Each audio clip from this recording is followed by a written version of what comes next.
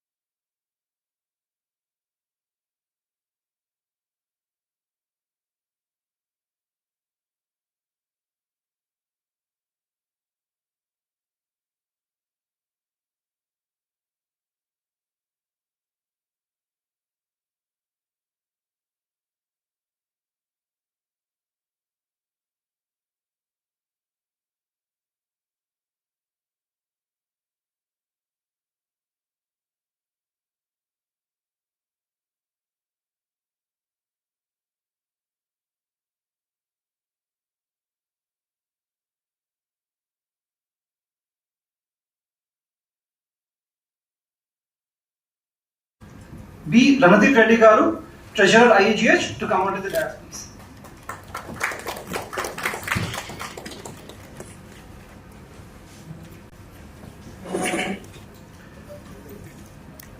I request our chief guest, Dr. Vinay Sahasrabudhe Garu, to come onto the dais.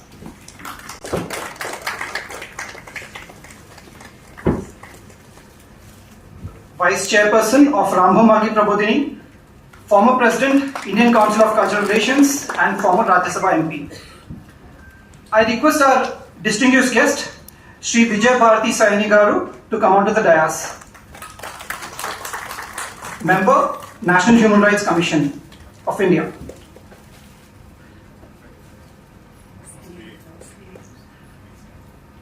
I now request our distinguished guest, Dr. Jayaprakash Narayan Garu, to come onto the dais.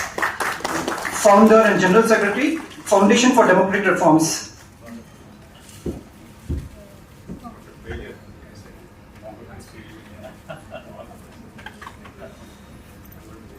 I now request our special guest, Srimati Sumati Badugula Garu, to come onto the dais.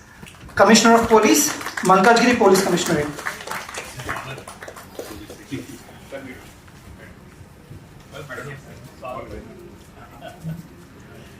I now request our special guest, Srimati Krishna Kumari Palle Garu, to come onto the dais. Senior Vice President, Tech Mahindra.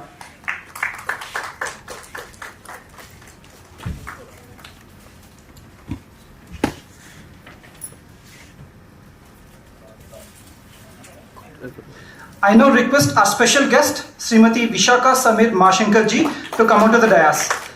Prabhari, Bharatiya Stree Shakti Sambhunatha, Telugu States, CEO, Vishwat Ecopack, Vishwat Expert.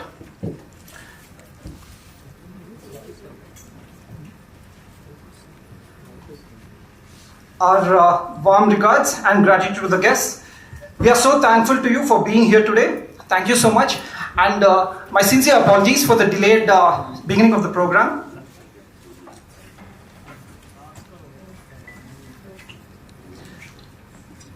I now request the dignitaries on the dais to mark this auspicious beginning by lighting the sacred lamp.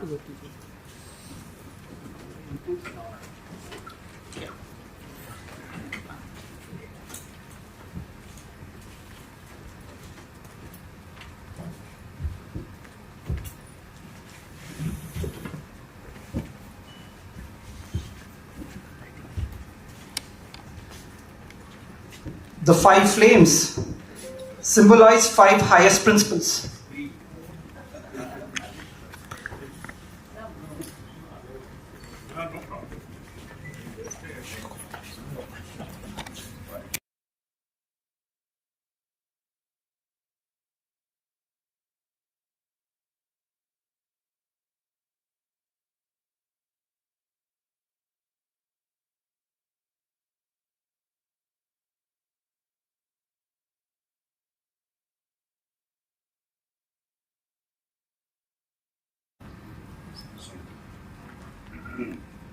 Righteousness and justice. We do it together, sir.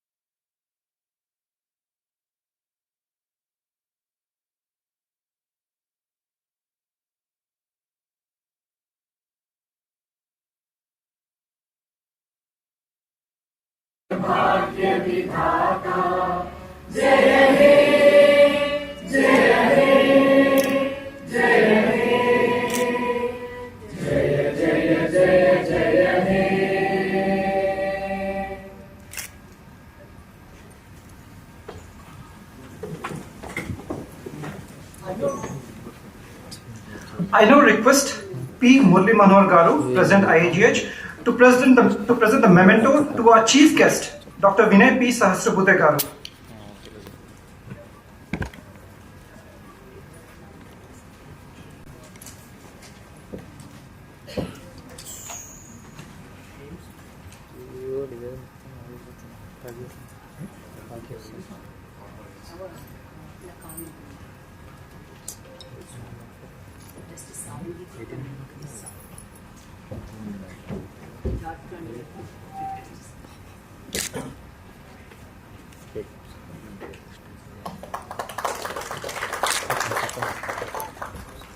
I request P. Murli Manohar Garu, President IIGH, to present the memento to our distinguished guest, Srimati Vijay Bharati Sayani Madam.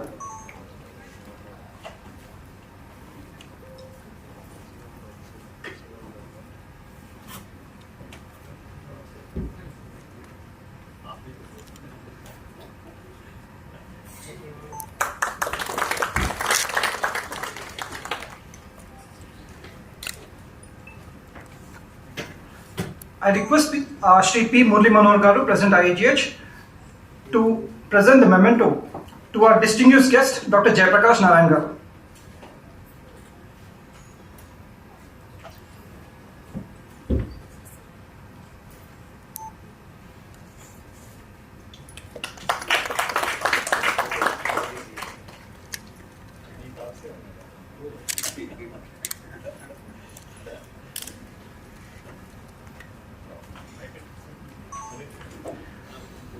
I now request Shri B. Ranadhir Reddy Garu, Treasurer IIGH, to present the memento to our special guest, Srimati Sumati Badugula Garu.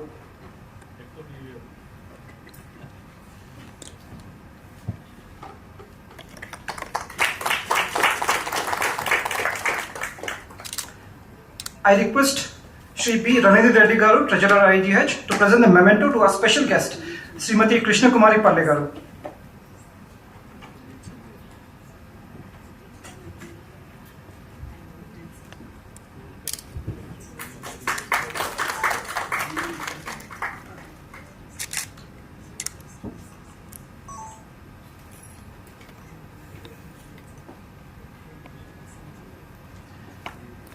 I request Shri B. Ranadhir Reddy Garu, Treasurer IIGH, to present the memento to our special guest, Srimati Vishaka Samir Mashankar ji.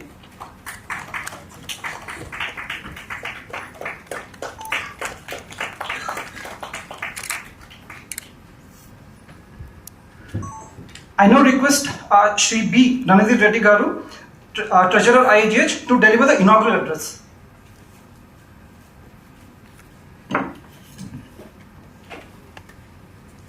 వేదిక పైన ఉన్న పెద్దలు, అదేవిధంగా ఈ కార్యక్రమానికి విచ్చేసిన participants అందరికీ ఐఐజిహెచ్ తరఫున నమస్సులు. With the aim of improving good governance in Telangana State, so IIGH was started on Good Governance Day on December 25th in 2017. So it is associated with a Mumbai-based organization called RMP, Rambhau, Mhalgi, Prabodhini, so which is a 45 years old institution. IIGH mainly works on three areas. One is research and service. Second one is training and awareness. Third one is public policy development initiatives. First one is research and service. Second thing is training and awareness. Third one is public policy development initiatives. As part of the research and surveys, so I will tell you what we do as part of research and surveys. So IIGH is known for providing the data, funding details given by union government to each village, to each municipality in Telangana State. So 2014 నుంచి తెలంగాణలో ప్రతి village కు ప్రతి మున్సిపాలిటీకి ఎంత funding details వెళ్తుంది union government of India నుంచి ఆ ఇన్ఫర్మేషన్ బహుశా సో ఇండియాలో ఏ ఇన్స్టిట్యూషన్ దగ్గర లేకుండా only IIGH is providing that kind of data. Apart from providing this kind of data, we also did, as I said, right, surveys. So what surveys we do? For example, so because of Naxal's violence, so in Chhattisgarh area, so nearly around 1 lakh families had to be migrated to Telangana Andhra border. So వాళ్ళు ఇక్కడ వచ్చారు, settle అయ్యారు, వాళ్ళకి ఇక్కడ ఒక ఆధార్ లేదు, వాళ్ళకి ఒక ఏ ప్రూఫ్ ఆఫ్ ఐడెంటిటీ లేదు.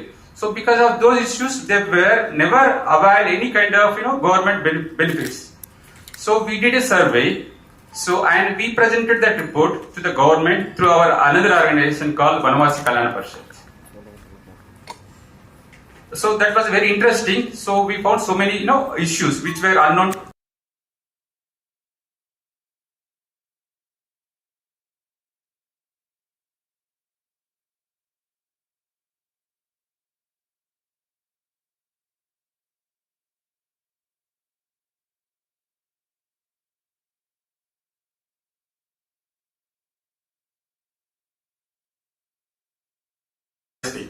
And second area is, as I said, training and awareness. So as part of training and awareness, so we did a roundtable conference. Just I'm citing an example only. So we did so many things. So mainly I'm briefly explaining 2 or 3 things. So as part of this training and awareness, so we did a roundtable conference. So on the impact of freebies, right? So many doors are giving by government. So no one is assessing how it is going to impact the society. So we did a seminar called the impact of freebies on economy of the states. Okay, so this is a kind of awareness program, and apart from that, this is an example, okay, of that sort. And second thing is training. So what kind of training we do? For example, so we have so much of data provided by our satellites and through ISRO. So as part of ISRO program, so as part of their outreach program. So in collaboration with ISRO, so we conducted a training called Satellite in Hand for Women Elected Candidates. So so like in that training, so ISRO has given a good training to the elected representatives, so who came across the Telangana. So that training provides how can we make use of ISRO data or satellites data in our day-to-day activities. Okay, that was an excellent. It is a 2 days residency program. It was. So apart from these 2 activities, like just I'm naming these 2 activities as part of our second category of our focus area. And third thing is, I said, public policy development initiatives. We also focused on public policy development initiatives. So this program is being conducted as part of our series of public policy development initiatives. So first one is, as part of this series, we conducted a program in last year, reforming the education system in Telangana State. So that was our first series of this sort of program. And second was improving physical governance in Telangana State. So that was our second event, and this is the Stree. So this is our third event. So this, as I said, so mainly IIGH focus on 3 areas. First one is research and surveys. Second is training and awareness. Third thing is public policy development initiatives implemented to Telangana State. So this is shortly about our IIGH. Thanks. Thank you, sir. I now request Shri P. Murli Manohar Garu, President IIGH, to deliver the inaugural address.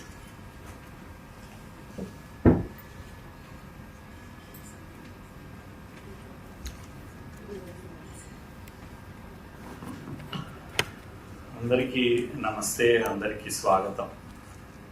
కొద్దిగా మనము running late by 10-15 minutes. About IIGH Randhir explain చేశారు కనుక I'll be just briefing you about this program, what is the purpose of the program, and how the 2 sessions will be running the show. Friends, the very purpose of this seminar is to collect inputs from the stakeholders, directly speaking stakeholders, in policy making. We want to take the inputs for policy making regarding women dignity, women opportunities, because we are all well-read people and experienced also.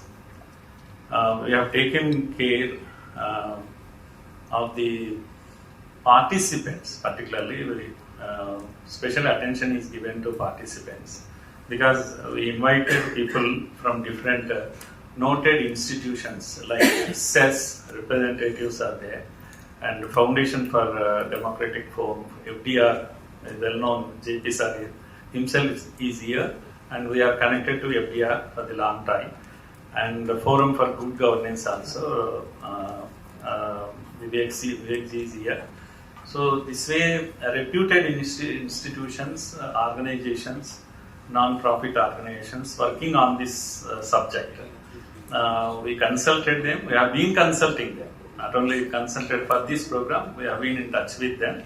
That way, some care is taken to inviting the people, concerned people particularly, and some professors, research scholars are invited.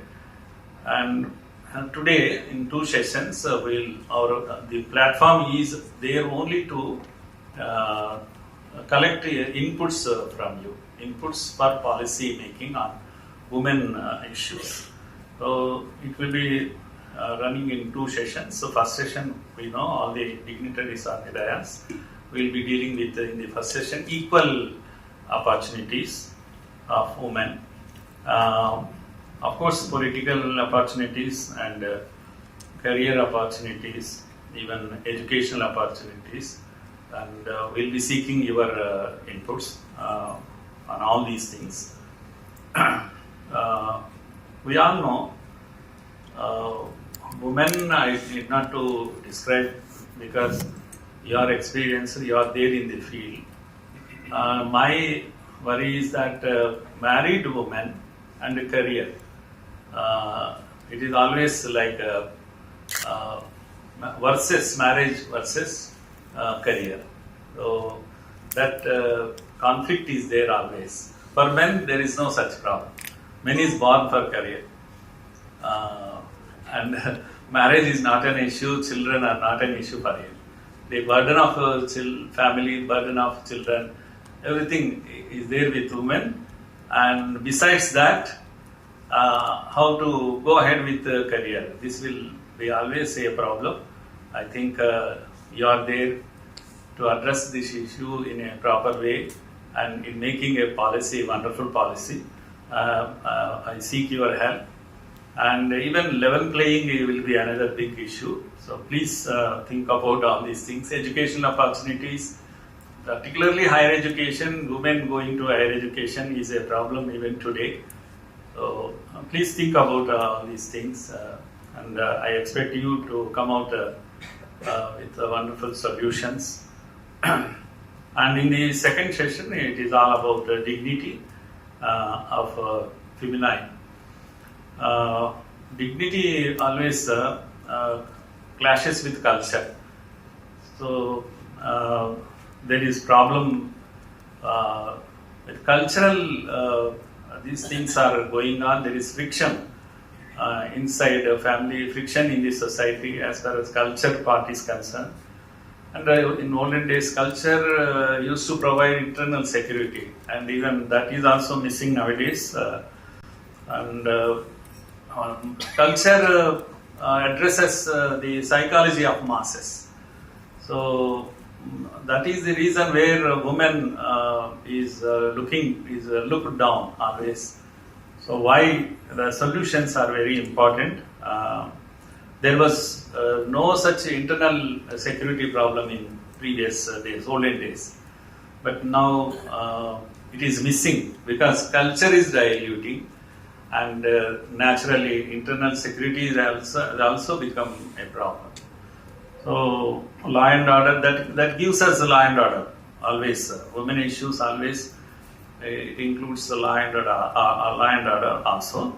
So please particularly keep the Telangana culture in mind and come out with a solution, because Telangana has a special culture, Batkama culture, Samaka culture, Bonalu culture, that used to give us strength, and slowly it is diluting, I think. I think diluting.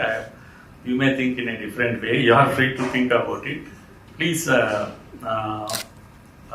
are the things I had in my mind. We seek your inputs very seriously. Every one word of you will be taken care. Your sentence, one sentence is also enough in making a good, policy. Because policy is always done by people at the helm of the affairs, legislators, secretaries, four walls of secretariat, where policy is done, which is nowhere connected to the people at the ground. And I think the participants, we are well connected to the ground, and your experience and your interaction with the people, mind of the common man should come to the policy, should reach the helm of the affairs in policy making. So we are sitting here to take care of this. How the common man, a common woman thinks about it. What policy is really required. What is her experience in the field, at the family, in the society, in the field. There are plenty of things. So their ideas are different. Ideas of common women at the ground. They are not brought to the level of policy.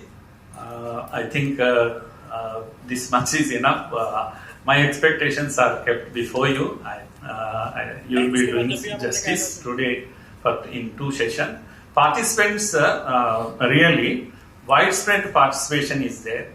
People all over the state, Telangana, Kamareddy, Khammam, Adilabad, Kottagudem, Hannakonda, Sangareddy, participants from these places are there. And from other states also, Mumbai, Jalgaon, Nagpur, Maharashtra, from Maharashtra, so 3 places, AP also, Raipur, there is participation. So this is how widespread participation, and institutions, Usmania University, Kakatiya University, Chakali Ailamma University, BITS, Nalsar, TIS, such institutions we contacted, and participants have come here. So I am so happy to see you all. Let us move with the proceedings. Thank you, one and all. Thank you, sir. Dear one and all, let us now begin the first session. Equality of basic opportunities, securing her socio-economic and political justice. Each one of the speakers will speak for about 15 minutes. After the speeches, we will have the Q&A session for not more than 20 minutes. There's just one exception with regard to the Q&A. Our special guest, Sumati Madam, needs to leave the session early. So, after Madam's address, with Madam's permission, we can have about 2 to 3 questions immediately after Madam's speech. I now request our special guest, Srimati Sumati Badagula Garu, to address the gathering.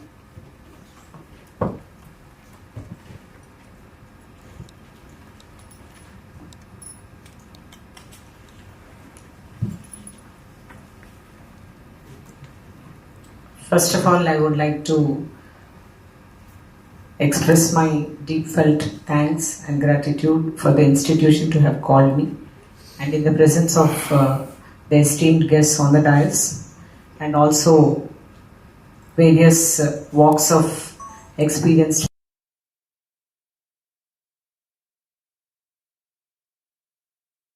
of life who want to in fact be very active in expressing what is happening at the ground level. I think it is the right opportunity, right place and right moment that I am interacting, and also in the presence of right people on and off the dais.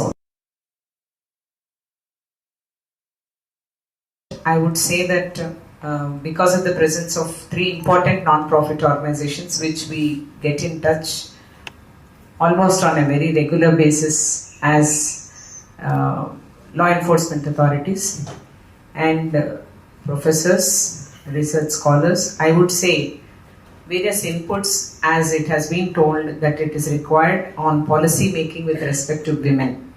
I think I am proud to say that I can be, and I am one of the right persons you have chosen, not because I have something else, because I have worked very long with respect to women in police, and as woman police officer working for the women also. Sir, I have around, for the people on the dais, except JP sir might be knowing, I have almost 26 years of service, and in this I have been instrumental way back in being one of the first officer to be part of counter-terrorism for the state of Andhra Pradesh, and also later I was in law and order for a very long time, first being in Warangal, and then which was extremist affected district then, and also followed by extensive urban policing, whether it was erstwhile Hyderabad, now the Hyderabad city in various capacities. Later also I have worked in formulation of a vision for women's safety in Telangana. That is, we become the first state which has formed women's safety wing now, where everybody is emulating. Recently with Tamil Nadu Chief Minister also saying that they will have a vision like Telangana, and we did make a vision and we did take it forward, and we are seeing the fruits also for the past 2-3 years for the vision which has been put up once the state was formed. When it was told that Telangana has a unique culture, all these things were kept in mind when the vision was drafted. And not only that, when he said that women is product of culture, I think maybe when you become very professional and academically excellent or know the issue very well, being aware of what is happening around in various capacities, whether it is as a homemaker to the extremely well educated women also, I think we can contribute, and the gender doesn't become a big issue there. Because again, I was chosen as the only officer to head the special intelligence branch in the state, the first women after it was established in 1991. That is how the traverse of a woman is, we should see. And Telangana became the most important contributor for ending of left-wing extremism for the country, and where during the time I headed the SIB. So it is not a bar that where our capacities are understood. Society in various forms, whether it is governance, whether it is bureaucracy, whether it is public at large, do understand that a woman has to be protected, a woman has to be encouraged, and woman shall become part of the governance wherever it is required. Provided an educated woman does understand and is aware of what is happening around and also converges with the circumstances around. And coming to the experience in vision drafting and the way we have gone forward, when we drafted the vision, as you all know that various officers from different wings of governance were chosen to be part of that vision drafting, and in that police were given around, we talked to I think various walks of life, maybe it is professors, teachers, self-help groups, different kinds, industrialists and budding entrepreneurs otherwise, and then came up with around 121 issues which women are facing, maybe in 2014 once the state was formed. In that there were about 21 challenges with respect to the policing versus what police have to do for the women's safety in the state of Telangana, and in accordance to that the vision was drafted. Number one, what I will place it in 3-4 ways of understanding the safety for the women, by giving, which automatically gives the dignity to the woman to be as they are and also be productive for the economy also. And for that we thought the safety at the place of their stay, safety during travel, and also safety at the place of stay, birth and stay, that is within the four walls where we survive throughout our life. Number 1 is birth, number 2 is stay, number 3 is travel.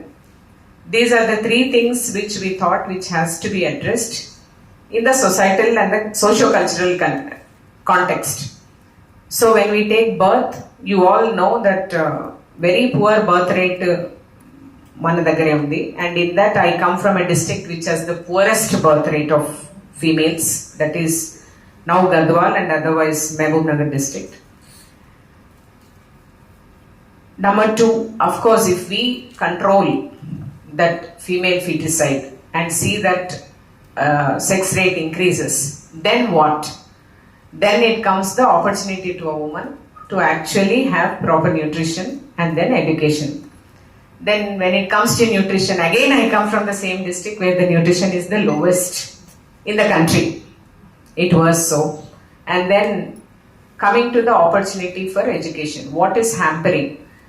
The most important hampered thing was nobody wants women to move out from the place because they think that women is not safe to move from the place where they take birth. Even till today, we don't want our girls to move beyond our village, beyond our mandal headquarters and beyond district, except for the middle classes and the upper middle classes. There is a change. There is a perceptible change, definitely, but at large. Then the 4th thing was, even if I move, suppose, because I do come from a rural background, and even if we move to the mandal headquarters or to the district headquarters, the mode of transport becomes very important because the way woman is looked, the way woman is touched, the way woman is felt, whether she is safe or not during the travel and education. This is one more important concern for the safety of women. Then comes the workplace. I go and study at the place of study. Again, it is a safety issue.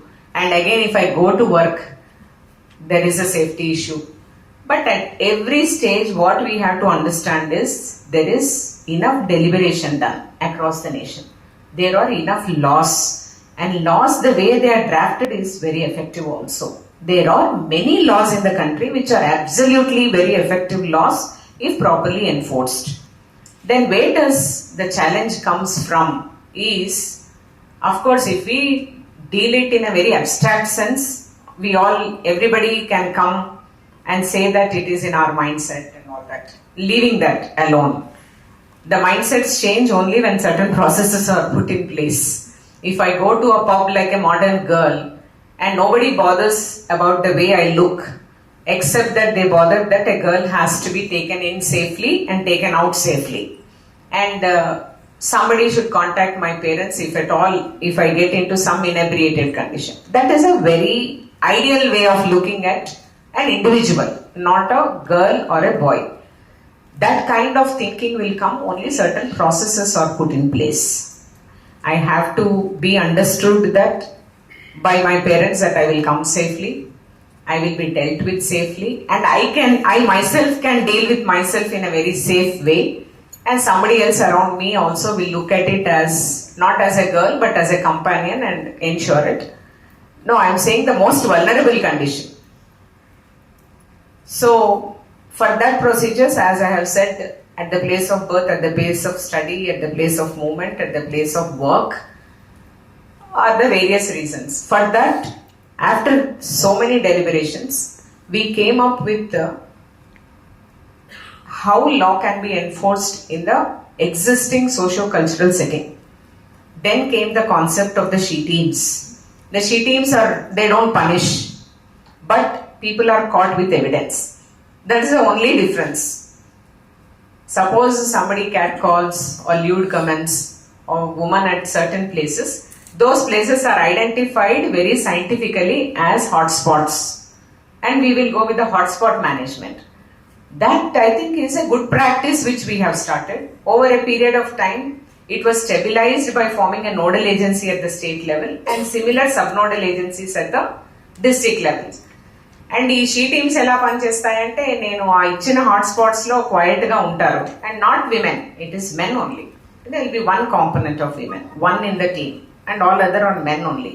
They carry hidden cameras.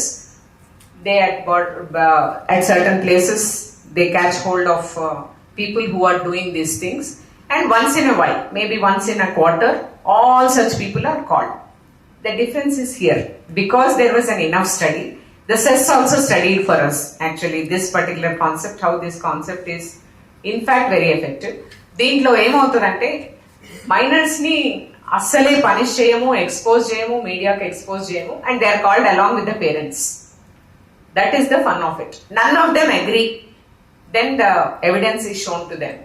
Then they say sorry, మేము మా బాబు ఇలా అనుకోలేదు, అట్లా అనుకోలేదు, and they come to terms to agree that yes, it is very common in the society, not because they are not monitoring the child. It is the age, it is the emotion, it is hormones, whatever it is similar for a girl and a boy.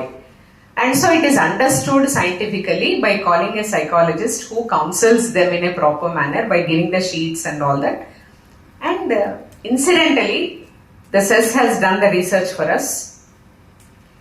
And they said that whoever have been counseled effectively never turn to become like that again. So that is how the society has to hold in a very scientific and a process oriented. For that, as all the people who are sitting on the stage and off the stage know, even in countries like America and Singapore, nobody is ready to invest in police because the results we show are not measurable. So how to make these results in a measurable fashion and project it back to the society is something, a thing of research is what I say. I think I propose. And then coming to rape and serious sexual abuse offences on girls and women. And when we have studied, very surprisingly, though it is not surprisingly, but when we know the numbers, around 88% of such cases are done by near and dear and known people. And we are talking about the public safety of women. We are not talking about the domestic safety of the women. So that is a great issue which has to be deliberated across the country and come up with fruitful solutions where we can implement absolutely law in a very process oriented manner. Supreme Court says if a minor goes, elopes, convert it into kidnap. Yes, we do convert into kidnap, but the same parents, the same girl comes back and says they want to go with the perpetrator. That is because of the socio-cultural mindset. And the society finds fault with the law executing agencies, because when there is a huge pressure from a lower middle class family that my child cannot survive outside, better she gets married with the same perpetrator. So this is a big question for us, where we have to draw a line between the legal parlance and where we have to draw a line between the existing socio-cultural and economic situation of our own country. Because on an average, I can say now as Malkajgiri Commissioner, every day I have 4 serious sexual abuse offences registered in my commissionerate alone.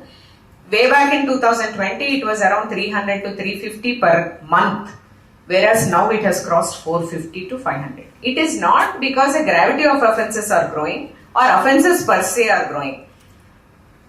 Let me speak like a woman here. People are coming forward to report. So let us encourage it. Let us not give in the press very bhayankaramaina statements that Telangana lo chala ekkuva crimes against women. No, it's not like that. Telangana is a progressive state. I will mark it. Telangana is a progressive state where women are coming forward to report more. And with Government of India, we have come up under the Safe City project. We went ahead. There are Sakhi centers which are proposed, run by Women and Child Welfare Department, where they go and counsel the people. But the thing is, that is not their major job. And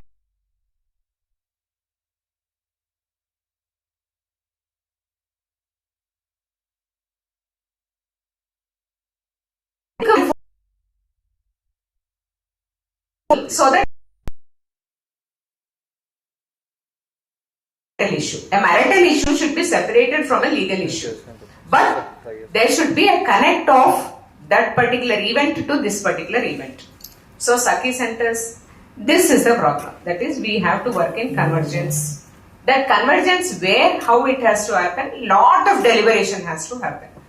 We could not converge with Sakhi centers in a big manner because అది ఒక పెద్ద umbrella unit లాగా ఒక హాస్పిటల్లో setup చేసి అక్కడే rape cases, అక్కడే domestic violence cases, అన్ని కేసులు ఒకటే అంబ్రెలా కింద తీసుకొస్తే I think and they will ask for a home guard, they will ask for a constable in a Saki center. What will he or she do? They neither know law, nor can they execute law, nor they know the documentation. They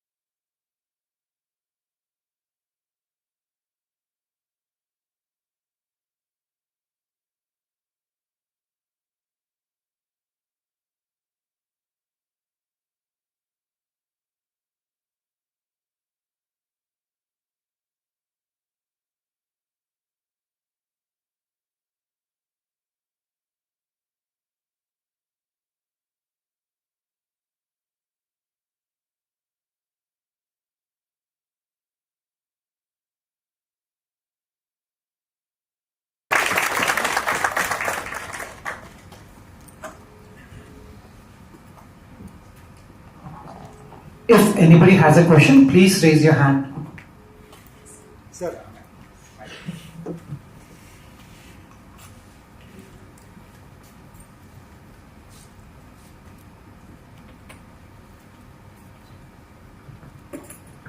नमस्कार madam और सभा पे उपस्थित। मेरा commissioner of police madam से बहुत बहुत धन्यवाद, आपने बहुत अच्छा बोला। मैडम मेरा नाम डॉक्टर राजनारायण अवस्थी है, मैं मैनेजर और incharge corporate learning and development centre IIGH electronics corporation of India limited में हूँ। मैम हमारे अंदर करीब 500 बच्चियाँ तेलंगाना की अप्रेंटिस करती हैं और वो सभी बच्चियाँ जो हैं बहुत ही रूरल बैकग्राउंड से आती हैं। आपको पता है सभी को, जो बच्चियाँ जो ITI करती हैं बहुत ही, उनके किसी की माँ आशा वर्कर है, किसी की माँ बहुत ही रूरल बैकग्राउंड से है।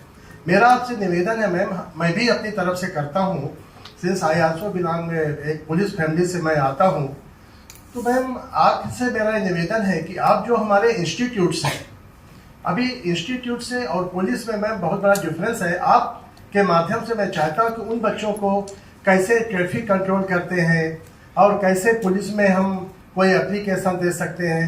मैम इस पे एक हमारा जो संवाद है, कन्वर्सेशन होना चाहिए।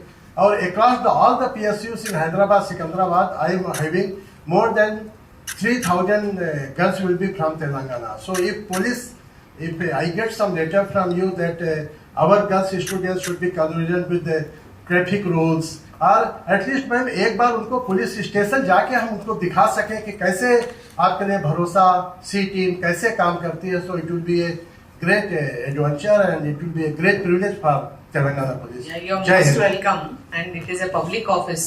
You can make your children walk anytime. And there need not be any schedules also for that.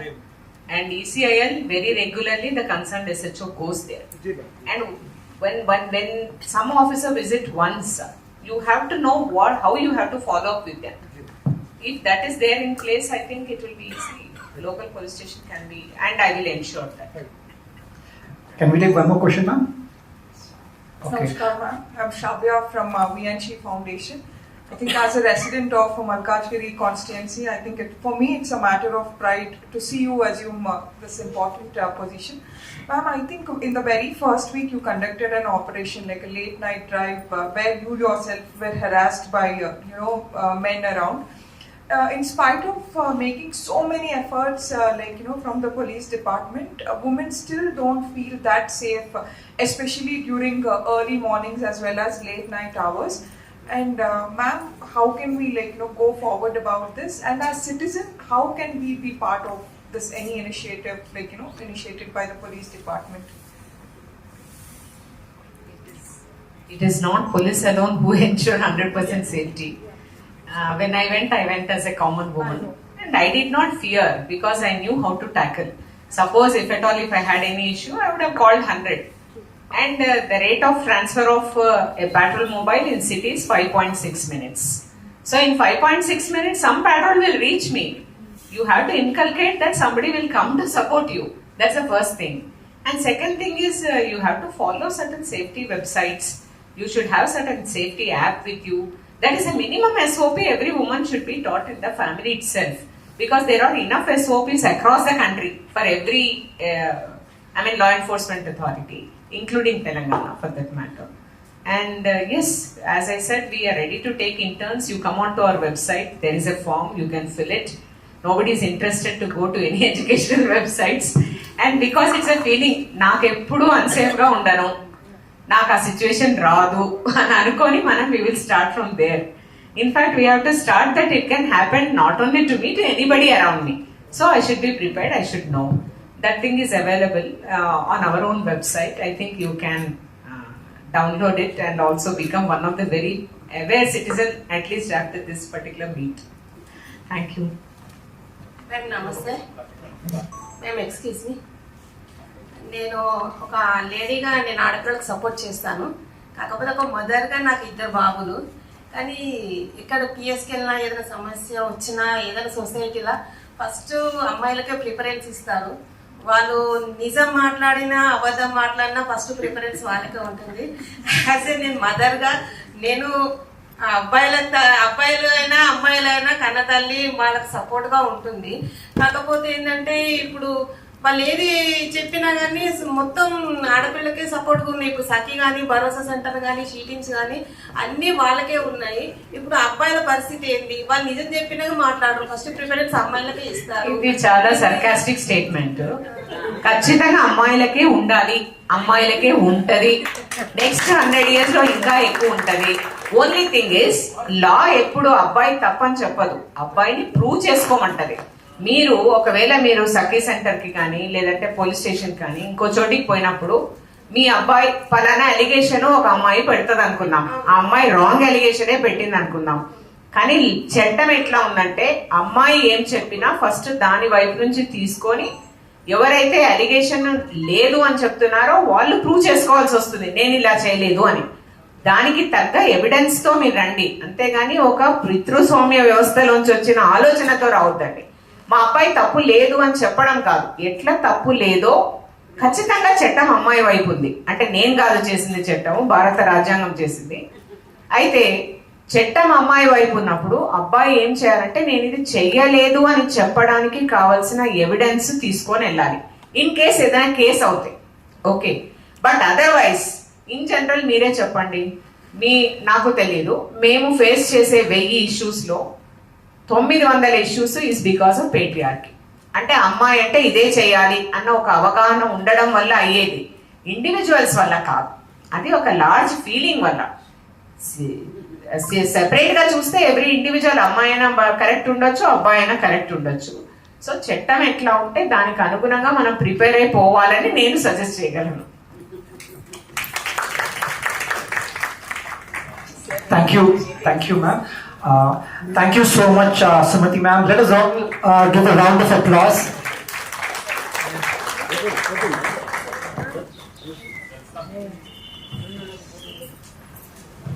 Thank you so much, ma'am. I now request Srimati Vishaka Samir Mahashankar Garu, our special guest, to address the gathering.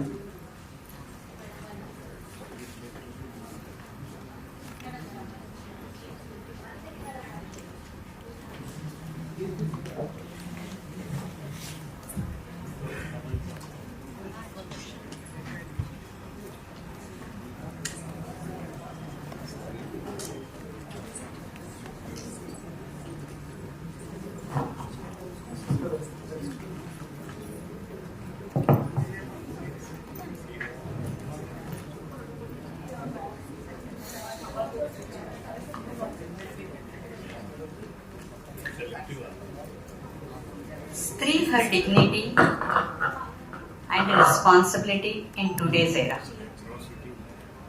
Who is Stree?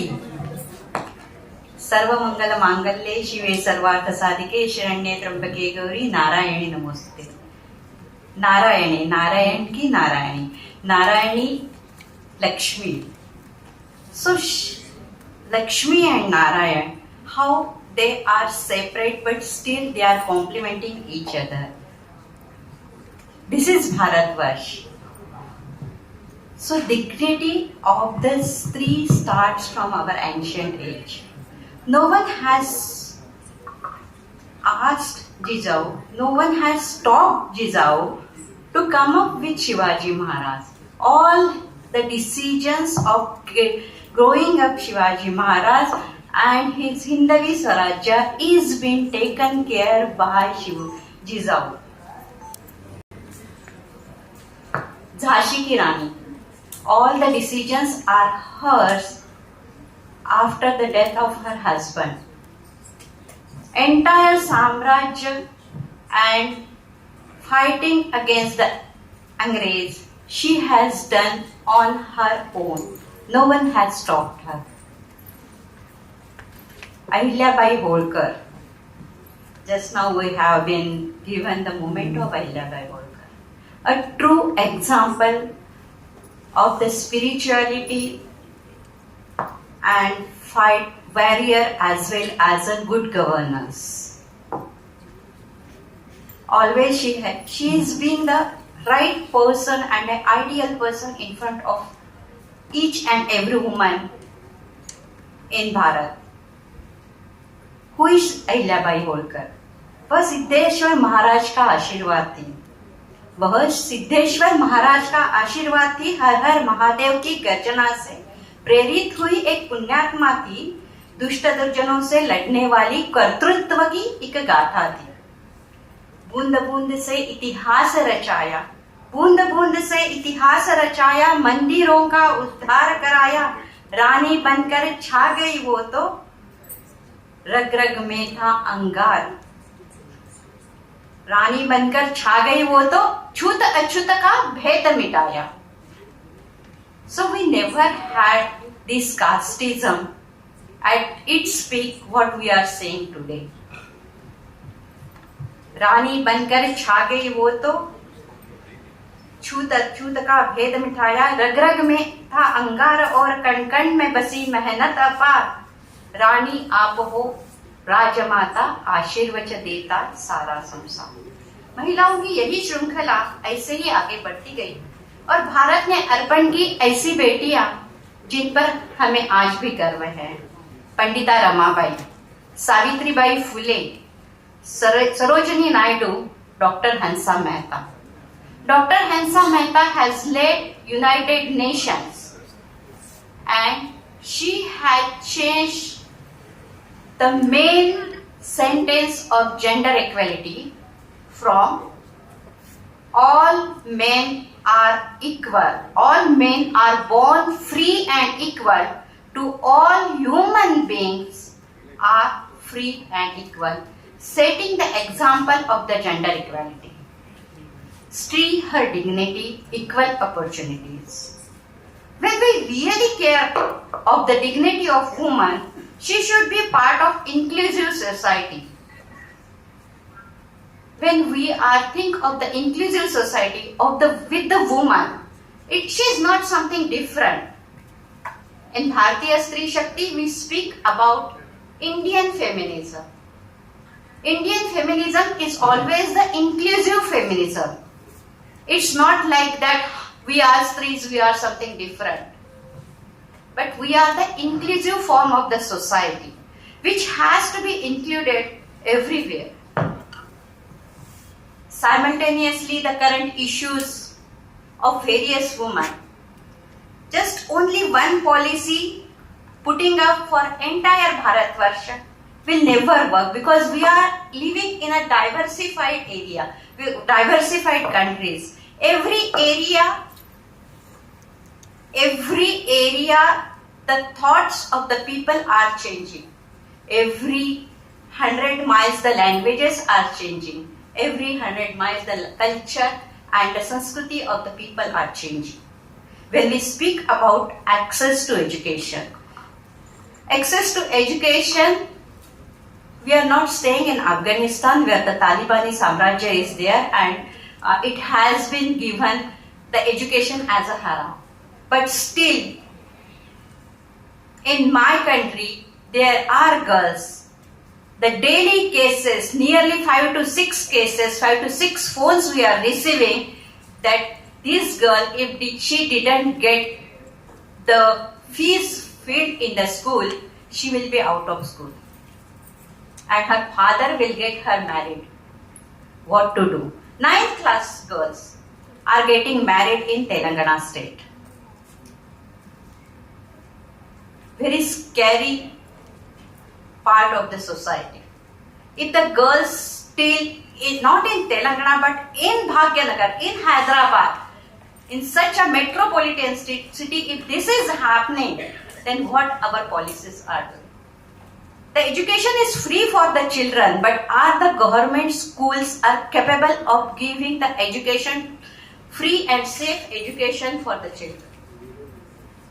Are there any policies to be made for the government schools to maintain their standards so that each and every girl will go there and study free?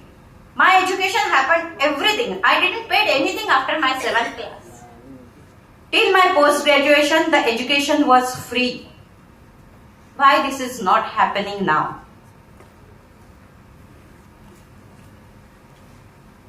Economic justice.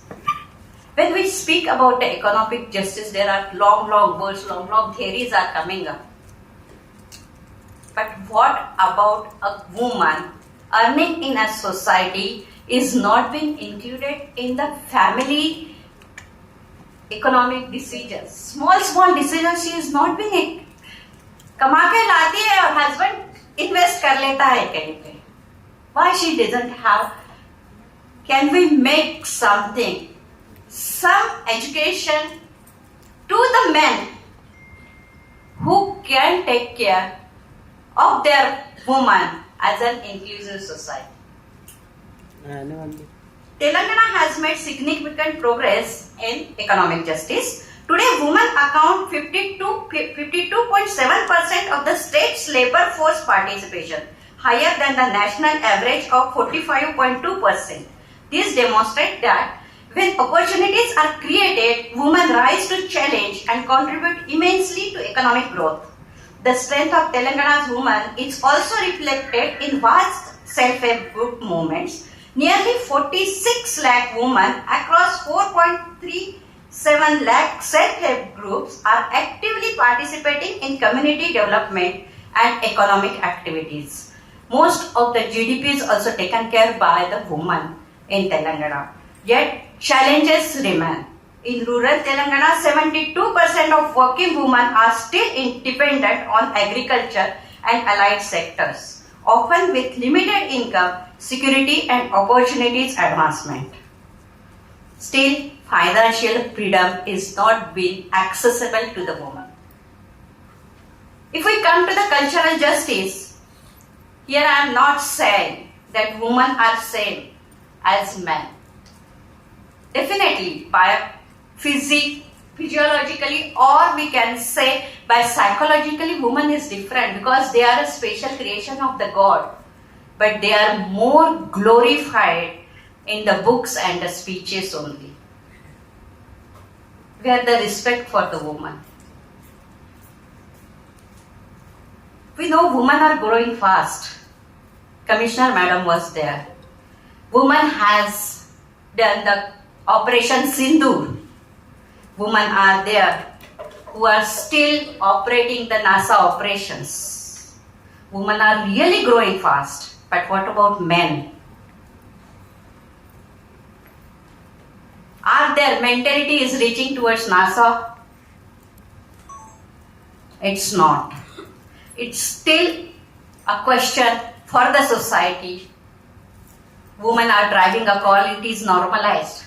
But what about men working in kitchen or dusting the furniture? Is that mentality is still normalized in our country? It's not. On the same note, let me take you to the other section of the woman, 50% of the woman. We know 50% vote bank is woman vote bank. Out of 50%, only 30% are working.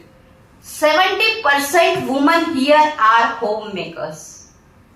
What is the status of homemaker in our country or any other country? Being Telangana policy makers, can we think about this 70% vote bank? There are so many ladies coming to me at the age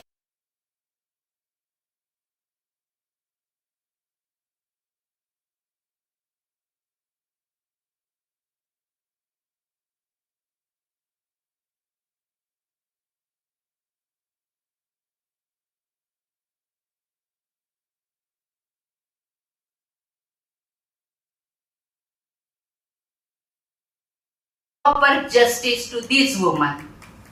Right problem in the society as on this day. That's what. Where is the... Mathematic is also, she's nowhere lying in the society. Yes, ma'am. Yes, ma'am. I know. She's not... Forget about the respect. She has been not... That's what I said. She is more glorified. She is more glorified. But only in speeches, books and poems. Where is the real life for this woman? Can we create some ecosystem which will give these ladies some jobs or help them to start some new businesses at that age? when she comes or goes to the work.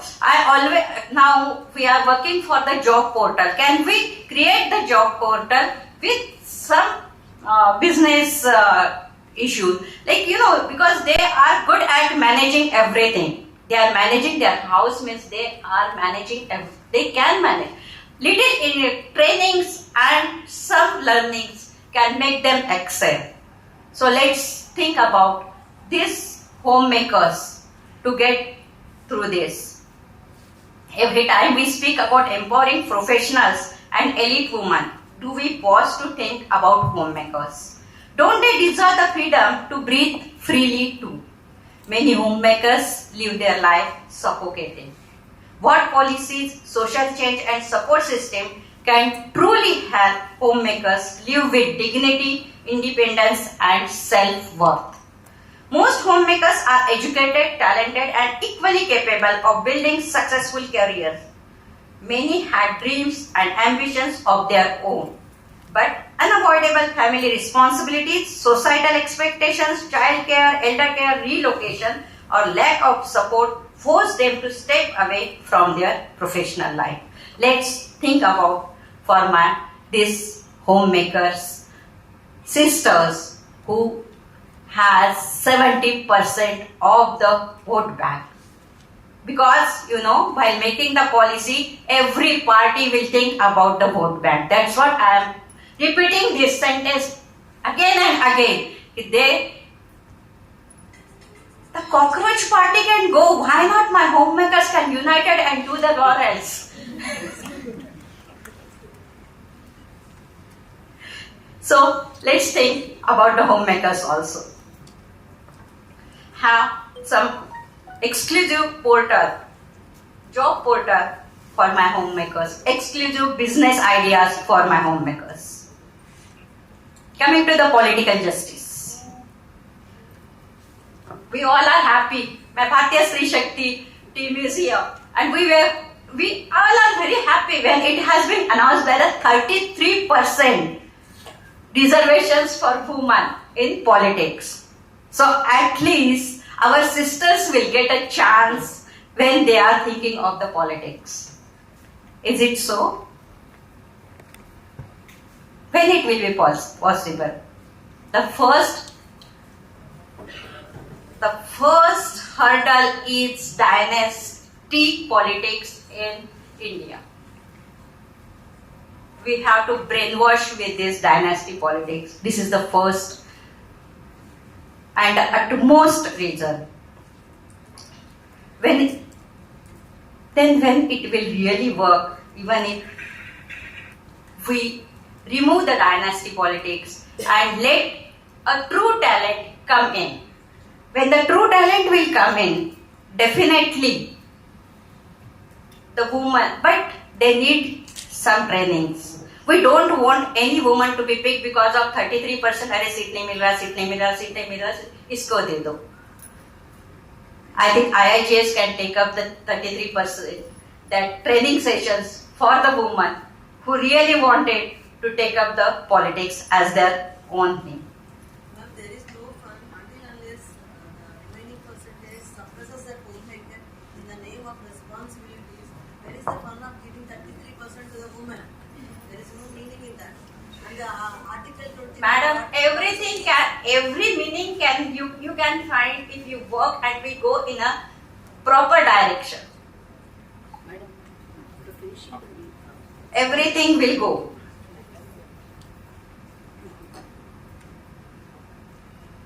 If we think about the Telangana, then the Telangana most concerning is political representation. Women constitute nearly half of our population.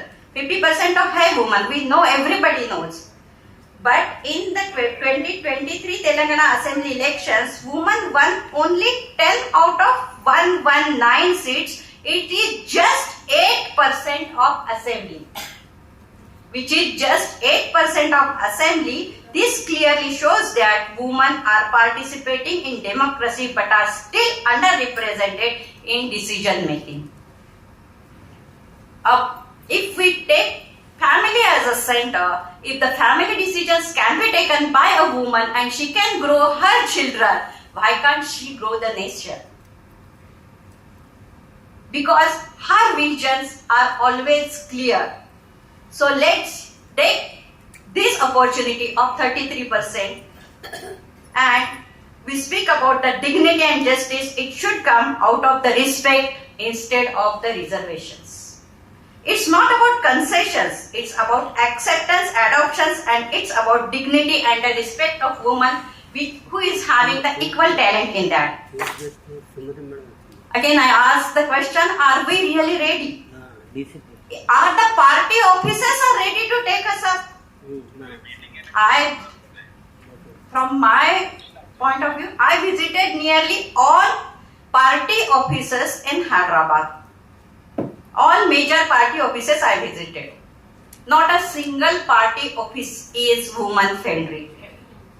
Not a single party office, whether it is city office or it is state office, not a single party office is woman friendly. Do we have in our party office any woman grievances help desk? Where any woman, forget about her caste, creed, her economic status, any woman can go inside the party office and ask for any help. Is there any help desk?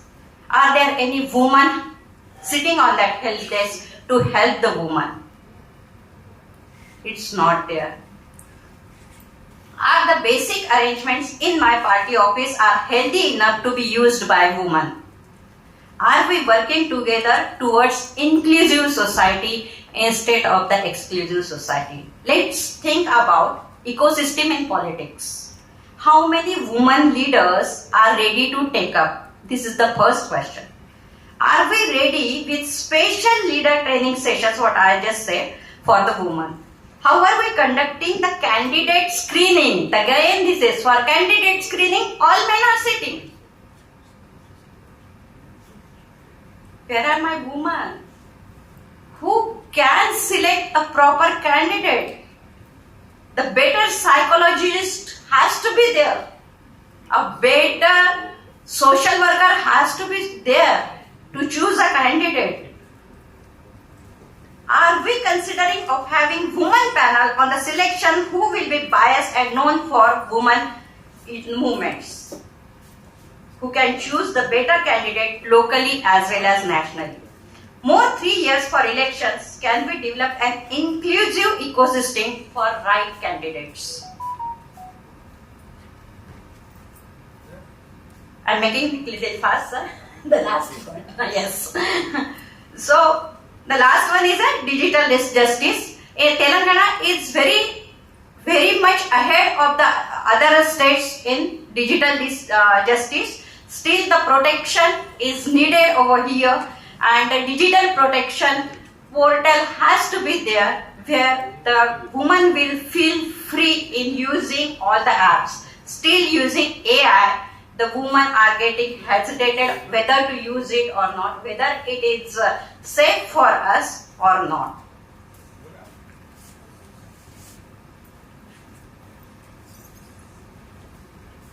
So we have done with this. We studied and made policies. We made the changes in politics as per our need, but we are not able to see the results what we are expecting.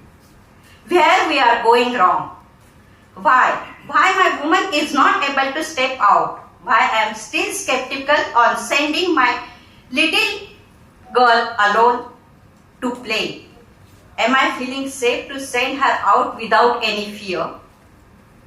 Be brave, be strong. Everywhere we are seeing the self-defense classes for girls are necessary. But what about men and boys? Are there any classrooms where they can teach the respect for the woman?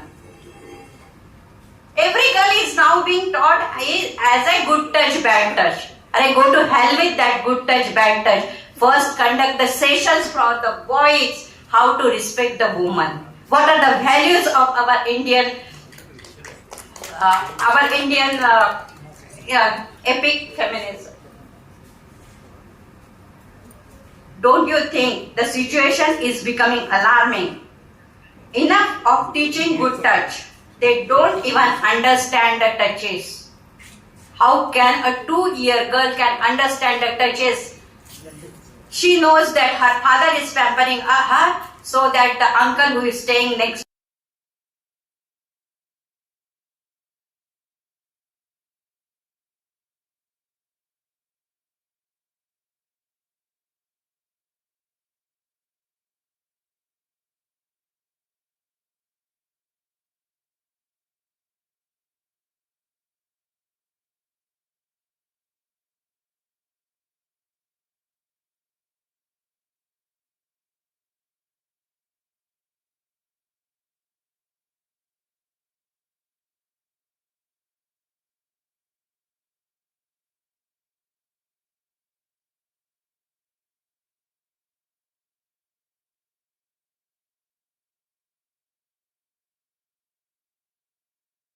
उन्होंने लौटाए हुए कल्याण के खजीने की सुनाओ अपने बेटे को कथाएं महाराणा प्रताप की। उन्होंने अपने बेटे कुंवर अमर सिंह को दिए हुए सबक की। चीर दिए थे दुर्योधन ने जाम कभी गदाधारी भीम ने। चीर दिए थे दुर्योधन के जाम कभी गदाधारी भीम ने। बताओ कभी अपने लाडले को इस कथा का सार भी। हम बनेंगे दुर्गा काली रणचंडी झांसी की रानी भी। आप भी तो कभी बनो छत्रपति शिवाजी महाराज, महाराणा प्रताप और भीम गदाधारी भी। कब तक सीमित रखोगे, कब तक सीमित रखोगे माँ को अपने आंचल सब्जी चावल में? कब तक सीमित रखोगे माँ को अपने आंचल सब्जी चावल में? अरे बताओ बेझिझक अपने बेटे को कहाँ से हुआ था उनका जन्म, वह पहला भोजन और वह मासूम सा सवारता हुआ मन। बताओ बेझिझक कितने पवित्र है स्थान जिनकी अभिलाषा है अपराध महान, जिनकी अभिलाषा है अपराध महान। हम बनेंगे काली दुर्गा रणचंडी झांसी की रानी भी। आप भी तो कभी बनो छत्रपति शिवाजी महाराज, महाराणा प्रताप और भीम गदाधारी भी। हम रोकेंगे सांस, हम रोकेंगे सांस, कटेंगी हमारी नसें और करेंगे जोहर भी। हम रोकेंगे सांस, कटेंगे हमारी नसें और करेंगे जोहर भी। लेकिन अब उससे पहले धोएंगे हमारे बाल दुशासन से रक्त से ही। लेकिन उसके पहले धोएंगे हमारे बाल दुशासन के रक्त से ही। हम बनेंगे दुर्गा काली रणचंडी झांसी की रानी भी। आप भी तो कभी बनो छत्रपति शिवाजी महाराज, महाराणा प्रताप और भीम गदाधारी भी।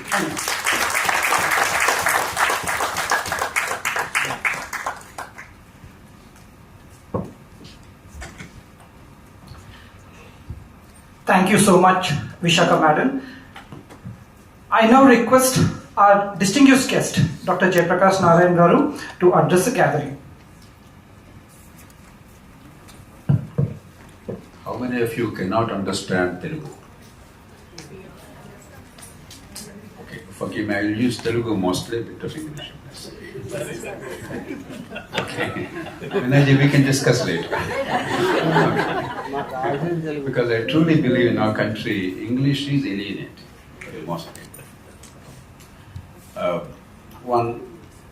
One appeal to the organizers. వీరున్నంత మేరకు భవిష్యత్తులో ఉపన్యాసాలు తీసేసి చర్చ పెట్టారు. ఇంటరాక్షన్. పాపం ఎంతోమంది ఎంతో ఆసక్తితో వచ్చారు. మన మనసులో చాలా ఉంటుంది ఊబలాటం. సుదీర్ఘమైన ఉపన్యాసాల వల్ల చివరికి నిరాశ చెందుతారు, పర్పస్ ఉండదు. నాకు ఒక స్పష్టమైన అభిప్రాయం ఏంటంటే ఉపన్యాసాలు మన కోసం అనేవటం తప్ప ఎవరి కోసం కాదు. అసలు చర్చ పెట్టి ఎంతో కొంత ఆలోచించే అవకాశం.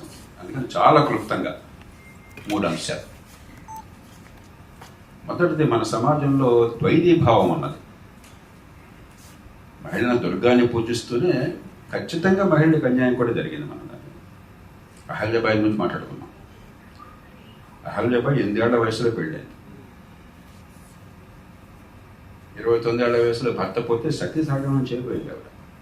ఎవరు బలవంతం చేయాలి అంటే సంస్కృతి ఆవిడ మనసులో భర్త పోతే చావటం చాలా పరమోత్కృష్టమైన భావం అని పిచ్చేస్తుంది. మామగారు అడ్డుకున్నాడు. ద్వైతీభావం. ఓ పక్కన చెడు ఉంది, మరో పక్కన అద్భుతమైన లక్షణాలు. మామగారు బలవంతంగా వద్దు తల్లి, నువ్వు పోతే నేను కూడా పోతాను, నన్ను చంపి నువ్వు అక్కడ చిత్తులోకి వెళ్ళని చెప్పంటే అప్పుడు ఆగిపోయాడు. ఆమె కూతురు సత్యసాగమనం చేసింది. ఆమె కూతురు భర్త పోతే యుద్ధంలో కూతురు సత్యసాగమనం అంటే అక్కడి నుంచి ఇక్కడికి వచ్చాం. నా జీవితంలోనే నన్ను పెంచిన తల్లి బాలవితంతు. బాల్యంలో పెళ్ళైంది. ఆయన కూడా కుర్రాడే, నూతిలో నీళ్ళు తోడుతూ చనిపోయినాడు. ఈవిని పెళ్లి చేసుకోమని మా తాతగారి బతుకులాడితే ఇవి పెళ్లి చేసుకున్నాను. చూడండి సంస్కృతి ఎంత బలమైన ముద్ర వేసిందో సమాజం. ఆయన ఏదో పెద్ద సంస్కరణ కోసం కదా పెళ్లి చేసుకోమని. ఒకటే కూతురు, కాస్త కూస్త ఆస్తి ఉన్నది, వారసులు కావాలని చెప్పి పెళ్లి చేసుకోమని. అప్పుడు ఆమె తల్లి చనిపోయింది. అప్పుడు మా తాతగారు రెండో పెళ్లి చేసుకుంటే వారి సంతానం. జీవితం అంతా ఆవిడ జీతం లేనటువంటి బానిసలాగా పనిచేస్తుంది. తెల్లబట్టలు, ముద్దుట బొట్టు లేదు, ఆభరణాలు లేవు, జీవితం అంతా జీతం లేని బానిస. మా అమ్మగారు వయసుకు వస్తే కాలం కొడుతున్నాయి. కానీ 8వ తరగతి దాటితే ఆ ఊళ్ళో స్కూల్ లేదని మా తాతగారు ఇచ్చారు. మన అమ్మాయి వేరే ఊళ్ళో చదువుకోవటమా అని అనిపించేసి. చాలా ప్రతిభావంతులు. నేను చూసిన వాళ్ళలో అత్యంత ప్రతిభావంతుల్లో మా అమ్మగారు. మా అమ్మగారికి చెప్పడం లేదు, కానీ ఆశలు అడిగంటే. కానీ కాలం మారి మా తరానికి వస్తే 30% రిజర్వేషన్ పెట్టారు ఎంబీబీఎస్లో. వారిలో కొందరు రిజర్వేషన్ వచ్చుంటారు. ఈవేళ మగపిల్లల రిజర్వేషన్ కావాలి మీ కాలేజీలో కావాలంటే. ఇంజనీరింగ్ కానీ మెడిసిన్ కానీ 60-65% మహిళలు వస్తున్నారు. మీరు ఏదన్నా కాలేజ్ డే ఫంక్షన్స్కి వినేది, if you go for university, school, college convocation or something, 80% of the medals and toppers are girls. So there is a change. దానిలో మనం రాజకీయాన్ని రోజు చెప్తాం కానీ one area where our political system and governance have done a remarkable job is about reforming the Indian society. Whether it's women's rights, whether it is the MTP Act, Medical Termination of Pregnancy Act 1971. Even today, in a country like the United States, they're fighting like cats and dogs. But 1971, 55 years ago, this country gave women total control over their bodies. And I don't want to go into numbers because it will lead to unnecessary issues, but I can assure you, millions of women are availing this right without any odium attached. I feel proud that not one Indian protested against this right, unlike the so-called advanced society. So, the Indian political system has done a remarkable job. They have done many wrong things, but on some issues, our political system and the Indian state cannot be faulted. Because I myself criticize what is wrong in politics all the time, but if you don't recognize, acknowledge what is right in politics, today Sumati, for instance, very heartfelt presentation what the governance system is trying to do across the party lines. I think we should pay tribute to that. The second broad point I'd like to make is, we all agree about women's rights, otherwise we will not be sitting here. Notwithstanding a mother who is worried about her sons. And I understand, after I'm not from them. పిల్లలంటే మనకు ప్రేమ మరి కొంచెం శృతి నుంచి కూడా ఉంటుంది. As part of the strong family system.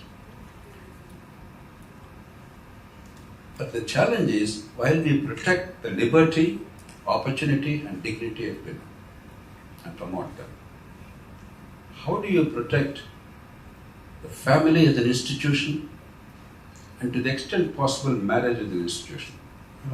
I'm sure some of you will think I'm old-fashioned. Not everything old is bad.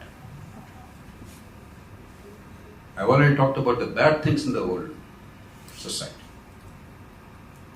I truly believe with all my heart that one of the best things about our country is the strength of the family. Yes, there are negatives in that. We love our family too much to the point that the rest of the society is ignored. That part should be addressed. But fundamentally, if India is a safe society, if India is generally free from crime and disorder and violence, if Indian people by and large, without any compulsion of law, are behaving in a rational and sensible manner, It is because of the strength of the family. You go to a country like Nigeria, go to a city like Karachi, go to Mexico, it's terrifying.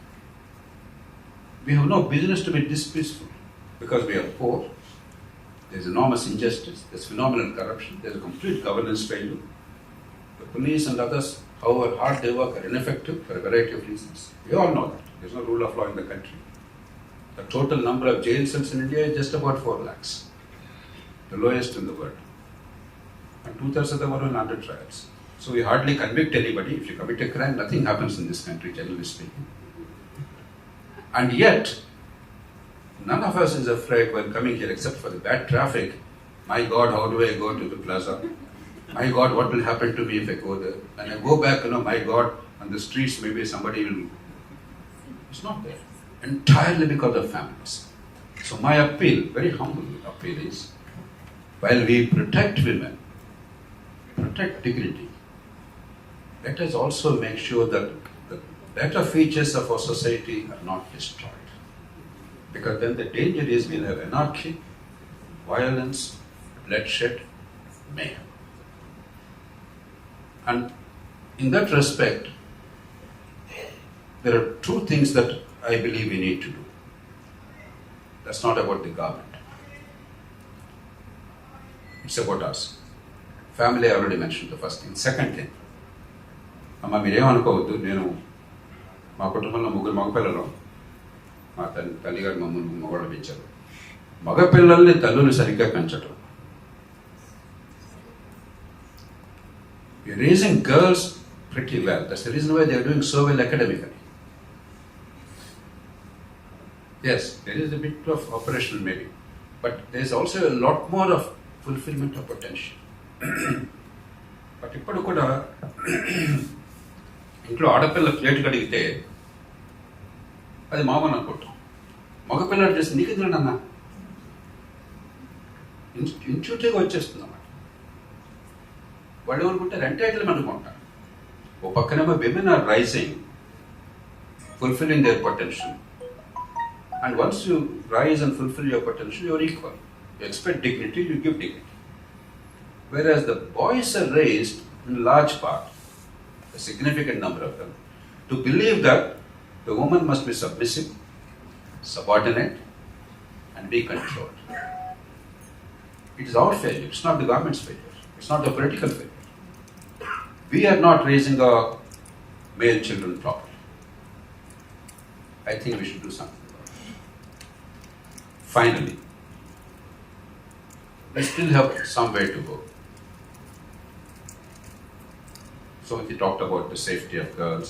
Shakharji talked about the fears and concerns we have. Sometimes they're exaggerated, but they're real at the same time. I think we have to focus on a few things. I'll just mention the words no more. This is not the time for a detailed dissertation. The laws, perhaps a little bit more improvement is possible. Like for instance, I don't know what is the current status of paternal leave. So there is shared responsibility in dealing with children. Safe public transport. Women's safety, Sumati talked about a great deal, and I'm appreciative of the efforts made by the governments and the police. But one thing that I have been always advocating, there's something called broken window syndrome. A man called, I think, Bratton, police chief of New York, and Mayor Giuliani, they came up with the idea. Near a subway, New York subway, people come and graffiti ఉంటుంది, లేకపోతే they break windows. By పట్టించుకోదనుకోండి, you're creating a culture of impunity that now I can do pretty much what I like. So they did something very simple. అలాంటి రాగానే first thing they cleaned up. They repaired the windows. They created an atmosphere where everything is orderly, spick and span. So crime came down. There are of course some controversies about that approach, but broadly it is true. If you create a culture of impunity, నా దృష్టిలో ఆడపిల్లకి జరిగే హింస అడపాదడప మన పత్రికల్లో పెద్ద ప్రచారంతో వచ్చేటువంటి అత్యాచారాలు కాదు. రోజువారీగా ఆడపిల్ల బయటకు వెళ్తే, whether it is in public transport or in an office or in a college or someplace else. ఎగతాళి చేయటము, ఈవ్ టీజింగ్ చేయటము, అనుమతి లేకుండా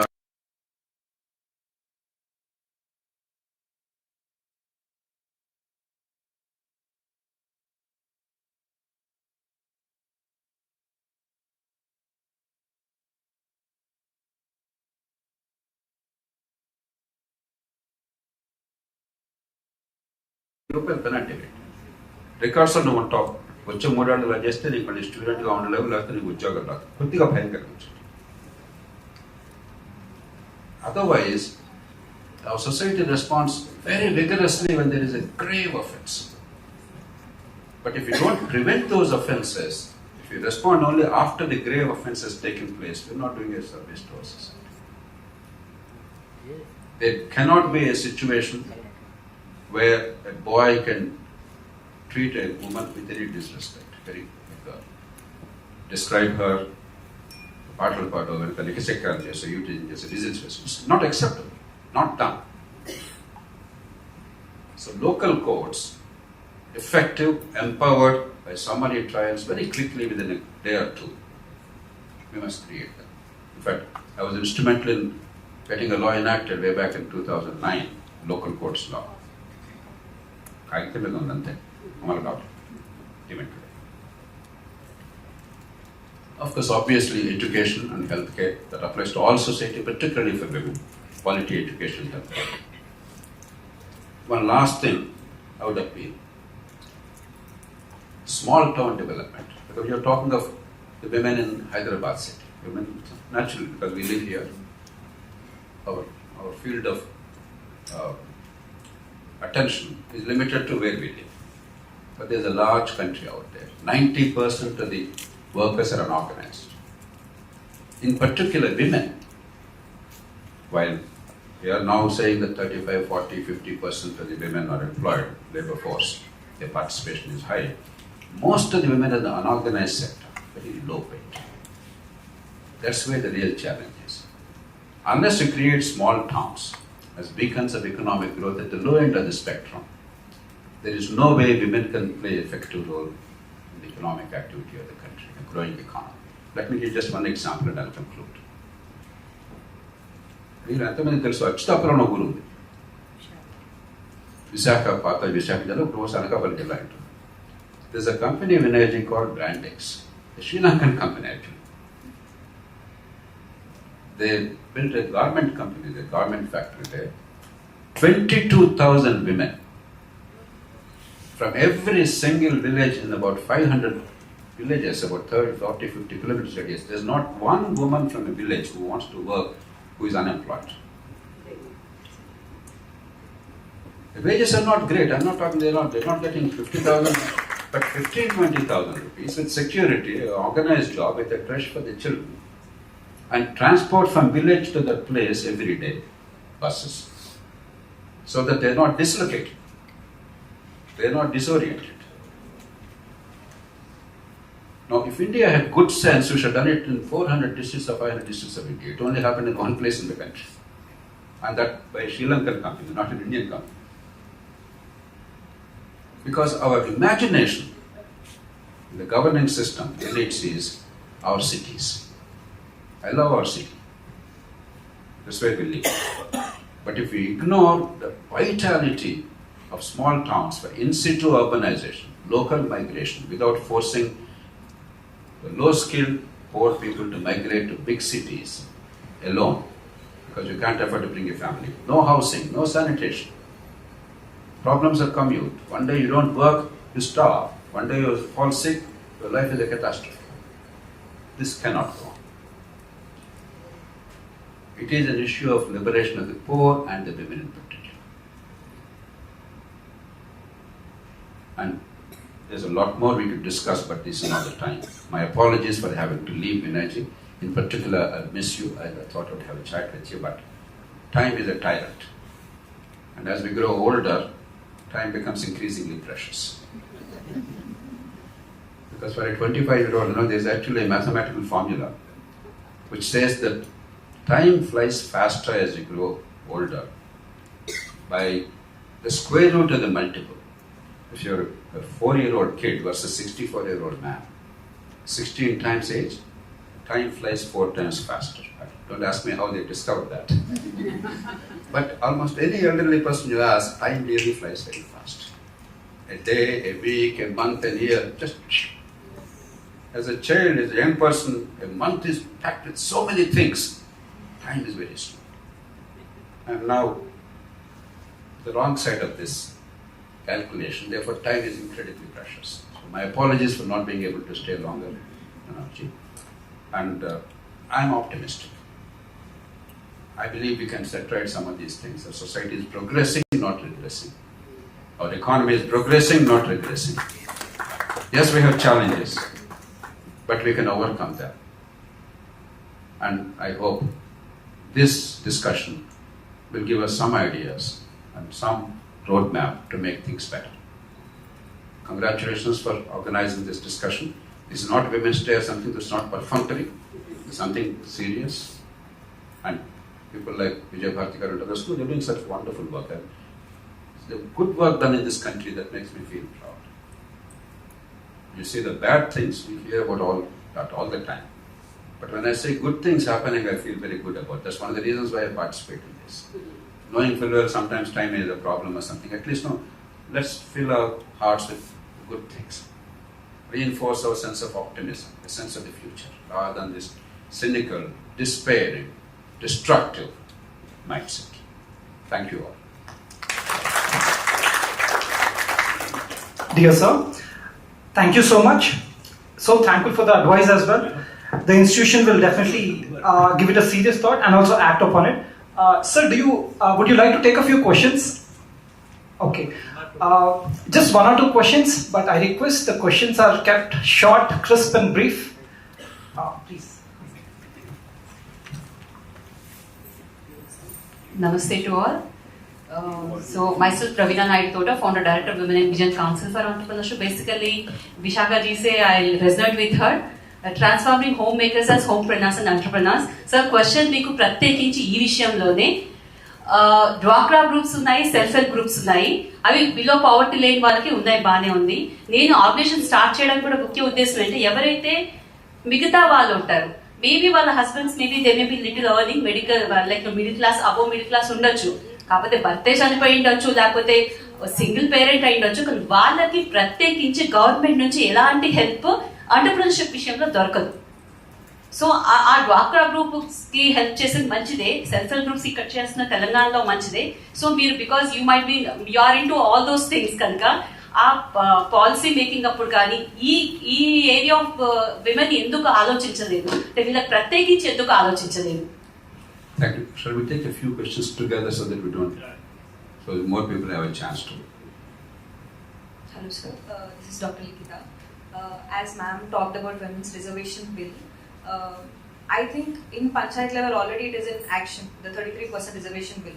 And also we are aware of Sarpanch Pati phenomenon, which is actually equality of opportunity is not equal to equality of outcome, which is pertained. So I think that can be resonated with the 33% women reservation bill in the cabinet level also. So what can be the policies or the implementations which can be in favor of equality of outcome rather than the equality of opportunity? And also I would like to tell that at family level, as you said sir, as child grows up, okay, so pillalki entante vallu they learn from their parents, they learn from the situations they are surrounded by. Using cuss words or whatever, everything is intended towards the women. It's not like they are using towards men. Even which are using towards the men, they are indicated of women. So obviously they learn that to disrespect women is the natural criteria which is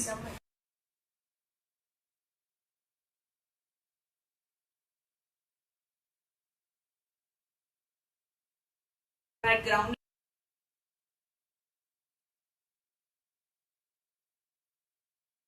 in general.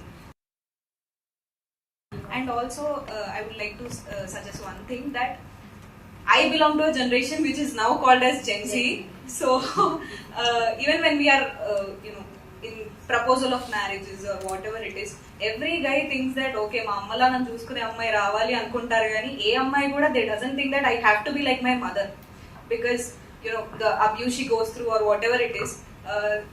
I think that is where the line has to be drawn, even to the male of the family, that okay, this is not how a man or a woman should be grown in this country. And thank you. And also, if we are talking something in disagreement of a thing in a family, they will be like, అందుకే ఆడపిల్లలు ఎక్కువ చదివించుకోండి ఇలాంటి questions అడుగుతుంటారు, which is a very wrong thing actually. Which I mean, they might joke about it. That does not say it in a serious way. It is in a humorous way, but it sounds like okay, I'm doing something wrong, which is against the societal standards. So I think that should be changing. Thank you for the opportunity.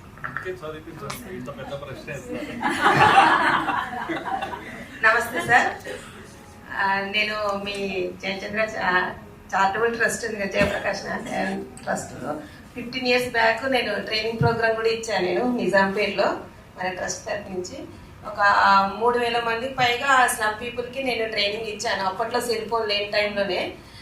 ఇప్పుడు కూడా మన సైబరాబాద్ కమిషనరేట్లో నేను సంఘమిత్ర అనేసి మన డిపార్ట్మెంట్కి సొసైటీకి మధ్యలో నేను వారిలాగా వాలంటరీ లాగా హెల్ప్ చేస్తుంటాను. నాకు సోషల్ యాక్టివిటీస్ అంటే చాలా ఇంట్రెస్ట్. కాకపోతే ఏంటంటే ఇప్పుడు ఉన్న పొలిటికల్ ఈ క్వశ్చన్ మిమ్మల్ని అడగొచ్చో అడగకూడదో నాకు తెలియదు, కానీ నేను ఒకటి, మీరు పెద్దవాళ్ళు కాబట్టి మీ దగ్గర సజెషన్ తీసుకుందాం అనేసి. ఇది నాకు మన పరిధిలో ఎంతవరకు చేయాలో అంతవరకు మాత్రమే చేయగలుగుతాము. అదే పాలిటిక్స్లోకి వెళ్తే కొంచెం మనకు ఫండ్స్ కానీ ఇంకా ఏదన్నా కానీ మనకు కొంచెం ఆపర్చునిటీస్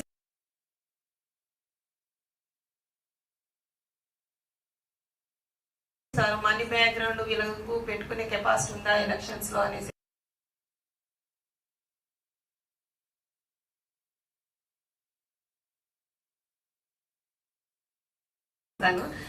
కాకపోతే ఏంటంటే రిజర్వేషన్, లేడీస్ కి రిజర్వేషన్ కోటా ఇస్తున్నారు.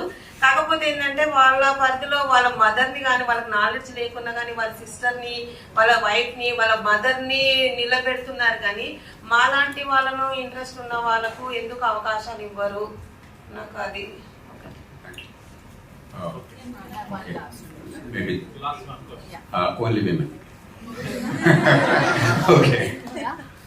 May I take this? Yeah. So I am Dr. Jyoti Chabria. Well, can you hear me? No. Yeah. Hello. Yeah. So I am Dr. Jyoti Chabria. I'm a nutritionist practicing for 37 years. So I have a question because you all are policy makers. It's quite different from what they are talking about. I'm talking about the fact that we as nutritionists with a PhD, having a degree, studied so much, worked so much, we are being, put in on the same status. I wouldn't say status also. Nowadays, a lot of young nutritionists are doing, crash courses in the subject and promoting them through influencers and whatever else. So I would request if there's some policy where, with our experience or with the knowledge that we've acquired and so many years of work, should not be put, I feel, on the same bar as someone who is not. That's why a lot of people, young dietitians who are absorbed by corporate hospitals, the patients don't really trust what is being given to them. They come back to us. So there should be some kind of a policy that demarcates this, and they get right access to. Just doing a crash course of 2-3 months will really not justify, I think, handling a health issue which could be as serious as diabetes with its complications or anything else for that matter. So if some policy can be put in place, that will be really helpful. Thank you. So I will not take time, but I definitely want to. So just, I'll be a little bit faster. And I think, sir, this is a platform for an opportunity, and it should be good if we are getting this. So I am Madhulika Chaudhary, and I'm working in environmental field and actually dealing with all the sizes. With the villagers I'm working, with the Gen Z I'm working. So sir, इसमें थोड़ा सा मेरा difference है, and I really want to be disagree, right? And I'm very happy if you accept this. The problem is कि अगर lady कुछ भी disagree करती है तो उसको हम society से बाहर निकाल देते हैं, which is the problem of the Gen Z also.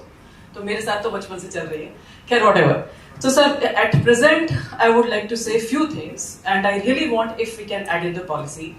Sir जब मैं विलेजर्स के साथ काम करती हूँ, I am working on the lakes and all the garbage material, still continuously, जो कि मेरे लिए बहुत ही सरप्राइजिंग था, डेफिनेटली जो मैडम ने बोला है, except that I am in the Noida and Ghaziabad area, तो वहां से यहाँ पे पुलिस का सुरक्षा ज्यादा बेटर है.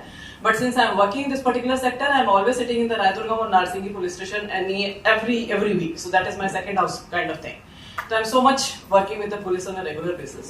But I still find out कि जो बिल्कुल lower level है, लोधा community है, all those childhood marriages हैं, इतना common है, childhood marriages हैं, domestic violences हैं, and when they go to the police, तो पुलिस बोलती है भागो भागो, ये तो तुम्हारा रोज का नाटक है, right? So the problem is that उसके बाद वो लोग मेरे पास आते हैं, तो it is very difficult for me to consult, to counsel what to do. So ये तो मैं regular basis पे I'm dealing and I'm counseling. These are the things which is happening, जहाँ पे बिल्कुल help नहीं मिल पा रही है. सर इससे लेवल पे थोड़े से और ऊपर लेवल पर आते हैं, जिसमें सर मेरे पास volunteers हैं. तो जो मेरे volunteers हैं सारे college students हैं. तो college students बिल्कुल young लड़के, maximum since I'm a female, तो मेरे से I'm working all the field job and running here and there. तो काफी लोग लड़कियां इन्फ्लुएंस होके दे कम दे वर्क विद मी. उनका सबका ये है कि मैम हमें शादी नहीं करनी है, राइट? हमें बच्चे पैदा नहीं करनी, we don't want to take the responsibility. तो ये जो पैट्रियार्की की जो थॉट प्रोसेस है और जो इम्प्रेशन है, मैं फिर उनको समझाती रहती हूँ, काउंसिल करती रहती हूँ. टचवुड मेरी फैमिली ठीक ठाक चल रही है, right? And I do not have any problem with my husband and my kids. But the problem is that कि जो ये थॉट प्रोसेस उनके पेरेंट्स के थ्रू से ट्रैवल होता चला जा रहा है on the name of the patriarchy, वो लोग इतने अगेंस्ट होते चले जा रहे हैं कि हमें ये रिस्पॉन्सिबिलिटी लेनी ही नहीं है, right? Sir third point which is very important, Raidurgam station में 2013 मैरिज काउंसलिंग में मुझे एक अपॉर्चुनिटी दी गई कि मैम आइए एंड जो डिवोर्स केसेस आते हैं, you have to handle them and you have to counsel them. ठीक है भाई, जैसे जी तो एक हमारा एक 2-3 डेज का एक प्रोग्राम हुआ and after that we have to do. But before that मुझे एक अच्छा वाला एक इंफॉर्मेशन दिया गया, या यू कैन से एक डायलॉग दिया गया कि मैम हैदराबाद में डाइवोर्स केसेस इंक्रीज हो रहे हैं, मेक इट श्योर कि रिड्यूस हो. अब एक लड़की आगे जब कंप्लेन कर रही है तो हम खुश हो रहे हैं कि भाई in Hyderabad the women are coming and complaining, but दूसरी तरफ हम सॉल्व नहीं कर रहे हैं. हम बोल रहे हैं तुमने कंप्लेन किया, अच्छी बात, लेकिन अब जाके उसी के साथ रहे, राइट? नहीं तो डिवोर्स केसेस का हमारा डेटाबेस खराब हो जाएगा स्टेट का. Sorry. So on those conditions में जब हम लिव इन रिलेशनशिप्स को एग्री कर रहे हैं, जब हम ISBQ2 को एग्री कर रहे हैं, तो ये पैट्रियार्की कैसे चल पा रही है? सर क्यों? रीजन ये है, मैं कंटिन्यूसली ऑब्जर्व कर रही हूँ, हमारा पहले का भी है या अभी भी है, we are not working on the mitigation process, we are working on adaptation mode, right? Everything को अडेप्ट करके सोल्यूशन कैसे निकालो. जैसे कि किसी का रेप हो जाता है तो उसी से शादी करवा देते हैं, this is adaptation mode, this is not a mitigation. तो हमारी पूरी सोसाइटी पहले भी मिटिगेशन मोड में ही थी, पाप करो गंगा में जाके नहा लो, सारे पाप धुल गए. This is a adaptation mode, not a mitigation. तो प्रॉब्लम ये है कि अगर हम इस चीज को, आई अंडरस्टैंड, मैं बहुत स्ट्रांगली हिंदू कम्युनिटी एंड सनातन धर्म में बिलीव करती हूँ, लेकिन पर्पस ये है कि जो चीज ऑर्थोडॉक्सली डिस्ट्रॉय हो गए हैं, मिसिंग हो गए हैं, कम्युनिकेशन लिंक्स खत्म हो गए हैं, अगर हमको इस पैट्रियार्की को चलाना है तो उनका regeneration, restoration is very much important. तो हमारा ना वो ऐसे जा रहा है ग्राफ, वो हर सोसाइटी का ना ग्राफ ऐसे जाता है, फिर ऐसे जाता है और फिर शायद ऐसे जाता है. तो अभी हम लोग शायद ऑन द डाउनफॉल मोड में. This is what my observations. Thank you sir. Manohar ji. Small, very short. Sir, now it is the third day of eye surgery, but still ఒక request కోసం నేను ఎంత దూరం సో నచ్చండి అందరికీ. Mind with the mind. And then 30 seconds question. Okay. I have no answers, so I'll only make it 30 seconds altogether. Yeah, namaste everybody. And ma'am, I really agree with you. I am basically a dietitian, a senior dietitian, but now I am into farming. Sir, actually the thing, nene mana nenu dietitian ni, so madam annattu Question sharp, time kuda. So ఆ difference ఉంది కాబట్టి అదొకటి. ఇంకొకటి ఏంటంటే నేను dietitian అయ్యి నేను ఫార్మింగ్లోకి వచ్చాను. సో ఇక్కడ ద లీస్ట్ నెగ్లెక్టెడ్ కమ్యూనిటీ ఉమెన్లో నేను అనుకుంటున్నా urban women who is educated but family issues వల్ల వాళ్ళు ఇల్లు దాటి రాలేకపోతున్నారు. అదొక ఇష్యూ అనుకుంటున్నాను. వాళ్ళకి ఫైనాన్షియల్ సపోర్ట్, హస్బెండ్ నుంచి సపోర్ట్ ఎనీవే ఉండదు, ఎందుకంటే దీనికి ఉంటుంది. బయట నుంచి బ్యాంక్స్ కూడా సపోర్ట్ చేయవు. అండ్ ఇప్పుడు సెల్ఫ్ హెల్ప్ గ్రూప్స్ అని విలేజెస్లో ఉన్నాయి, అట్లా ఉన్నాయి. బట్ అర్బన్లో ఉన్న ఉమెన్కి సెల్ఫ్ హెల్ప్ గ్రూప్స్ అయితే లేవు. Because I'm the sufferer. నేను చెప్తుంది నా సరౌండింగ్ దీని గురించి చెప్తున్నాను. ఇంకొకటి, ఇప్పుడు నేను బీయింగ్ ఏ లేడీ, నేను విలేజ్కి వెళ్ళి ఫార్మింగ్ చేస్తున్నాను అన్నప్పుడు చాలా జెండర్ ఇష్యూస్ వచ్చినాయి నాకు. ఒక ఆడది ఇంత దూరం వచ్చి ఇక్కడ చేస్తుంది అని మెయిల్ కమింగ్ చాలా రెసిస్టెన్స్ వచ్చింది. బట్ స్టిల్ అది ఆ ఫామ్ మా ఫ్రెండ్ వాళ్ళ తెలిసిన వాళ్ళది కాబట్టి ఐఎమ్ ఏబుల్ టు ఎగ్జిస్ట్. అది ఎట్లాగా అడ్రస్ చేయాలన్నది నాకు తెలియదు. చాలా సెక్యూరిటీ ఇష్యూస్ వచ్చేసాయి నాకు. ఎవరు లేనప్పుడు, నన్ను ఒక్కదాన్ని ఉన్నప్పుడు రౌండ్ అప్ చేసి, నేను కాల్ చేసిన పోలీస్ కూడా రెస్పాండ్ కాకుండా అరౌండ్ నైట్ 12 o'clock నేను షాబాద్ పోలీస్ స్టేషన్కి వెళ్తే కంప్లైంట్ ఇచ్చిన దానికి. Thank you. I get it. So, last question, if you don't mind. I don't want to curtail the freedom of speech, but no, time ultimate. Please keep it short, very short. And my question is, as woman has very dignity and also empowerment in this world, I'm very, very grateful to have here in this respectful society, as I make sure. And my question is, as of today, we are observing of many people are habituating to the bad habits, as from millennial to a present Gen Z generation. And I like to say that this is a generation problem or an individual's perspective problem. As why I'm asking this question is, and I'm having a 60 years old sister, and I'm very fear of to grow her in this society, of having respectful or equal opportunity to her in the society. And how would you suggest on this? I promise you I'll be very, very brief, because I don't have much to say.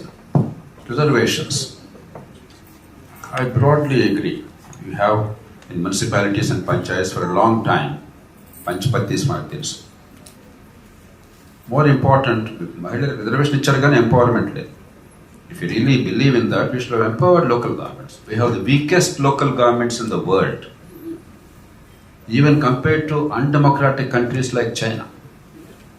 China has very strong and effective local governments. I'm never tired of saying this repeatedly. The total expenditure incurred by local governments at the local level in China is 51% of the total government expenditure. 51%, mark this number. India, 3%. We are abysmally poor. So పంచపతిలు వచ్చేస్తారు, లేదంటే భార్యల్ని కూతుర్ని పెట్టేస్తారు. That's why way back in 1998, so 28 years ago, along with a few other like-minded colleagues, we drafted a bill, an alternative bill. The best way is the political parties are by law mandated to nominate women candidates in 1/3 of the seats, but in an appropriate manner. I don't want to go into details, to ensure that they don't put up women only in losing seats. There are safeguards for that. But just the samasya parishkaram ayipindi. Because the people of India are not voting against women. The parties of India are not promoting women. Because the evidence shows that of the women candidates available, 33% of women among party candidates are getting elected, only 25% of the male candidates are getting elected. So it's not an electorate problem, it's a party problem. We converted that electorate problem and said mandate reservation and then rotation. What is happening with rotation? There are quite a few women, despite all the constraints, who have done remarkably well. But they can't contest next time. Rotation జరగగానే ఆ seat పోతుంది. మన మగ మహారాజులు reservation ఉన్నాగా ఇంక ఈ seat నీకు లేదు అంటారు. ఇంకో చోటుకి వెళ్ళి మరి చేయడం కష్టం, నచ్చని constituency. So it's a bad model. But however, something has happened. Let's take advantage. Some disruption is better than perfection. What you should do now, I'm making it women's issue now. In the next election, as and when women's reservation is implemented, you wholesale reject the candidates who are brought in only from the families merely because they belong to the family. You raise your voice strongly that real women leaders must come, therefore women who are promoted by virtue of their ability and hard work and then offered this opportunity by the parties, they alone should be supported. This bogus reservation is no good. You do that very strongly. I believe the country is ready for that. ఇప్పటిదాకా సహించారు, కొడుకుల్ని కూతుళ్ళని భార్యల్ని భర్తల్ని సహించారు. ఇప్పుడు కొంచెం స్లోగా reluctance వస్తాం ఈ dynastic politics అంటే. I think the time is right.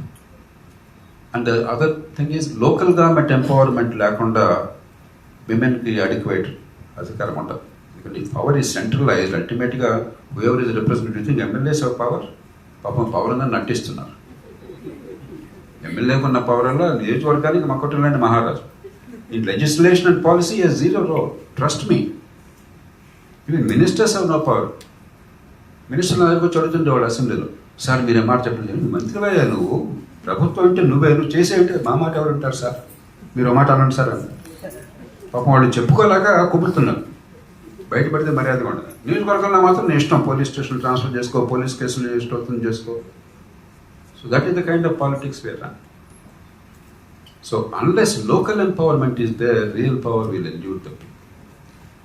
There are a lot of other things that came up. I don't want to go into details. Only one point, how to raise the boys and girls. I am a bad parent to start with. పిల్లల్నే పట్టించుకోవాలి.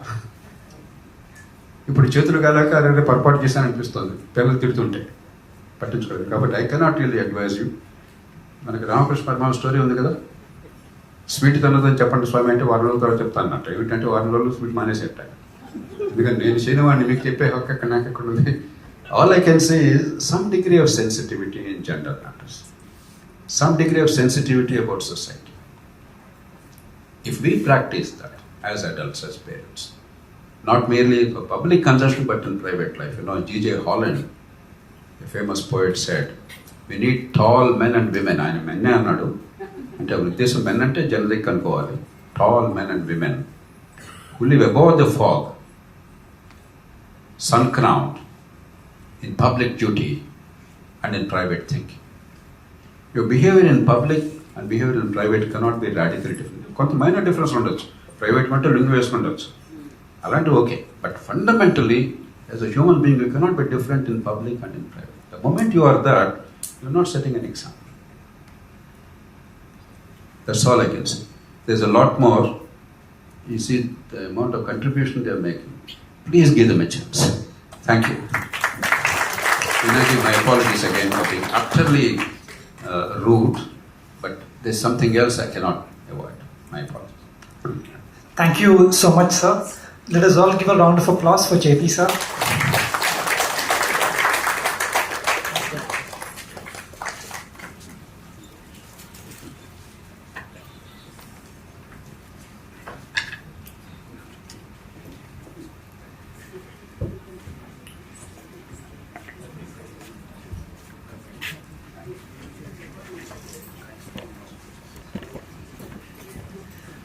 I now request our special guest, Srimati Krishna Kumari Palle Garu, to address the gathering.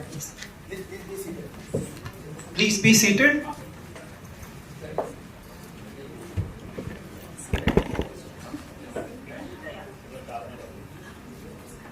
Good afternoon, everyone. Before I get started, I just want to check how much time. I want to be very conscious of the time. 10 to 15 minutes. I hope it's okay, sir. And shall please keep a watch on the time, please.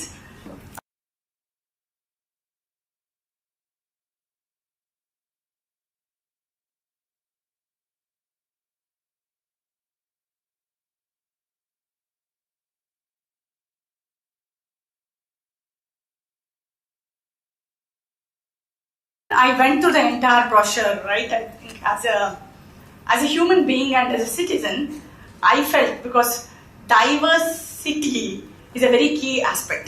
And when we say diversity, diversity of a gender, diversity of a geo, diversity of a race, diversity of a caste, creed, religion and all. That's what, I truly believe in, right? Why diversity is needed? because when you really have a diversified, I think there's a lot of thought process which comes in. Thanks once again, Murli Mohan Garu, Vinay Garu, for putting up this wonderful diversified audience, to really gather the thought process, right? Keeping the conscious of the time, once again, why me? I come from a humble background, studied in a railway school, all education free, because that's how you would have survived, all three siblings, girl children, being seen only as a liability in the society. All we had to is fight for ourselves. I'm sure many of you who are sitting in the room can relate to it, for sure, because if some of you have reached and be here, is to contribute to the society. That's how it is in my own ranks grown from a railway school to then to going to NIT Warangal, from there to even completing my education in Harvard and being on the boards, right? So that's where I feel truly an honor and privilege to give my thought process on some of the subjects which you have taken. I think there are about 4 objectives.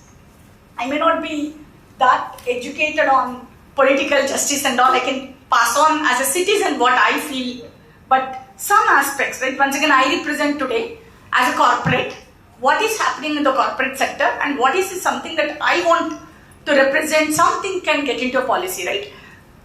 Out of the 4 objectives, right, I think for today, one is on the equal career opportunities and laying the play level field and the equal education opportunities. I'll go in the order because I think equal career opportunity is one of the things, right? I heard a lot, everybody said, the rural setups, different setups. Somebody even brought up what about the urban women and what about the corporates? And this is a common problem even corporates face. As we said, there are about 50% of the women enter the corporates. By the time they reach the senior management, it's only 10%. It's a fact. You can go and look at the numbers. I'm not telling anything, which we see it. And why do we lose this woman? Right? Majorly marriage, second is kids, and after that the responsibilities, right? And that's a major problem today, because I think I'm not attacking the problem of where the entry, I think the entry barrier is broken. I had this problem of the girl is seen as a liability under 20 years back. But today when I enter the office, as we said, we don't bother about is the place safe, can I really get it? Nobody asks the questions. I think it's about how do I grow.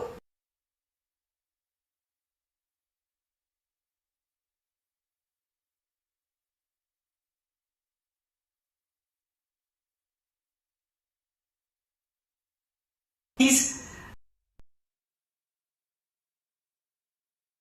diversity, equity and inclusive initiatives. We used to say we have to create a place where women, even if you can work from home and all.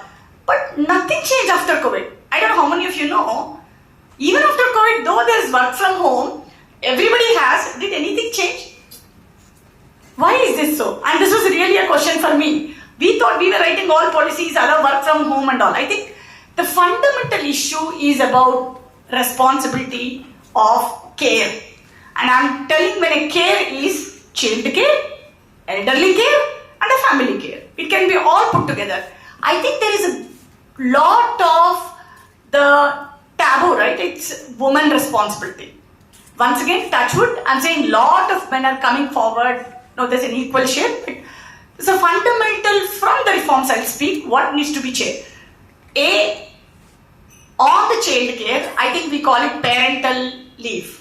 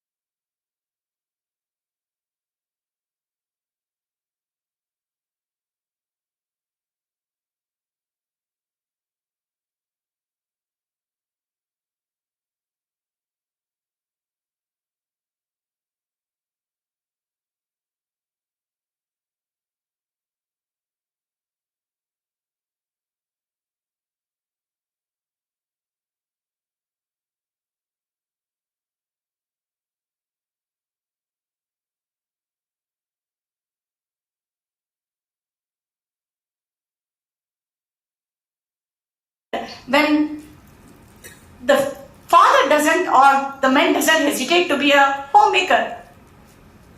I really love those movies. It's changing the society. Right? Why I'm saying is somewhere the upper society or those who already are educated has to change first. Right? Because అంటారు కదా చదవక ముందర కాకరకాయ చదివిన తర్వాత కీకరకాయ అన్నట్టు. ఈ మనం change అవ్వకపోతే వేరే ఎక్కడ చెప్తామండి, వాళ్ళకి యాక్సెసే లేదు. Right? First, if we change out there, then we can really bring in the changes in our elsewhere. Right? So there is this intersection I want to say. Second, I deal with lot of people who are educated, right? Masters, everything. You know, can you believe we run sensitization programs for men? You know, I keep telling this. I was speaking to Shailaja Garu. You know, I truly believe in, right? Government ichidda leda ani mem asalu alochintadu. I'm just telling this first.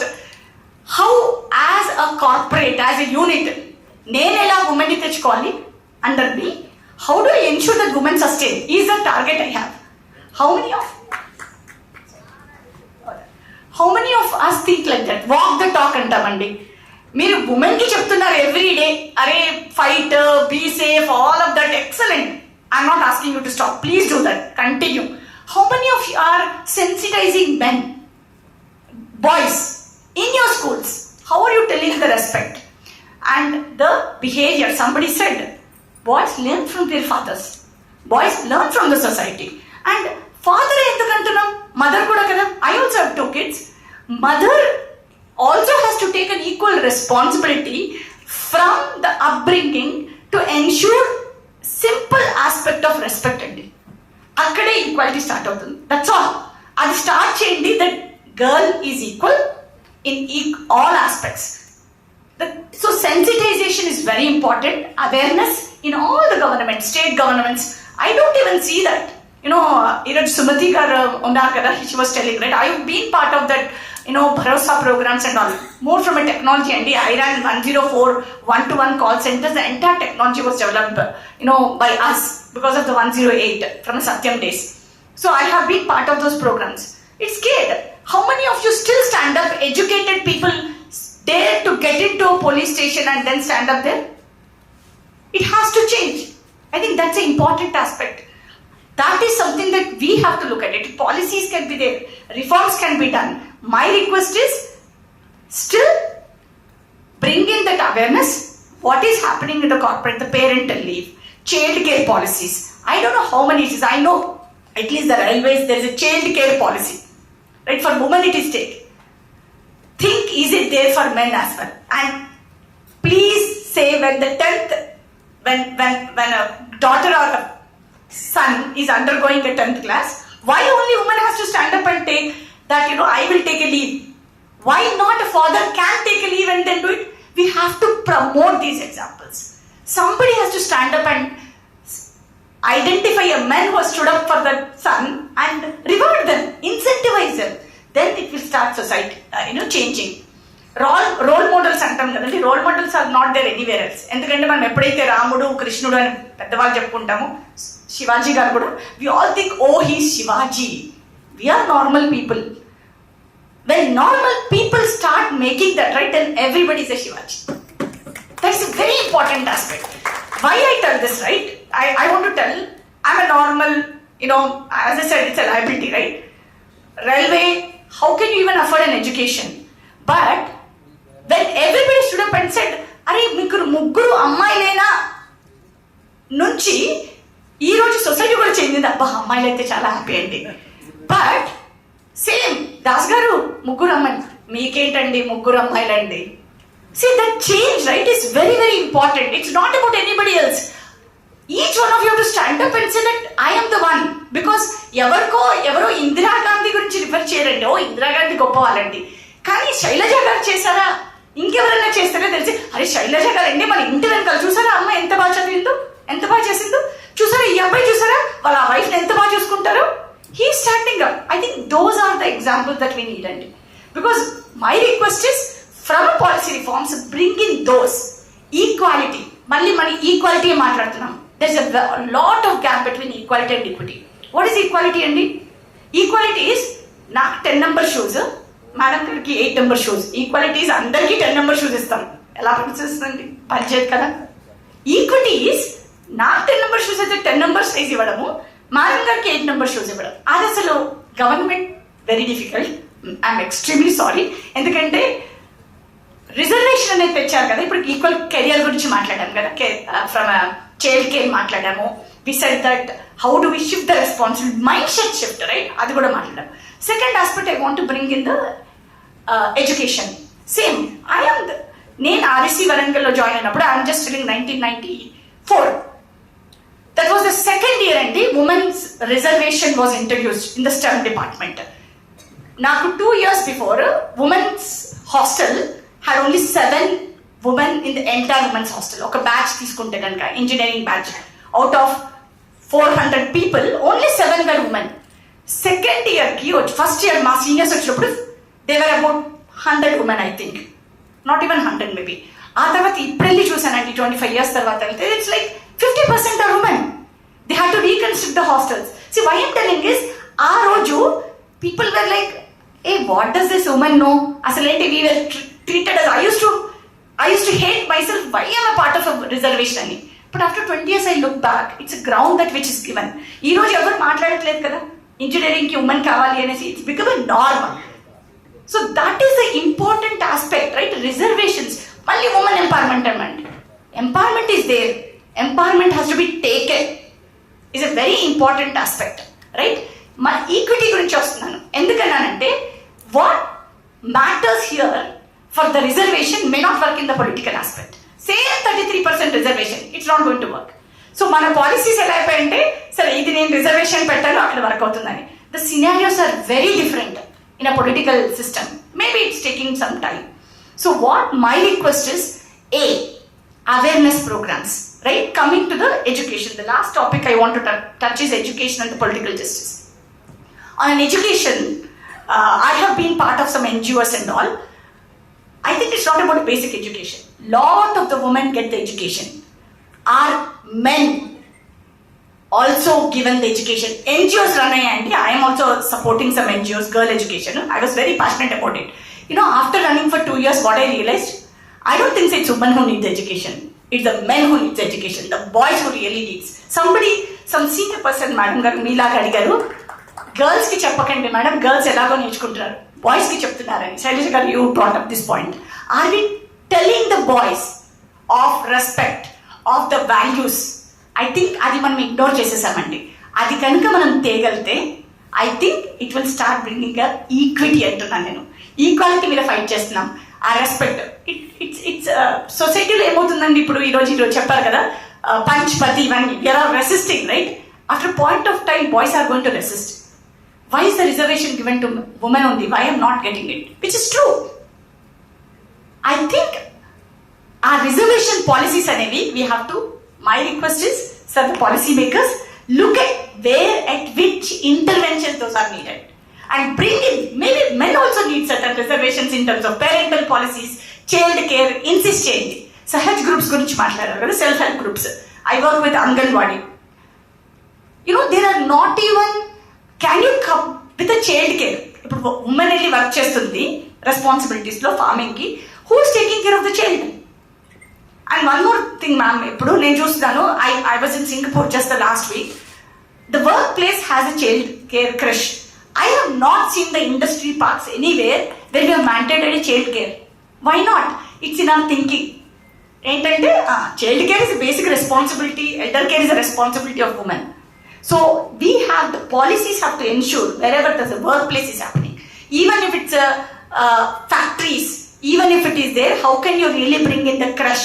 How can you really bring in the awareness?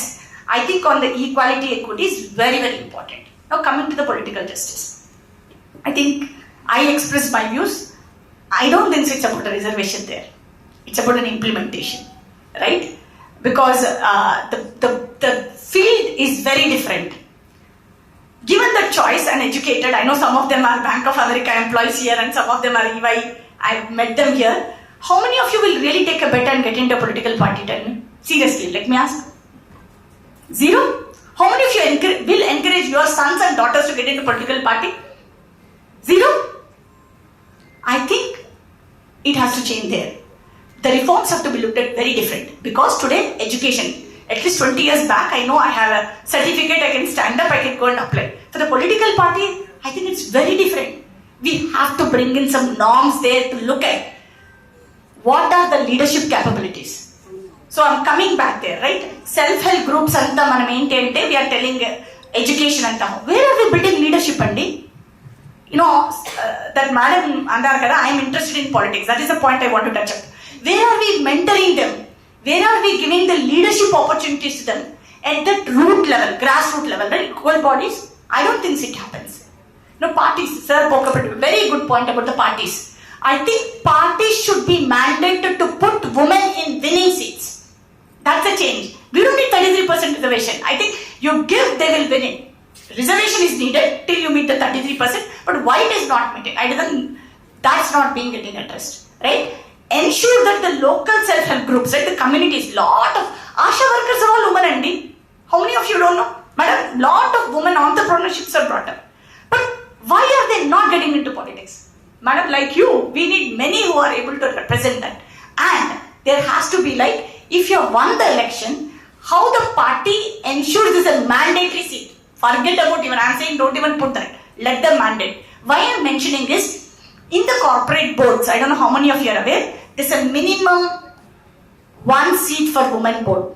I hated when they said, because I had an opportunity, they gave me a seat because I'm a woman. I hated that. Hey, why do I need a seat because I'm a woman? But after I went there, I realized, maybe when I start standing up, the same story of the reservation of the STEM, maybe more women are there. You'll be surprised, today there's so many women on the boards who are already practiced and certified, but there are no enough seats.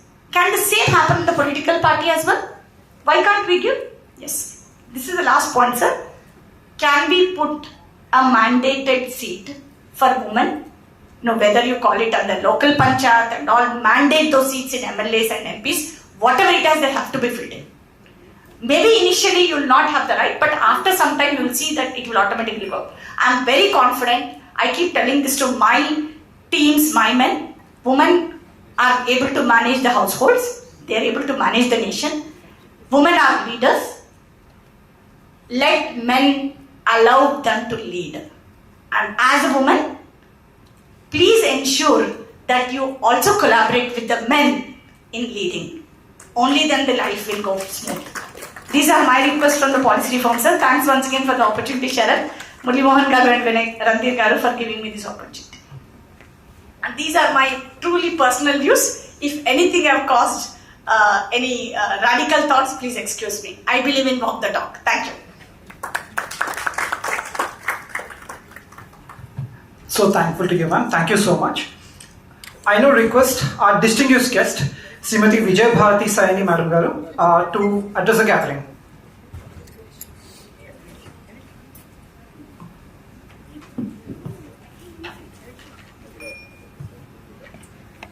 నమస్తే. వేదిక పైన ఉన్న మాననీయ వినయ్ సహస్రబుద్ధే గారికి, MP అనుమూల MP గారు, ఇతర పెద్దలకు, నా ముందున్నట్టు మీ అందరికి కూడా హృదయపూర్వక నమస్కారాలు. నాకు చెప్పిన దాన్ని బట్టి చాలా విషయాలు పట్టుకొని వచ్చాను. నేషనల్ హ్యూమన్ రైట్స్ కమిషన్ కదా, ఈ విషయాలు చెప్పాలా, ఆ విషయాలు చెప్పాలని సమయాభావం వల్ల నేను ఇప్పటివరకు మాట్లాడిని చాలా విన్నాను కాబట్టి రెడ్యూస్ చేసుకొని ముఖ్యమైన విషయాలు చెప్తలుచుకున్నాను. ఇప్పటివరకు మాట్లాడిన వాళ్ళు ఎక్కువగా ఈ పితృస్వామ్య వ్యవస్థ, ఎక్కువగా అబ్బాయిలకి ఎక్కువ వాల్యూ ఇచ్చేసి అమ్మాయిలు ఇచ్చేసి ఇలా రకరకాల విషయాలు మాట్లాడారు. నాకున్నటువంటి క్లారిటీ వేరు, నాకున్న ఐడియాస్ వేరు. అవి ఏమన్నా మీతో పంచుకునే ప్రయత్నం చేస్తాను. ఈ సొసైటీలో, ఈ విశ్వంలో స్త్రీ పురుషులు ఇద్దరు సమానమే. ఎవరు కూడా ఒకళ్ళు ఎక్కువ కాదు, ఒకళ్ళు తక్కువ కాదు. ఎవరిని ఎవరు కించపరచలేరు, ఎవరిని ఎవరు కిందికి లాగలేరు. మనలో ఉన్నటువంటి ఇంటర్నల్ క్వాలిటీస్ని మనం డెవలప్ చేసుకొని, మనం అర్థం చేసుకొని, మనం ముందుకు వెళ్లే కొద్దీ సమాజంలో మనకి అన్యాయం చేయాలనుకున్న వాడు దూరంగానే ఉంటారు, భయపడతారనేటువంటి నా జీవితంలో నేను నేర్చుకున్నటువంటి అనుభవం. రెండవది, వ్యక్తి నిర్మాణం అయితే ఆ వ్యక్తి మూలంగా ఈ సమాజం అంతా కూడా కళ్యాణప్రదంగా ఉంటుంది. వ్యక్తి సరిగ్గా నిర్మాణం కావాలి. దానికి కేవలం తల్లితోనే కాదు, తండ్రి కూడా అవసరమే, కుటుంబం అవసరమే. ఈ కుటుంబం అవసరమైన విషయాన్ని చాలా స్పష్టంగా మన వాళ్ళు ఆది నుంచి కూడా చెప్పారు. అయం నిజ పరోవేతి గణనాం లఘు చేతస ఉదార చరితానాంతు వసుదైవ కుటుంబకం. ఈ ప్రపంచం అంతా కూడా నా కుటుంబం అనే భావన ఇచ్చినటువంటి ఒక గొప్ప సమాజంలో, ఒక గొప్ప దేశంలో మనం పుట్టాం. మాతృవత్ సర్వభూతేషు ఆత్మవత్ సర్వభూతేషు మాతృవత్ పరధారేషు పరద్రవ్యాన్ని లోష్టవత్ అని చెప్పిన దేశం కూడా ఇదే. ఎవరిని ప్రతి స్త్రీలో తల్లిని చూడమని చెప్పింది. పరుల యొక్క సొమ్ముని ఎప్పుడు కూడా కరప్షన్ ఏదని చెప్పి దాని పేరుతో లాక్కోవద్దని చెప్పింది. మరొక వైపు నుంచి అందరు మమ ఆత్మ సర్వభూతాత్మ, అందరిలో కూడా ఒకే ఆత్మ ఉందని భావం నిర్మాణం చేసుకోమని చెప్పింది. ఇలాంటి భావజాలన్నింటినీ కూడా ఇచ్చినట్టు ఒక గొప్ప దేశం ఇది, ఒక గొప్ప భూమి ఇది. మనకి పూర్వం ఏం చెప్పారనే విషయాలు ఎవరు కూడా చదవము, వినము, మాట్లాడము. మధ్యలో వచ్చినటువంటి సంస్కృతుల మూలంగా మార్పు చెంది ఆ మార్పు మూలంగా ఇక్కడ ఏర్పడినటువంటి అనేక రకాలంటి కల్మషాన్ని మాత్రం పట్టుకొని ఇదే భారతదేశం, ఇదే భారతీయ సంస్కృతి, అది స్త్రీ అనగదొక్కబడింది ఒకవైపు అంటూ ఉంటాం. మరొక వైపు నుంచి అంటే స్త్రీ దేవతగా పూజిస్తాం ఈ దేశంలో మనమే చెప్తుంటాం. మనమే కాంట్రవర్సీ ఉన్నాం. ఏమిటి అనేది చదవండి. అందరూ ఇక్కడ ఇందాక నుంచి గమనించిన వాళ్ళు శివాజీని మాట్లాడారు, జిజామాతని అన్నారు, రాణి అహల్యాబాయి హోల్కర్ అన్నారు. మనం ఎక్కడికో పోవద్దు. మన కళ్ళ ముందున్నటువంటి అబ్దుల్ కలాం గారు నిన్నటి వరకు ఉండేది. అబ్దుల్ కలాం ఆజాద్ గారి జీవితం కానివ్వండి, సోదరు నివేదిత కానివ్వండి, స్వామి వివేకానంద కానివ్వండి, శివాజీ తర్వాత వచ్చినట్టు అనేక క్యారెక్టర్స్ ఉన్నారు. ఎవరిది ఈ దేశ నిర్మాణంలో ప్రథమ స్థానం వహించారు, ఈ దేశం కోసం సర్వ సమర్పణ చేశారో అలాంటి వాళ్ళ వెనక ఏముందో ఒక్కసారి ఆలోచిస్తే ఈ సమాజంలో కుటుంబము ఎంత ప్రాముఖ్యత చెందిందో మనకు అర్థం అవుతుంది. కుటుంబం అంటే ఒక తల్లి మాత్రమే కాదు, తల్లి, తండ్రి, మామయ్యలు, బాబాయిలు, మేనమావులు, మేనత్తలు అందరూ కలిస్తే. కాబట్టి కుటుంబ వ్యవస్థ మనం సెట్ చేసుకోవాలి. రెండోది, అలాగే ఈరోజు పాలసీస్ గురించి అనుకుంటున్నాం మనం. ఈ పాలసీస్లో మనం ఏంటంటే కేవలం ఒక ప్రొఫెషన్స్ గాను పాలసీ మేకర్స్ గాను కాకుండా ఇక్కడున్న మనం అందరం కూడా తెలంగాణలో ఉన్న ఒక చిన్న గ్రామంలో ఉన్న చిన్న పాపను గురించి ఆలోచిద్దాం. ఆ పాప కళ్ళల్లో ఎన్ని ఆశలు ఉన్నాయో ఆలోచిద్దాం. ఆ పాపలు మనమే అనుకుందాం, మన బిడ్డలే అనుకుందాం, మన రాబోయే మన మనవరాలు అనుకుందాం. ఇవన్నీ నిజం కావాలంటే మనం ఏం చేస్తే బాగుంటుంది, ఎలాంటి డెసిషన్స్ తీసుకుంటే బాగుంటుంది, ప్రభుత్వానికి ఏ సలహా ఇస్తే బాగుంటుంది, దానికోసంగా మనం ఎటువంటి పని ఇక్కడ నిర్మాణం చేయగలగాలి, ఇవన్నీ ఆలోచన చేసే దానికోసం ఇక్కడ మనం కూర్చున్నామని నా భావన. 2026 జూను మహిళా రిజర్వేషన్ చట్టం అంటే నారీ శక్తి అధినియం కేంద్ర న్యాయశాఖ వాళ్ళు ఏంటంటే 16 తేదీన గెజెట్ నోటిఫికేషన్ ద్వారా అమల్లోకి తెచ్చారు. అయితే దీని పరిపూర్ణ ప్రక్రియగా రావడానికి 2027 నాటికి జనాభా గణన కావాలి. మరొక వైపు నుంచి ఏమంటే నియోజకాలన్నీ కూడా నిర్మాణం కావాలి, పునర్నిర్మాణం కావాలి. అప్పుడు మనం ఏమంటే ఈ చారిత్రాత్మకమైనటువంటి మార్పు ఏదైతే 33% రిజర్వేషన్ శాసనసభలో అనుకుంటున్నామో అది వచ్చే అవకాశం ఉంది. అది వస్తే ఎటువంటి మార్పులు వస్తాయనే విషయం నేను మాట్లాడాలనుకున్నాను. సో అనుకోకుండా అనేక రకాల విషయాలు వెళ్ళిపోయాం మనము. మన విశాఖ గారు కానివ్వండి, వీళ్ళందరూ కూడా పూర్వ విషయాలు కూడా తీసుకున్నారు. ఆ రోజుల్లోనే మనకి భారతదేశంలో వేదిక పీరియడ్లోనే సభలు, సమితులు అని ఉండేవి. అందులో మహిళల్ని సభావతి అని పిలిచేవాళ్ళు. రాజకీయాలకు ఎప్పుడు భారతదేశపు మహిళ దూరలేదు. ఆది కాలం నుంచి కూడా రాజకీయాల్లో ఉంది, విద్యారంగంలో ఉంది, జ్ఞాన రంగంలో ఉంది. ఆమె ఇన్నోవేట్, మన రీసెర్చ్ అంట కదా, రీసెర్చ్లో ఉంది. మైత్రేయి, విశ్వల, గార్గి, మదాలస, ఘోష, అపర, వర్ష, అనేక మంది మంత్రద్రష్టలు. సొసైటీ ఎలా ఉండాలి, నేచర్ ఎలా ఉండాలి, ప్రజా వ్యవస్థ ఎలా ఉండాలి, దీనికోసం ఏం చేయాలి, ఏం డెవలప్ చేసి ఏం వస్తుంది, అన్ని విషయాల మీద తపస్సు చేసినటువంటి మహనీయమణులు. మన ఎదురుగా అహల్యాబాయి హోల్కర్ గారి యొక్క ఫోటో పెట్టినారు మనకి.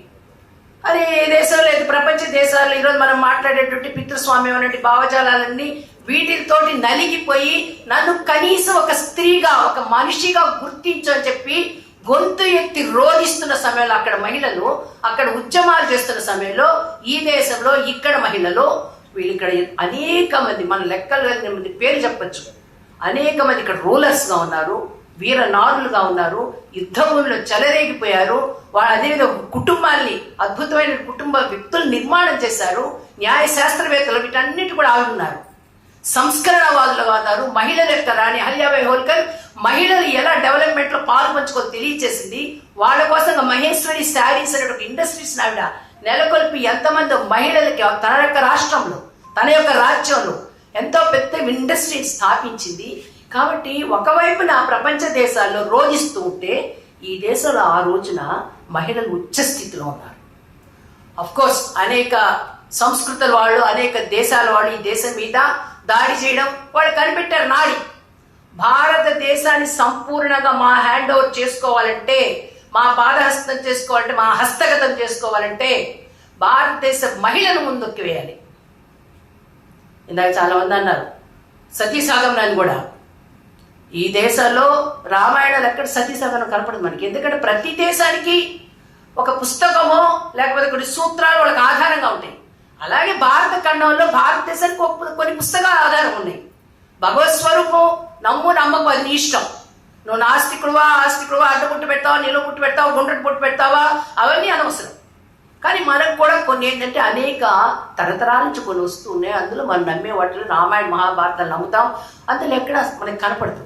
మాద్రి ఒక్కడే తనొక్కటే ఇష్టపూర్వకంగా తాను వెళ్తుంది అంతే. భర్తతో పాటు నా వల్ల నా భర్త ఇదయ్యాడు కాబట్టి నేను చనిపోవాలని వెళ్ళింది. కానీ అదే మహాభారతంలో 5000 సంవత్సరాలు కూడా కాలేదు. అదే మహాభారతంలో పిల్లలు పుట్టలేదని చెప్పేసి సత్యవతి దేవి తన యొక్క పెద్ద కొడుకుని పిలిపించి మిగతా కోడళ్ళకి సంతానం ఇప్పించే ప్రయత్నం చేసింది. ఇది చెప్పుకోవడానికి డయాసిటీ చెప్పచ్చు అనుకోవచ్చు. వీళ్ళు జరిగింది అంటే ఎటువంటి ఉచ్చ స్థితిలో, ఎంత స్వేచ్ఛా స్థితిలో, ఎంత డైనమిక్ స్టేటస్ లో మన దేశ మహిళ ఉండేది ఆలోచించాలి ఒకసారి. కాబట్టి రాజకీయాల్లో ఏ రోజు భారతీయ మహిళ అనకలేదు. రామాయణంలో కనిపిస్తుంది, మహాభారతంలో కనిపిస్తుంది. ఎందుకంటే ఎక్కడో అడవిలో రావణాసుడి చెర, ఎక్కడో లంకలో రావణాసుడి చెరలో ఉంది సీత అంటుంది సీతమ్మ గారు. హనుమంతు నా భుజాల మీద ఎక్కమ్మ నేను తీసుకెళ్లిపోతే ఒక్క క్షణంలో నీ భర్త దగ్గర తిప్పుతాను శ్రీరాముడు ముందు అంటాడు.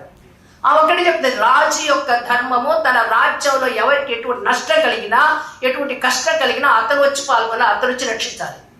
రమ్మను రాముని ఇక్కడికి రమ్మను, యుద్ధం చేయమను, నన్ను తీసుకొని వెళ్ళమని అప్పుడు వస్తాను నేను చెప్పింది.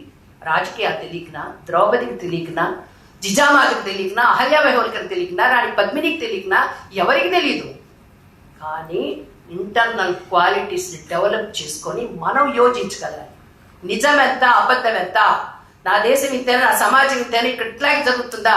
నా చిన్నతనంలో మేము బయటకు వెళ్ళాలంటే మా అమ్మకున్న ప్రేమ, మా నాన్నమ్మకున్న ప్రేమ, మా అమ్మమ్మకున్న ప్రేమ, ఆడపిల్లలు బయటకు పంపించామన్నారు. ఆ రోజుల్లో ఇలాంటి ఎప్పుడు కూడా చైల్డ్ అబ్యూజ్ అనేది మేము చూడలేదు. లేదంటే పిల్లల మీద రేప్స్ అనేవి మేము చూడలేదు. ఎప్పుడు వెళ్తే ఇప్పుడు అమ్మాయిలు ఎత్తుకెళ్ళేది మేము చూడలేదు. ఇల్లీగల్ ట్రాఫికింగ్ అనేది మేము చూడలేదు. అయినా వాళ్ళ రక్షణ వాళ్ళు మాకు ఇచ్చారు. చదువుకుంటాం సరే, పెళ్ళిళ్ళు అయిన తర్వాత పెళ్ళి మీరు చదువుకోండి అన్నారు, అట్లాగే చదువుకున్నాం. కాబట్టి ఆలోచించాలి. ఒక సమాజానికి సంబంధించిన విషయాల్లో ఏ విధంగా మనం యోచన చేస్తే ఈ సమాజాన్ని సరైన దిశలో మనం తీసుకెళ్ళగలం. దానికి నా కాంట్రిబ్యూషన్ ఏంటనేది ప్రతి ఒక్కళ్ళు ఆలోచించాలి. నేను ఈ ఋగ్వేదాలు ఇవి అన్నిటికి వెళ్ళాను. ఎందుకనంటే రకరకాల విషయాలు రాసుకొచ్చాను. సమయాభావం వల్ల చాలా వరకు స్కిప్ చేసి కొంతవరకు వస్తుంది. సో శాసనసభల్లో రాజకీయాల్లో మహిళలకి పాత్ర ఉంటే ఆ దేశం ఎంత అభివృద్ధి చెందుతుంది అనేది కూడా ఆలోచించాలి. ఈరోజు మనం చెప్పుకునే రుగ్మతలన్నీ పోవాలి అంటే ఈరోజు జరుగుతున్నట్టు అనేక రకాల అంశాలు ఒకవైపునే ఉంటే అమ్మాయిల యొక్క ఇల్లీగల్ ట్రాఫికింగ్, సందేశకాలు అయితే మనం చూసాం. మాల్దాలో ఎట్లా అమ్మాయిలు అమ్మేస్తారో ప్రతిరోజు మాకు వస్తూనే ఉంటాయి కేసెస్. మరొకటి శిశు కేర్ సెంటర్లు అని చెప్పి అక్కడ ఎంత ఘోరం జరుగుతుందో. మరొక వైపు నుంచి ట్రైబల్ హాస్టల్స్ పెడితే ట్రైబల్ హాస్టల్స్ లో పిల్లలకి తిండి పెట్టకుండా ఏమీ చేయకుండా వాళ్ళకి అసలు ఇన్ఫ్రాస్ట్రక్చర్ ఉండదు, హెల్త్ కేర్ ఉండదు, వాళ్ళకి ఫుడ్ ఉండదు, వాళ్ళకి నివసించడానికి కావాల్సినటువంటి అవసరాలు ఉండవు, వాళ్ళకి దోమలు గుర్తు ఉంటాయి. నానా భయంకరమైన పరిస్థితులు వాళ్ళు ఎదుర్కొంటున్నారు. మరొక వైపు నుంచి అంగన్వాడీ టీచర్స్ పేరెత్తారు. అంగన్వాడీ టీచర్స్ కానివ్వండి, కాంట్రాక్ట్ లేబర్స్ కానీ వీళ్ళందరూ కూడా ఒక డైలీ వేజ్ 18,000 సంపాదించుకుంటే వీళ్ళకి కేవలం 12,000 13,000 ఇస్తుంటే ఎక్కడ వాళ్ళు తోవలేక వాళ్ళకి ఏం చేయాలి తెలియక సూసైడ్ చేసుకుంటారు ఎంతో మంది. వాళ్ళకి గవర్నమెంట్ స్కీమ్స్ రావు, వాళ్ళకి హెల్త్ కార్డ్స్ ఉండవు, అనేక రకాలుగా అలగదొక్కు పుడుతుంటే. మరొక వైపున మనకి మేడం గారు మాట్లాడిపోయారు సేఫ్టీ గురించి. సేఫ్టీ విషయంలో నిత్యం ఎన్ని కేసెస్ వస్తాయో, సేఫ్టీ విషయంలో కేవలం మగవాళ్ళ నుంచే ఆడపిల్లలు అన్యాయం అయిపోతున్నారు, మగవాళ్ళ నుంచే అన్ని రకాలైన ట్రాఫికింగ్ జరుగుతుంది. చాలా తప్పది. నాణానికి రెండో వైపు చూడాల్సిన అవసరం ఉంది. బీయింగ్ ఎన్హెచ్ఆర్సీ మెంబర్ 7-8 కేసులు ఇటీవల 3 months లో మేము తీసుకున్నాం. ఏంటంటే కేవలం ఆడవాళ్ళు ఇన్స్టాగ్రామ్ మాధ్యమంగా అమ్మాయిల్ని ప్రొవోకేట్ చేసి, వాళ్ళని మిస్గైడ్ చేసి, వాళ్ళ అమ్మాయిల్ని తీసుకొని ప్రపంచంలో వేరే దేశాలకి అమ్మడానికి పంపిస్తున్నారు. నెల్లూరు జిల్లా ఇంజమూరు దగ్గర నుండి గ్రామంలో షేక్ మౌలా అనే అతను పాపం ఎత్తుకుంటే ఢిల్లీకి వచ్చాడు తన బిడ్డ కోసం. పోలీస్ స్టేషన్లో కేసు పెడితే పోలీసులు వాళ్ళు ట్రేస్ చేశారు టెలిఫోన్ యొక్క దీన్ని బట్టి, సిగ్నల్స్ బట్టి. అమ్మాయి గజియాబాద్ లో ఉందని తెలిసింది. ఈ రోజు బయలుదేరిన అమ్మాయి రేపటి గజియాబాద్ ఢిల్లీ ఎట్లా జరుగుతుంది ఒక ఫ్లైట్ లో తప్పితే. మొత్తం అన్ని ట్రేస్ అవుట్ చేసి వాళ్ళకి అతనికి ఏంటంటే ఎవరో చెప్పారు, ఒక తెలుగు ఆమె ఇక్కడే ఎన్హెచ్ఆర్సీలో ఉంది, ఆమె నంబర్ మా దగ్గర ఉందని చెప్పేసరికి పాప నాకు ఫోన్ చేశారు. ఇమీడియట్ గా డిఐజీకి డీజీపీకి వాళ్ళు చెప్పడం, వాళ్ళు వెంటనే గజియాబాద్కి వెళ్ళడం, అక్కడ అమ్మాయిని ట్రేస్ అవుట్ చేయడం. తీరా చూస్తే అప్పుడు తెలిసింది కేవలం ఒక మహిళల బృందం ఈ అమ్మాయిని తీసుకొచ్చి వరంగల్కి రమ్మని చెప్పేసి, వరంగల్ నుంచి ఇంకొక లేడీస్ ఆ అమ్మాయి రిసీవ్ చేసుకొని అక్కడి నుంచి మళ్ళీ హైదరాబాద్ తీసుకొచ్చి అక్కడి నుంచి ఎయిర్పోర్ట్ లో టికెట్లు కొని ఆమె గజియాబాద్కి వస్తే, వీళ్ళ పేరెంట్స్ వచ్చని చెప్పి విషయం తెలిసి అమ్మాయి అక్కడ స్కిప్ అయిపోతే, ఈ అమ్మాయి తండ్రికి తెలియకపోతే తర్వాత విషయం అంతా తెలిస్తే ఆశ్చర్యపోయాం. ఆడవాళ్ళ గ్రూప్స్, అనేకమైన గ్రూప్స్ అమ్మాయిల్ని ఈ రోజున ఇల్లీగల్ ట్రాఫికింగ్ పంపిస్తున్నారు. అనేక హాస్పిటల్స్ లో పిల్లలు, చంటి బిడ్డలు తప్పిపోతున్నారు, వాళ్ళు అమ్ముతున్నారని చెప్పంటే దాంట్లో కూడా ఎక్కువ మనం ఆడవాళ్ళని పట్టుకుంటూ ఉన్నాం. నేను ఆడవాళ్ళ స్త్రీ దేశిని, పురుషాభిమాని కదా, నాకు ఇద్దరు ఒకటే. ఇది మన సమాజం, తల్లి తండ్రి ఎట్లా ఒకటే, మన అందరం ఒకటే దేశానికి సమాజానికి. ఎల్జీబీటీ ఇష్యూస్ ఈ రోజు ఉన్నాయి. మరొక సేఫ్టీ హోమ్స్, షెల్టర్ హోమ్స్ అంటాం. ఆ షెల్టర్ హోమ్స్కి అయితే భయంకరమైన పరిస్థితి, తిండి దొరకదు వాళ్ళకి. ఒక్కొక్క హాస్టల్ కానీ ఒక్కొక్క హాస్పిటల్ కానివ్వండి, ఎన్ని చూసొచ్చానంటే ఒక 2.5 సంవత్సరంలో సందేశ్ కాళీ వంటి ముఖ్యమైన వాటికే కాకుండా అనేక వాటికి ప్రిజన్స్కి వెళ్ళాను, జైల్స్కి వెళ్ళాను, అక్కడి నుంచి బయలుదేరి హాస్టల్స్కి వెళ్ళాను, హాస్పిటల్స్కి వెళ్ళాను, అక్కడి నుంచి ఎంఆర్ఓ ఆఫీసులకు వెళ్ళాను, ప్రజల మధ్య నడిచి వాళ్ళ దగ్గర జరిగే కష్టాలు తెలుసుకున్న స్కూల్స్కి వెళ్ళాను, స్కూల్ ఎలా నడిపిస్తుందో చూశాను. ఇవన్నీ చూసిన తర్వాత దాదాపు 300 కార్యక్రమాలు చూసిన తర్వాత ప్రతి నిత్యం అందులో ఉండి ఈ సమాజాన్ని మనం తిట్టుకోవడం కాదు, గత చరిత్రను తలుచుకొని మాకు అన్యాయం జరిగిందనేది కాదు, మనం సరైన దిశలో ప్రయాణం చేయాల్సిన అవసరం వచ్చింది. లేకపోతే భారతదేశపు తరాలు చాలా నష్టపోతాయి, మన బిడ్డలు, మన మనవలు, ముని మనవలు కూడా చాలా నష్టపోతారు. కాబట్టి అస్సలు విషయాన్ని యోచన చేయండి. ఎవరో ఏదో చేశారు అందువల్ల మేము నష్టపోయాం కదా. నేనేం చేశాను, నేనేం చేస్తాను, నేనేం తెలుసుకున్నాను, నేను ఎంతవరకు ఈ దేశం ఉన్నతికి పాటుపడగలను, నా కుటుంబాన్ని కాపాడుకోగలను, నా పిల్లలకి దశాదిశలు చేయగలను చెప్పేసి విషయాన్ని మనం ఆలోచించాల్సిన అవసరం ఉందని చెప్పేసి మెంబర్గా వెళ్ళిన తర్వాత నాకు అర్థమైంది. కాబట్టి అంతకుముందు అర్థం కాలేదంటే అంతకుముందు ఒక టైప్లో చూసి సమాజాన్ని, ఒక టీచర్గా, ఒక అడ్వకేట్గా, ఒక తల్లిగా, ఒక సోషల్ వర్కర్గా సమాజాన్ని అనేక కోణాల్లో చూశాను. కానీ అక్కడికి వెళ్ళిన తర్వాత అర్థమైంది మాత్రం అందరం ఎవరికి వాళ్ళ, పురుషులు లేదు, స్త్రీలు లేదు, ప్రతి ఒక్కళ్ళం కూడా ఈరోజు డైనమిక్గా తయారీ యోచన చేస్తేనే ఈ దేశం బాగుంటుంది. ఎందుకనంటే రువాండా, అదేవిధంగా నార్డిక్ దేశాలు అంటారు, Sweden, Ireland, Finland, Norway, Denmark, ఈ దేశాలంతా కూడా మహిళలకి ఎక్కువ ప్రాధాన్యం ఇచ్చి వాళ్ళందరినీ కూడా రాజకీయాల్లో తీసుకొని వచ్చి, రాజకీయాలు ఈరోజు అన్ని సభల్లో, చట్టసభల్లో పురుషుల్ని మించి 60% వాళ్ళే ఉంటారు, వాళ్ళు నడిపిస్తూ ఉన్నారు. కాబట్టి ఆ దేశాలు ఈరోజు విద్య బాగుంది, అక్కడ వ్యవస్థలు బాగున్నాయి, అక్కడ సంస్కృతి బాగుంది, అక్కడ పిల్లలు మంచి ఒక రూట్లో నడుస్తూ ఉన్నారు. అన్ని విధాల ఆల్రౌండ్ డెవలప్మెంట్ ఆ దేశాల్లో ఉన్నాయి. అందువల్ల మనం మహిళలకు కూడా ఇక్కడ మన శాసనసభల్లో రాబోయే రోజుల్లో ఇవ్వాలని నిర్ణయం అయింది. కాబట్టి దీన్ని ఎక్కువ మనం ఫోర్స్ చేయాలి, రావాలి, 33% అమలు కావాలి. రాజకీయ పార్టీలన్నీ కూడా తమ తమ పార్టీల్లో 33% ఇచ్చి చూపించగలగాలి. ఎందుకంటే మహిళలు ఇస్తే తండ్రి భర్త మాత్రమే పరిపాలన చేస్తూ కరెక్ట్ ఇది. ఎందుకంటే నేను నేషనల్ హ్యూమన్ రైట్స్ కమిషన్లో కూడా అనేక కేసెస్లో వాళ్ళు చెప్తూ ఉంటారు, ఆమె లేడీ ఏమో వచ్చేసి సర్పంచ్గా ఉంటుంది, అంతా చూసేది మాత్రం భర్త. ఎందుకంటే అంగన్వాడీ సెంటర్స్కి వెళ్ళినప్పుడు అంగన్వాడీ సెంటర్స్లో నాతో పాటు వచ్చి కూర్చునేది సర్పంచ్, లేడీ సర్పంచ్ రాదు, మగవాళ్ళు వచ్చి కూర్చునేవాడు. మీరెవరండి, మీరు ఎందుకు వచ్చారంటే లేదండి మా ఆవిడ సర్పంచ్ ఇక్కడ. కాబట్టి ఆ దిశని వాళ్ళని మార్చాలి, మహిళల్లో మార్పు తీసుకురామ్మా, నీకు పవర్ ఇచ్చారు, ఈ పవర్ మార్చకు నువ్వు ఇన్ని పనులు చేయవచ్చు, నువ్వు ముందుకు రామ్మా అని చెప్పేసి మనం వాళ్ళకి అవేర్నెస్ క్రియేట్ చేయగలగాలి. ఎందుకంటే ఇక్కడ ఉన్న వాళ్ళంతా బాగా చదువుకున్న వాళ్ళు, ఆలోచన చేయగలిగేవాళ్ళు. కాబట్టి అదేవిధంగా సమాజ పునరుద్ధరణ అన్ని బ్రహ్మాండం జరిగి 1994లో రువాండాలో వచ్చినట్టు గొప్ప మారణ హోమానికి తర్వాత ఆ దేశం అన్ని విధాలు నిలబడిందంటే కేవలం కారణం మహిళల్ని రాజకీయాల్లో తీసుకొచ్చి వాళ్ళకి పగ్గాలు అందించడం అని చెప్పేసి వాళ్ళు స్పష్టంగా పేర్కొంటున్నారు అనమాట. మరొకటి ప్రెస్ మీడియా, వీళ్ళు కూడా కేవలం వార్తలు మాత్రమే ప్రసారం చేసే సాధనాలు కాకుండా సమాజ దిశని నిర్దేశించే శక్తులు. మహిళా రాజకీయ సాధికారతకు మీడియా అండగా నిలిస్తే ప్రతి గ్రామం నుండి ఒక నాయకురాలు, ప్రతి ఇంటి నుండి ఒక నిర్ణయకర్త, ప్రతి తరంలో ఒక మార్పు సృష్టికర్త వెలుగులోకి వస్తారు. సమాజాన్ని ముందుకు తీసుకెళ్ళగల కూడా వస్తారు. ఎందుకంటే మీడియా మీద చాలా బాధ్యత ఉంది. ఎంతో ఉత్తమోత్తమైనటువంటి మనకి ఇన్స్పిరేషన్ ఇచ్చే ఎన్ని క్యారెక్టర్స్ మనం చూస్తుంటామో ఆ క్యారెక్టర్స్ విషయం రాయండి. ఎక్కడ ఏం జరుగుతుందో, ఎక్కడ ఏం జరిగిపోయింది మనం ఆలోచన చేసి కొన్ని చూసి చాలా దెబ్బకట్టా. ఒకసారి వచ్చింది, రెండు ఫ్లైట్స్ కొట్టుకున్నాయన్నమాట ఆకాశంలో, రకరకాలు పెట్టి దీని వెనక చిదంబర రహస్యం ఏంటి, దాని వెనకున్న కుంభకోణం ఏంటి పెట్టాలి, సమస్య పెట్టండి. కానీ అట్ ద సేమ్ టైము మంచి ఇన్స్పైరింగ్ ఇన్సిడెంట్స్ ని, ఇన్స్పైర్ చేసే వ్యక్తుల యొక్క జీవిత గాథల్ని ఈ రోజు నుంచి మనం తీసుకురాగలిగితే రెగ్యులర్ గా సమాజంలో ఒక మార్పు వస్తుంది. ఎస్, నేను అలాగే తయారు కావాలని చెప్పేసి ఉద్దేశం. అంటే చట్టాలు మహిళలకు అవకాశం కల్పించగలరు, కానీ ఆ అవకాశాన్ని ప్రజల విశ్వాసంగా మార్చేది మీడియా. అందుకే మహిళల రాజకీయ సాధికారతలో మీడియా ఒక పరిశీలకుడు కాదు, ఒక భాగస్వామి. అలాగే మహిళలకు రిజర్వేషన్ కల్పించినంత మాత్రం సరిపోదు, నాయకత్వం వహించే సామర్థ్యం, ఆత్మవిశ్వాసం, ప్రజా జీవితంపై అవగాహన కూడా పెరగాలి. అందుకే విద్యా వ్యవస్థలో కూడా కొన్ని కీలకమైనటువంటి మార్పులు అవసరం. జెండర్ ఈక్వాలిటీ రావాలి.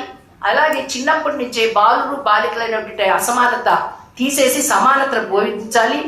స్త్రీ పురుష సమానత్వం, రాజ్యాంగ విలువలు, మానవ హక్కులపై ప్రత్యేక పాఠాలు ఉండాలి. మహిళా నాయకుల జీవితాలు బోధించాలి. జస్ట్ లైక్ రుద్రందేవి, సరోజినీ నాయుడు వీళ్ళందరివి నాయకత్వ శిక్షణ ఇవ్వాలి. రాజకీయ అక్షరాస్యత పెంచాలి. స్టెమ్ మరియు డిజిటల్ విద్యలో బాలికలకు ప్రోత్సాహం ఇవ్వాలి. మరొక సురక్షితమైన విద్యా వాతావరణం నిర్మాణం చేయాలి. ఉపాధ్యాయులకు సున్నిత తత్వ శిక్షణ తెలియజేయాలి. అంటే మహిళా సాధికారత శాసనసభలో మొదలు కాదు, అది తరగతి గదిలో మొదలవుతుంది. ఈ రోజు పాఠశాలలో ఆత్మవిశ్వాసంతో మాట్లాడే ఒక బాలిక రేపు గ్రామాన్ని, రాష్ట్రాన్ని, దేశాన్ని నడిపించే నాయకురాలుగా ఎదుగుతుంది. మన కళ్ళ ముందు మన మాననీయ ఆనరబుల్ ద్రౌపది ముర్ము గారు, మన ప్రెసిడెంట్ గారు మన కళ్ళ ముందు ఉన్నారు. వారు ఎటువంటి బ్యాక్గ్రౌండ్ నుంచి వచ్చారో మనందరికి తెలుసు. మహిళా రిజర్వేషన్ కల్పించడం, చట్టాలు చేయడం మాత్రమే సరిపోదు. నిజమైన రాజకీయ సాధికారత ప్రజల మనస్తత్వంలో మార్పు వచ్చినప్పుడే సాధ్యమవుతుంది. అందుకే ఓటర్లు, పౌరులు వీళ్ళిద్దరి పాత్ర చాలా అత్యంత కీలకమైంది. మహిళా నాయకత్వాన్ని సాగతించాలి. మహిళలు కేవలం మహిళా అభ్యర్థిగా కాకుండా సమర్థ నాయకురాలుగా చూడాలి. ఆమె సామర్థ్యం, విజన్, సేవాభావం ఆధారంగా అంచనా వేయాలి. లింగ వివక్షతను తిరస్కరించాలి. నేను చేస్తున్నాను, ఆల్రెడీ ఇంకా 3 నిమిషాలు మిగిలింది, నాకు చూసుకుంటాను నేను కూడా. తెలంగాణ రాష్ట్రం ఇందులో చాలా గొప్పది. తెలంగాణ ప్రాంతం ఎందుకనంటే 73వ మన 73వ మార్పు అమెండ్మెంట్ ద్వారా రాజ్యాంగంలో పంచాయతీ రాజుల్లో ఇక్కడ ఏమంటే మహిళలందరికీ కూడా 33% పార్టీల్లో 33% రిజర్వేషన్ ఇవ్వాలని తీసుకొచ్చారు. అందుకోసమే తెలంగాణ విమెన్ మాత్రమే ఈరోజు దేశంలో రాబోయే 33% శాసనసభల నుంచి, పార్లమెంట్ నుంచి మనం మాత్రమే మార్గదర్శనం చేయగలం. ఎందుకంటే ఇది వచ్చిన తర్వాత ఎన్ని రకాలుగా మనము మార్పును తీసుకొచ్చామంటే తెలంగాణలో ఈ రాజకీయ సాధికారత స్థానిక స్ఫూర్తిదాయక కథనాల్లో స్పష్టంగా కనిపిస్తుంది. మీనాక్షి గాడ్గే సర్పంచ్, ముక్రాం గ్రామం, ఆదిలాబాద్ జిల్లా. ఆమె నాయకత్వంలో 758 జనాభా ఉన్న ఈ చిన్న గ్రామం ఊర్ధ్వ స్వరాజ్ విశేష్ పంచాయతీ అవార్డు మరియు స్వచ్ఛ సుజల్ శక్తిమాన్ వంటి బహుళ జాతీయ అవార్డులు గెలుచుకుంది. ఇది పరిశుభ్రత, జీవ వైవిధ్యం మరియు అభివృద్ధికి ఒక ఆదర్శ నమూనాగా మారింది.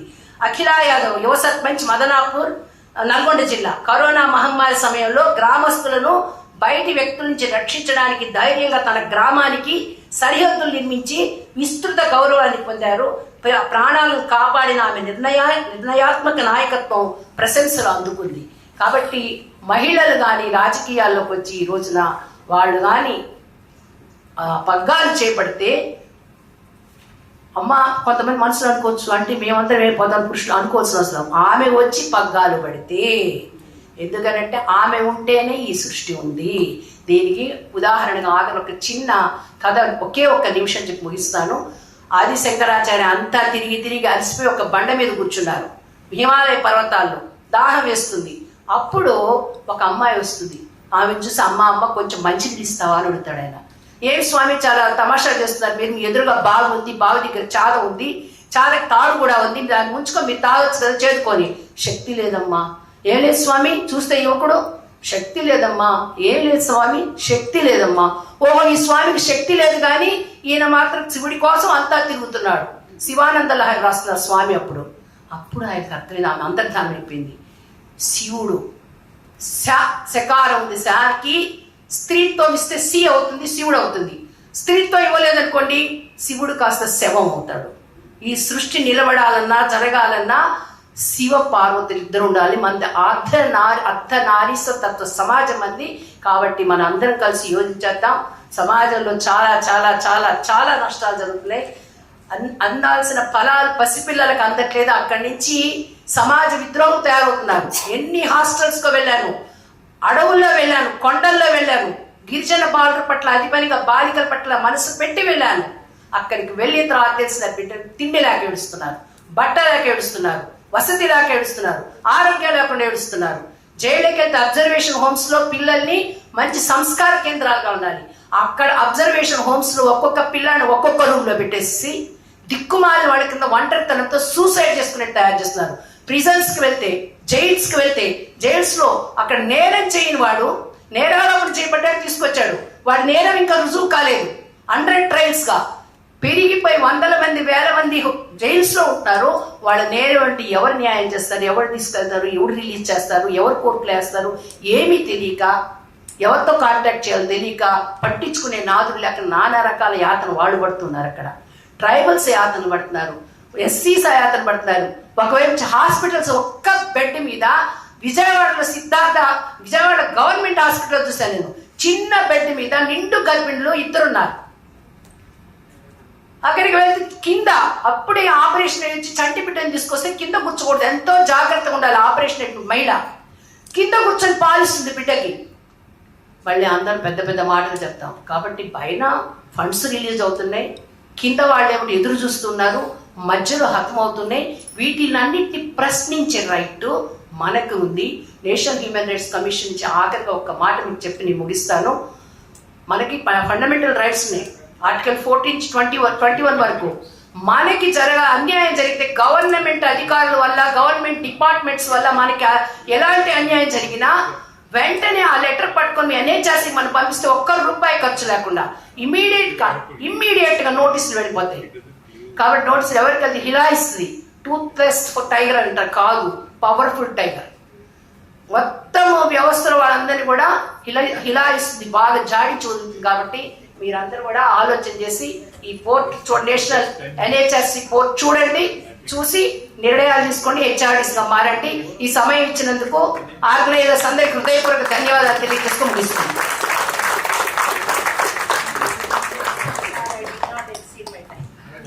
ధన్యవాదాలమ్మా. I now request our chief guest, Dr. Vinay P. Sahasrabudhe garu, to address the gathering.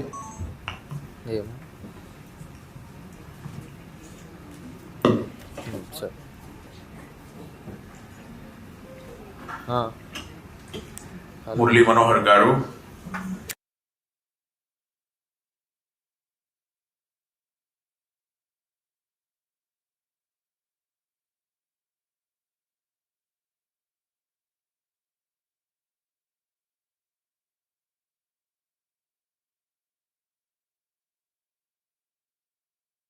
conduct examinations go for at least 3 hours, and this particular session has also exceeded 3 hours, so I don't want to really speaking test your patience, but since I have been advised to speak at least for 15-20 minutes, I think there is no escape for you, at least for that much amount of time.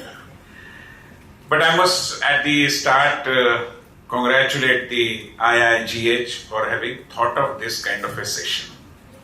And I'm equally happy to see that there are many male members in the audience, and it is just not all female kind of a thing, which is the need of the hour. Basically, today also happens to be the coronation day, Rajyabhishek Din of Chhatrapati Shivaji Maharaj. And this year is also, many of you may not be aware, I'm afraid, the UN proclaimed International Year of Women Farmers. So this makes this particular occasion all the more significant, if I may say so. Chhatrapati Shivaji Maharaj, as we know, had a very modern outlook, a reformist outlook. And when he impressed upon his mother, Rajmata Jizabai, not to commit sati and be there to guide him, it was the reformist approach in his thinking that one can really appreciate.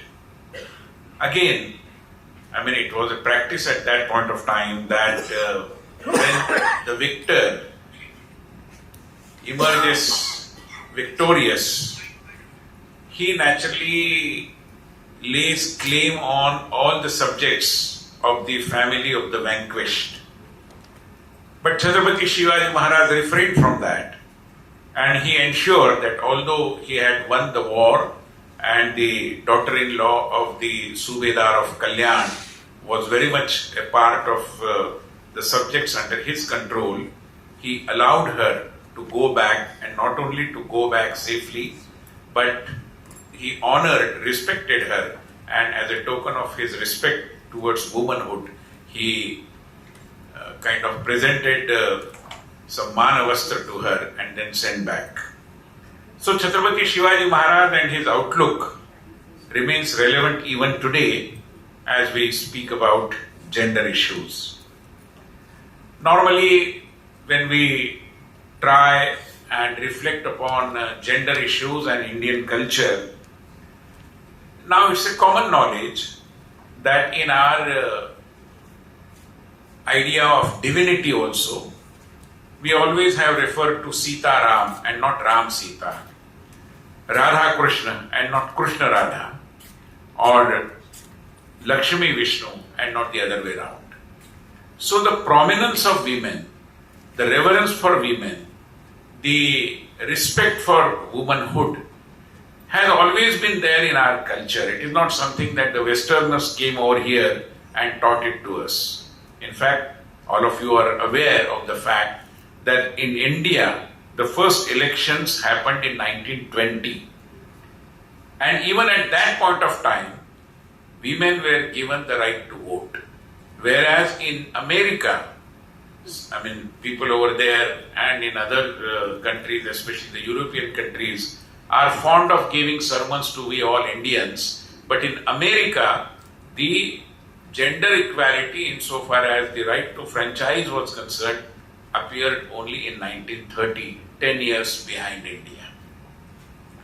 So, we are also aware that the very symbolism of Ardhanari Nateshwara, in fact, is the Indian approach towards womanhood and gender issues. Because Ardhanari Nateshwara symbolizes the fact that we need to recognize that in every man there is some kind of a feminine element, and in every woman there is some kind of a masculine element. So, as a human being, whosoever you are gender-wise, a man or a woman, if you have both the elements residing within you, there is absolutely no question of one-upmanship, who is superior to whom. We are all equal. That is the message of the symbol of Ardhanari Nateshwar as we understand. But unfortunately, the element of patriarchy and patriarchal dominance entered in our country during the medieval ages. And many of you might be aware यहाँ पर दक्षिण भारत में स्थिति बड़ी अच्छी है, मगर उत्तर भारत में ज्यादातर शादियां रात को होती हैं। क्यों होती है? दिन में क्यों नहीं होती? क्योंकि परंपरा ये बनाई गई थी कि शादी अगर दिन में करेंगे तो जो इन्वेडर्स भारत में आए हैं उनमें से कुछ लोग हो सकता है जो शादी के लिए तैयार हुई बहू है उसको उठाकर भाग ले जाएंगे। इसलिए रात के अंधेरे में शादी करना ज्यादा उपयुक्त है, ज्यादा फायदेमंद है। और इसलिए उत्तर भारत में आप जाइए, पंजाब में, हरियाणा में, उत्तर प्रदेश में लगभग सारी शादियां शाम के समय होती है। तो जेंडर इक्वालिटी के बारे में, जेंडर जस्टिस के बारे में ऐसा नहीं है कि इस देश की परंपरा उसके विपरीत थी और ये बाद में किसी ने हमारे दिमाग में घुसाया कि भैया स्त्री और पुरुष समानता के बारे में आपने कुछ करना चाहिए। We knew about it, we were conscious about it, we had recognized it, and there are number of evidences that could be advanced. आज की तारीख में जब हम सोचते हैं, and especially in the context of governance, I must bring it to your notice here that till 1998 there was no separate department of women and child development. It was created only thanks to Atal Bihari Vajpayee. And Sumitra Tai Mahajan was the first Minister of State under the Ministry of Human Resource Development, wherein there was a special department created, which later on became a special ministry as well. But this must be taken into consideration. Also, gender justice has always been a subject of the thinking of present government as well. Maybe many of you would recall in 2017 when Prime Minister Modi spoke from the ramparts of the Red Fort addressing the nation on the Independence Day. He made a mention, very significant observation, and there was some resonance of it in the presentations earlier as well. Modi ji said, and that time there were many incidences of rape cases happening in some parts of the country. So he said that generally speaking, in our families, we insist that our girl children should come back to home around the time of darkness. So around 7 o'clock or before, they need to be coming back to the home to be in a more safe and secure zone. And Modi ji asked and appealed all the families of our country that why are you not applying the same yardsticks to your male children as well? Because those who are committing rape and other very nasty things are also children of some of you. They are not coming out of the country. So if you control them, if you put some restrictions on them, if you have some code of conduct for them as well, then perhaps the incidences of rape could be controlled. I believe that was his approach towards gender justice, which we need to note about. When we talk about gender justice, I believe, as a student of social science, that justice has three elements, and there is one element which we have now discussed during the last 3 hours, which is equality of opportunity. But equality of opportunity can come only riding on the shoulders of equality of security. So first and foremost is the equality of security. Then comes equality of opportunity. But these two are not enough. They require to be also complemented with equality of dignity. And all these three equalities, I guess, will only take us towards a true gender justice. And therefore, I believe that the 1996 report about the quota provided to women in Maharashtra, and that report was prepared by Rambhau, Mhalgi, Prabodhini after having met with over 150 municipal councillors who were the first generation municipal councillors elected to Maharashtra's municipal corporations essentially, because in Maharashtra this women quota 33% quota for women in municipal bodies came in 1989. It was implemented in 90, and the first batch of such women corporators completed their tenure in 95. So in 96, we tried to assess their performance, whether they have made any difference. We were curious to know, and the then head of the Department of Women Studies at the Shivaji University in Kolhapur, Dr. Medha Nanivdekar, led that team. They interacted with several municipal council members, women members, men members, others also, including political parties, and came out with a report. And there were very interesting observations and suggestions that the report presented. First one was, it was an observation as to how women become conscious of their self-respect. This is very, very critical. जब चुनकर आई महिलाएं, तो वो कौन थी? अभी उल्लेख हुआ सरपंच, पति वगैरह वगैरह. ऐसा ही था, शुरू में तो ऐसा ही रहेगा ना, एकदम से क्रांति तो नहीं हो पाएगी. तो शुरू में जो महिलाएं आई, वो उस वर्ग से आई जिनके पति, जिनके बंधु या जिनके पिता राजनीति में थे और इस सीट से चुनाव लड़कर म्युनिसिपल कॉर्पोरेशन में जाते थे. Now when the quota came, all these पिताज एंड पतीज एंड बंधुज नॉमिनेटेड देयर रिलेटिव्स, मतलब अपनी पत्नी को, अपनी लड़की को या अपनी बहन को उन्होंने आगे किया कि इनको टिकट दे दो, और पार्टी के पास कोई विकल्प भी नहीं था तो उन्होंने स्वीकार भी किया. So what happened when the municipal corporation meetings were conducted? Generally speaking, other male members who knew their male counterparts used to refer to these women as "Oh Jadhav Bhabhi," "Oh Sawant Tai," "Oh Falana Falana." After 6, 7, 8 months, these women started objecting. They said, "Don't call me Bhabhi. I am Yamuna Jadhav. Call me by Yamuna Jadhav. My reference point need not be my male relative in whose place I have come here as an elected representative." So this was a very critical observation. Women becoming aware of their self-respect and trying to safeguard it. Something very important.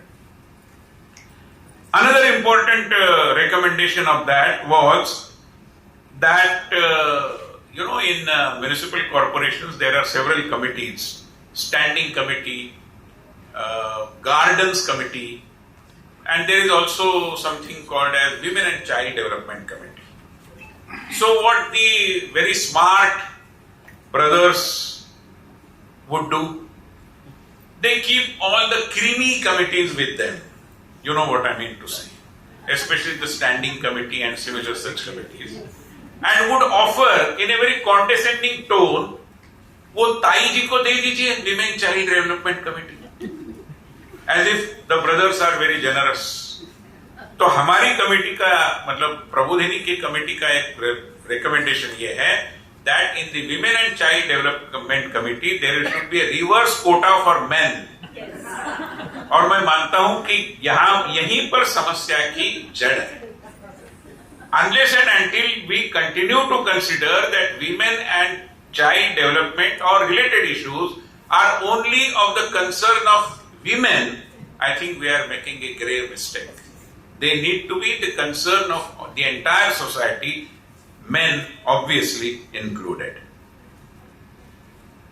And therefore, another important recommendation that we had given was to conduct orientation programs for the men members of the municipal corporations about accepting women as their colleagues in the municipal bodies. क्योंकि ये मानसिकता में परिवर्तन बहुत जरूरी है. अगर समस्या की जड़ को हमें उखाड़ फेंकना है तो जड़ कहाँ है? जड़ हमारी पारंपरिक पुरुषी मानसिकता में है. जब तक ये पुरुषों की मानसिकता बदलती नहीं, मैं मानता हूं कि महिला और नर नारी समानता से संबंधित जो विषय है उनका हम नहीं निकाल पाएंगे. And you know, a beautiful experience I came across. how smart women are becoming and how articulate they are. In a place near Shorapur, there is a voluntary organization called Mata Balak Vikas Pratishthan. Okay. So I was invited for some function. Mainly self-help group related women were there. All from the rural areas, essentially, very backward areas. So I was having a conversation with them. And simply as a starter for this conversation, I asked a question that your organization is named as Mata Balak Vikas Pratishthan. But what about the Pita? After all, in family, विकास तो पिता का भी होना चाहिए. माता और बालक का विकास हो गया और पिता का विकास नहीं हुआ तो कैसे होगा? तो 2-3 महिलाओं ने कुछ जवाब दिया. But a very smart, young, talented self-help group member, she rose and she told me कि भाई साहब ये जो पिता है ना वो पीते पीते कहाँ गया हमें ध्यान में ही नहीं. That is the fact of life. और ये रूरल एरिया में अगर एक महिला आज ये कहने की हिम्मत रखती है तो मैं मानता हूं कि हम जेंडर जस्टिस की ओर बहुत अच्छी गति से बढ़ रहे हैं. And therefore this also requires to be taken note of.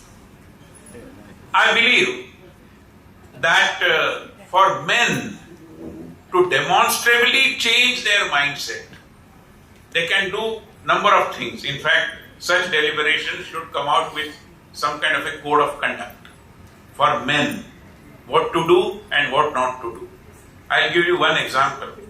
During the 60s and 70s in Maharashtra, there used to be several agitations conducted by women leaders of that time, including Brunal Gore and several other socialist leaders, progressive leaders. Even they used to commit this mistake. अगर किसी मंत्री को मिलने के लिए जाती थी और मंत्री कुछ कर नहीं रहे किसी भी विषय के बारे में, he is sitting pretty and doing nothing, तो वो तो डरे हुए है, भीरू है, he is afraid of taking action. ये जताने के लिए वो महिलाएं, although they were progressive, they used to offer him चूड़ियां कि भाई चूड़ियां पहन लो, आपको इतना भी करना संभव नहीं होता. Because those were the days where चूड़ियां were considered as a symbol of being afraid. आज ऐसा नहीं है. और हमने हमारे वाक प्रचार, हमारे एक्शंस, इसमें कहीं भी इस तरीके का सेंस अगर हम दे रहे हैं पैट्रियार्किकल, कहीं भी अगर हम ये कह रहे हैं कि लड़के ऐसा नहीं करते, लड़कियां ऐसा नहीं करती, तो मैं मानता हूं कि हमारी इक्वल अपॉर्चुनिटी की जो एक मंशा है, जो एक लक्ष्य है हमारा, उसको साधने की दिशा में हम अपने ही हाथ से कुछ रोड़े अटका रहे हैं. और इसलिए ये परिवर्तन बहुत जरूरी है. और परिवर्तन, let me hasten to add, is not required only in the mindset of the men but the mindset of the women as well. Because women are accustomed to, unfortunately though, very painfully, accustomed to subjugation, accustomed to commodification, and accustomed to stereotyping as well. So the key, as a student of social science, if I may put it like this, is into de-subjugation, de-commodification, and de-stereotyping insofar as gender issues are concerned. Before I conclude, let me share with you how the challenge is very, very critical. And the solution lies in our lifestyle. Solution lies in our day-to-day approaches. Solution lies in our day-to-day conversations. Solution lies in how we interact with each other. Acharya Dada Dharmarikari was a very senior Gandhian and Sarvodaya leader. He had written a very brief monograph, and many of you would wonder that how a Gandhian can look at gender issues. The monograph says, and very vividly he has described, that there were times when we had some kind of a very stereotype approach towards division of labor, division of work between men and women. महिलाओं के काम लगभग तय थे,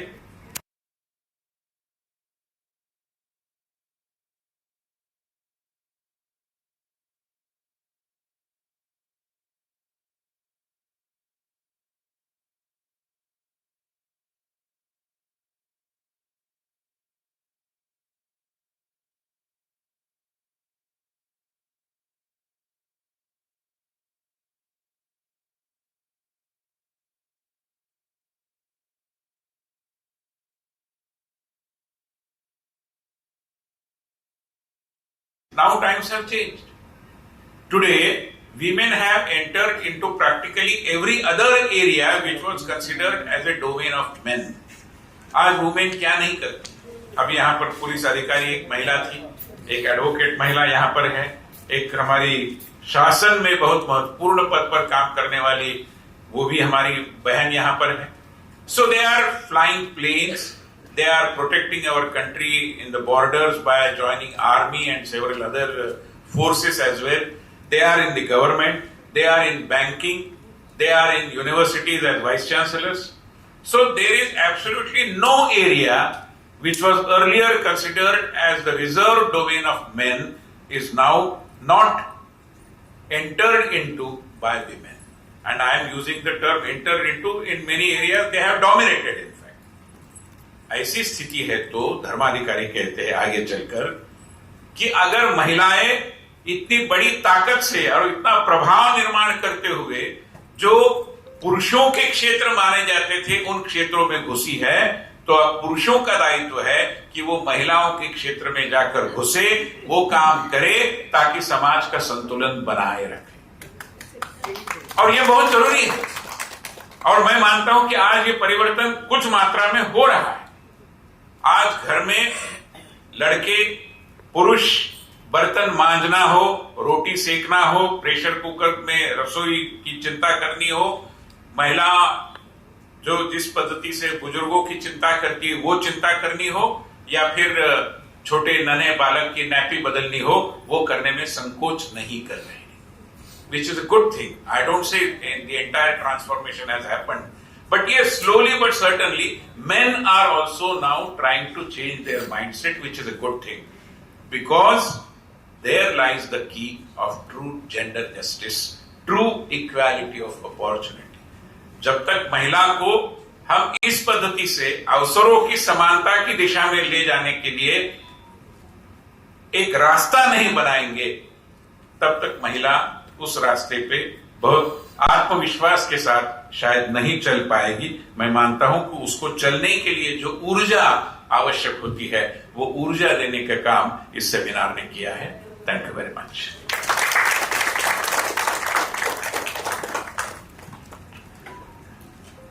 Thank you so much, sir. Dear Vinay sir, firstly, my apologies for the shortcomings in time management of the session. Regarding this session, let me please say a few words in just 2 minutes. My personal experience in organizing the session and reaching out to so many people throughout Telangana State, we have got a very strong response from so many people. From NGOs, from Kumaram Bhim district, from far off places. And some of them have even submitted their policy inputs. Like we've received one email from VNC Foundation. So there is a lot of seriousness with regard to this session, for which I'm immensely thankful. And regarding the speakers, we have just heard from JP Narayan sir that time is precious as people become more and more senior, especially the time becomes more precious. And for people who are trying to truly excel, their time is even more precious. So time is really premium. And we are so glad that so many speakers, they have come all the way from Delhi, Maharashtra, from far off places, and they have given us this time. And everybody sitting here, thank you so much for all the effort and all the time.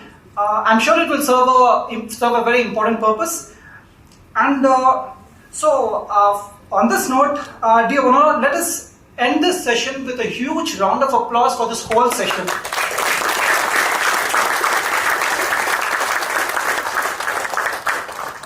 And we are here with a sense of purpose and responsibility.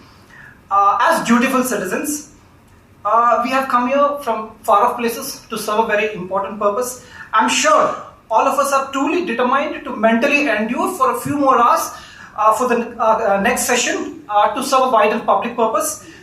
So let us break for lunch now and reassemble by 2:15 preferably.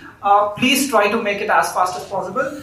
And many thanks. The lunch is being served in Sangamam Hall in second floor. So let us break for lunch and reassemble at the earliest. Thank you so much, one and all.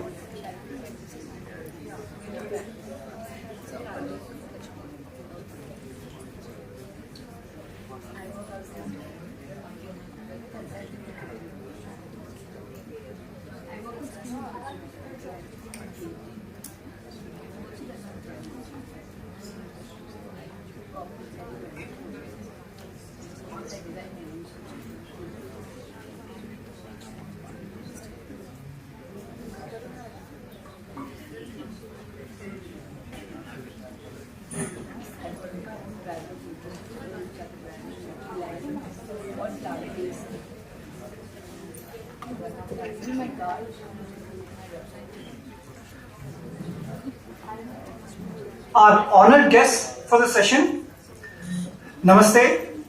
ప్రతి ఒక్కరికి పేరు పేరున నమస్కారం. A warm welcome one and all. I request Shri P.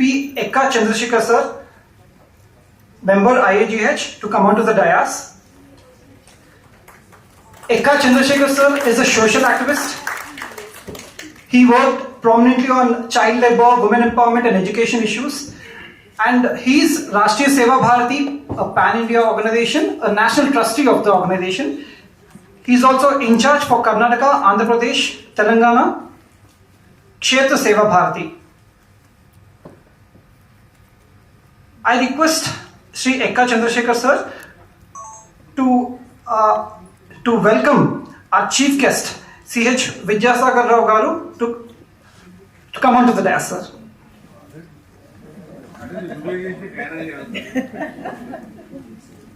So please come onto the dais.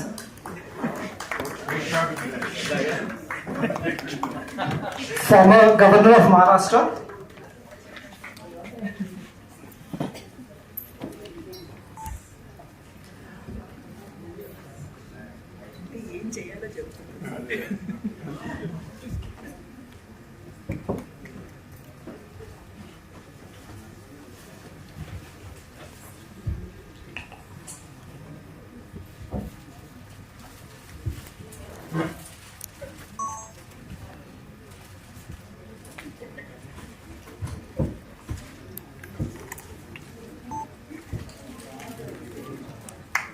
ఒక్క నిమిషం wait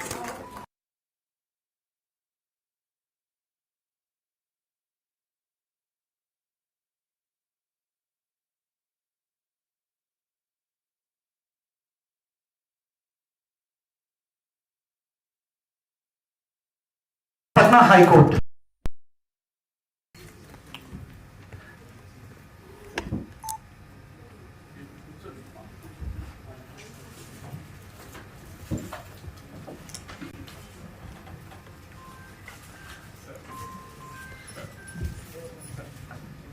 I request Sri Ekka sir to present the memento.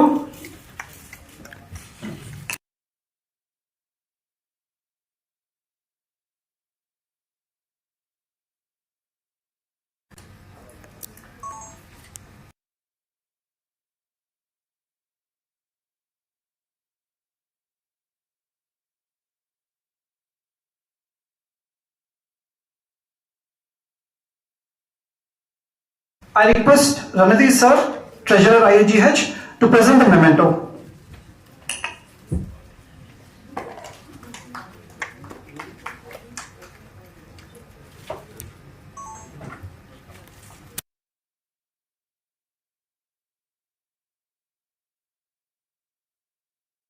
Our special guest, Srimati Dr.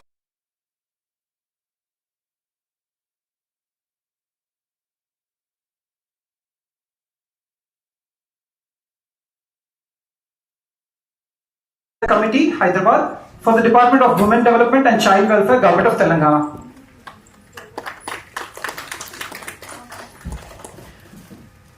I request Ranjit Reddy ji, Treasurer IIGH, to present the memento.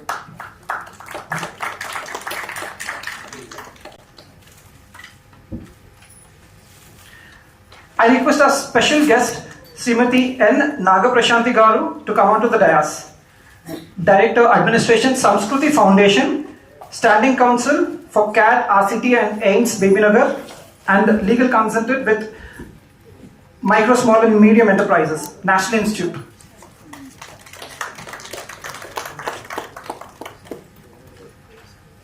Our warm regards and gratitude to the guests. We are so thankful to you for being here today.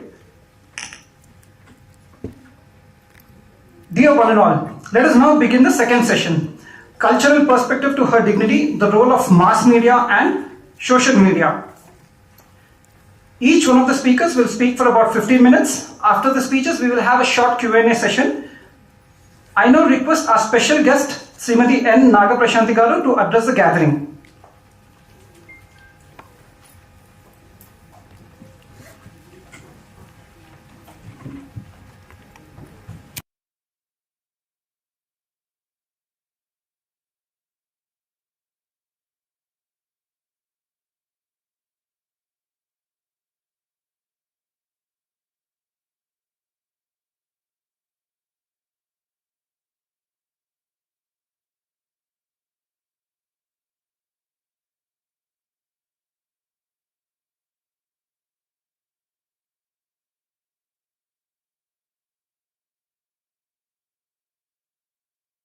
అంటే words ని చాలా పొదుపుగా వాడుకుని ఎదుటి వాళ్ళ దగ్గర నుంచి counters రాకుండా నన్ను నేను కాపాడుకోగలుగుతాను అంతే. సో ఇక్కడ పబ్లిక్ పాలసీ అనేది ఇక్కడ మెన్షన్ చేశారు. పబ్లిక్ పాలసీ అంటే ఏంటో ఇక్కడ ఎవరైనా చెప్పగలుగుతారా? Anybody in any language, any means Telugu, Hindi, English. What is public policy? Policy generated by the government is set up to be utilized and taken advantage to the common person in the society. Yes. అంటే public కి reachable గా ఉండాలి. మనకి చిన్నప్పుడు కథలు విని ఉంటాం మనం. కొంగకి పాయసము ప్లేట్ లో పెట్టడం గాని, నక్కకి పాయసము కూజాలో పెట్టడం గాని చేస్తే ఏమవుతుంది? Not usable. సో మన పబ్లిక్ పాలసీస్ కూడా రీచబుల్ గా ఉండాలి. అంటే ఎండ్ ఆఫ్ ద పీపుల్, ప్రతి ఒక్కరికి ఉపయోగపడేటట్టుగా ఉండాలి. You are all aware that all our public policies are taken from different countries. ఒక్కొక్క పాలసీ ఒక్కొక్క దేశం నుంచి మనం తెచ్చుకొని దాన్ని మనం అడాప్ట్ చేసుకొని దాన్ని ఇంప్లిమెంట్ చేసుకోవడానికి చాలా ప్రయత్నాలు చేస్తున్నాం. True or not? How many are agree? Please raise your hands. We have not adapted. We have prepared, observed all the things, and we have prepared our own. Observed. Yes. Inka ఏమైనా objections? Adapt చేసుకోవడమే కాదు, మేము observe చేసి implement చేయడానికి అనుగుణంగా పెట్టుకుంటున్నామని చెప్తున్నారు. ఇంకా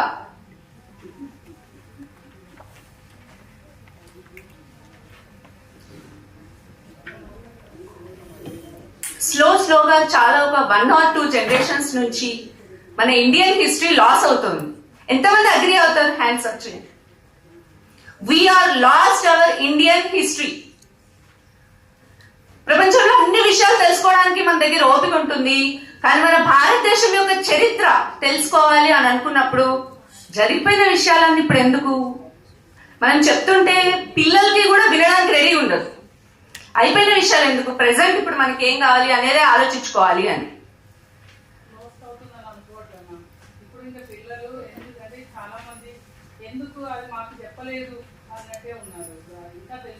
అంటే అవేర్నెస్ స్టార్ట్ అయింది. అవేర్నెస్ కొంచెం స్టార్ట్ అయింది. ఏంటి అంటే అయ్యో తెలుసుకోలేకపోయామే, చెప్పేవాళ్ళు ఉంటే బాగుంటుంది, తెలుసుకుంటే బాగుంటుంది. This is maybe after introduction of IKS. IKS ని ఇంట్రడ్యూస్ చేశాక మేబీ అందరిలో ఆ థాట్ ప్రాసెస్ స్టార్ట్ అయి ఉండొచ్చు. సో ఇప్పుడు మనం ఈక్వల్ ఆపర్చునిటీ గురించి ఏదైతే ఇక్కడ టాపిక్ తీసుకుంటున్నామో, ఈక్వల్ ఆపర్చునిటీ కావాలి. When, how and where it started. ఎప్పటి నుంచి మనకి ఈక్వల్ ఆపర్చునిటీ కావాలి అనే ఆలోచన వచ్చింది? ఎక్కడి నుంచి చెప్పండి.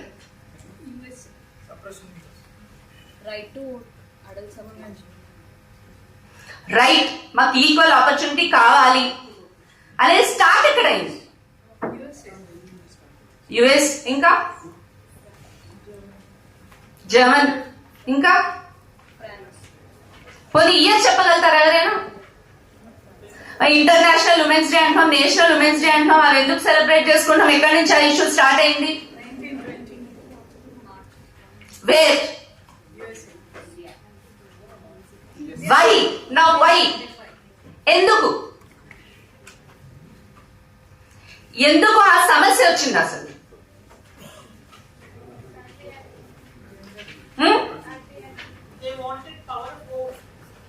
Yes, correct, power of vote. ఎందుకంటే వాళ్ళకి ఓటేసే హక్కు లేదు. ఇంకా ఈక్వల్ వేజ్, ఎందుకంటే వాళ్ళు ఈక్వల్ వేజ్ ఇచ్చేవాళ్ళు కాదు. వాళ్ళందరూ కేక్స్ సెలబ్రేట్ చేసుకుంటే తినడానికి బ్రెడ్ కూడా ఉండేది కాదు. రోడ్ల మీదకి వచ్చి వాళ్ళు ధర్నాలు చేసి రోడ్ల మీద తిరిగి మాకు రైట్స్ కావాలి కావాలి అని అడుగుతే లాస్ట్ కి వాళ్ళకి ఇచ్చింది ఏంటి? ఓన్లీ ఓట్ హక్ మాత్రమే ప్రొవైడ్ చేశారు. ఈక్వల్ వేజ్ కూడా ఇవ్వలేదు. సరే, ఇది ఇష్యూ, ఇదొక సమస్య. ఇప్పుడు ప్రెసెంట్, ఇప్పుడు ఇవి సమస్యలు, ఇష్యూలు ఉన్నాయి. ఇప్పుడు మన దేశంలో కూడా అదే ఉంది అని అనుకుంటే ఈ సమస్యలన్నీ ఎందుకు వచ్చాయి? బిఫోర్ ఇన్వైడర్స్, ఈ అబ్రహం రిలీజియస్ యొక్క ఇన్వైడర్స్ కాకముందు ఇలాంటి సమస్య మన దేశంలో ఉండేదా? ఉంది అనే వాళ్ళు రేస్ చేయండి హ్యాండ్స్. లేదు. కానీ మన కాన్స్టిట్యూషన్ వచ్చాక రైట్స్ అనేవి, freedom of rights, constitution rights లో మళ్ళీ స్టేట్ పాలసీస్ ఇవన్నీ కూడా వచ్చిన తర్వాత మనకి ఆపర్చునిటీ అనే ఒక కేసు, ఆపర్చునిటీ అనే ఒక రైట్ కావాలి అనే ఒక ఏ కేసు నుంచి వచ్చిందంటే ఎయిర్ ఇండియా నుంచి. సమ్ అరౌండ్ 1981 లో ఎయిర్ ఇండియాలో ఎయిర్ హోస్టెస్ అంటే మ్యారేజ్ కాని వాళ్ళని మాత్రమే అక్కడ ఉద్యోగానికి తీసుకుంటాము అని, కేవలం ఆడపిల్లలనే తీసుకొని, మ్యారేజ్ అయితే వాళ్ళు ఇన్ఎలిజిబుల్. సరే, తర్వాత ఒకవేళ వాళ్ళు చెప్పకుండా చేయకుండా మ్యారేజ్ చేసుకొని అబద్ధాలు చెప్తే ప్రెగ్నెన్సీ వస్తే ఇన్ఎలిజిబుల్. అలాంటి సిచ్యువేషన్ లో మాకు కూడా ఒక రైట్ ఉంది, ఇవన్నీ కూడా ఆబ్లిగేషన్స్, ఆడపిల్లలందరికీ కూడా రైట్స్ ఉంటాయి అనేది ఆ కేస్ నుంచి స్టార్ట్ అయింది ఎయిర్ ఇండియా. అట్లాగే మనకు తెలిసింది 1997 లో విశాఖ. మనం ఆపర్చునిటీస్ కి పరిగెడుతున్నాము, మనకి ఉద్యోగాలు వస్తున్నాయి. ఉద్యోగాలు వచ్చిన తర్వాత నుంచి వచ్చే సమస్యలు, సెక్యూరిటీ, సెక్చువల్ హెరాస్మెంట్, వీటికి మళ్ళీ పాలసీస్, కేస్ లాస్ ని బేస్ చేసుకొని పాలసీస్. మనందరికి తెలుసు పాష్ యాక్ట్, ప్రతి ఆర్గనైజేషన్ లో ఉండాలి, క్రష్ ఉండాలి, టాయిలెట్స్ అన్ని ఉన్నాయా లేదా, ఒక కమిటీ ఉంటుంది, కమిటీ ఇవన్నీ చూసుకుంటుంది. ఇవన్నీ ఏంటంటే సమస్యలు వస్తున్న ప్రతిసారి కూడా దాన్ని రీడ్రెస్ చేసుకోవడం కోసం మనం పాలసీస్ లో యాడ్ చేస్తున్నాం. ఒకవేళ మన పబ్లిక్ పాలసీస్ లో ఏన్షియంట్ ఇండియన్ కల్చర్ ప్రకారంగా మన పాలసీస్ ఉంటే, మన పబ్లిక్ పాలసీస్ ఏవైతే అన్ని కూడా మన దేశంలో రీచబుల్ గా ఉంటాయి అని నేను అంటున్నా. దీన్ని ఎంతమంది అంగీకరిస్తారు? Please raise your hands.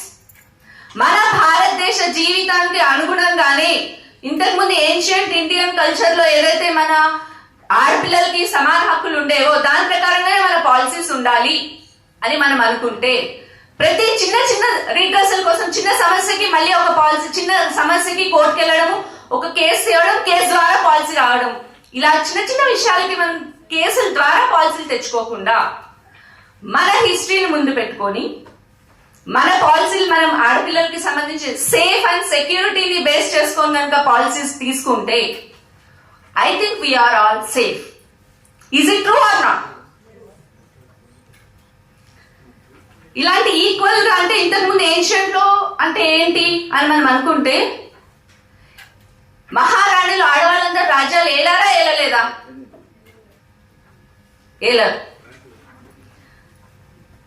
Satyabhama, Kaikeyi వీళ్ళు భర్తలతో పాటు యుద్ధాలకు వెళ్ళారా వెళ్ళలేదా? వెళ్ళరు. అహల్యాబాయి హోల్కర్, ఝాన్సీ లక్ష్మీబాయి, రుద్రమదేవి వీళ్ళందరూ యుద్ధాలు చేశారా చేయలేదా?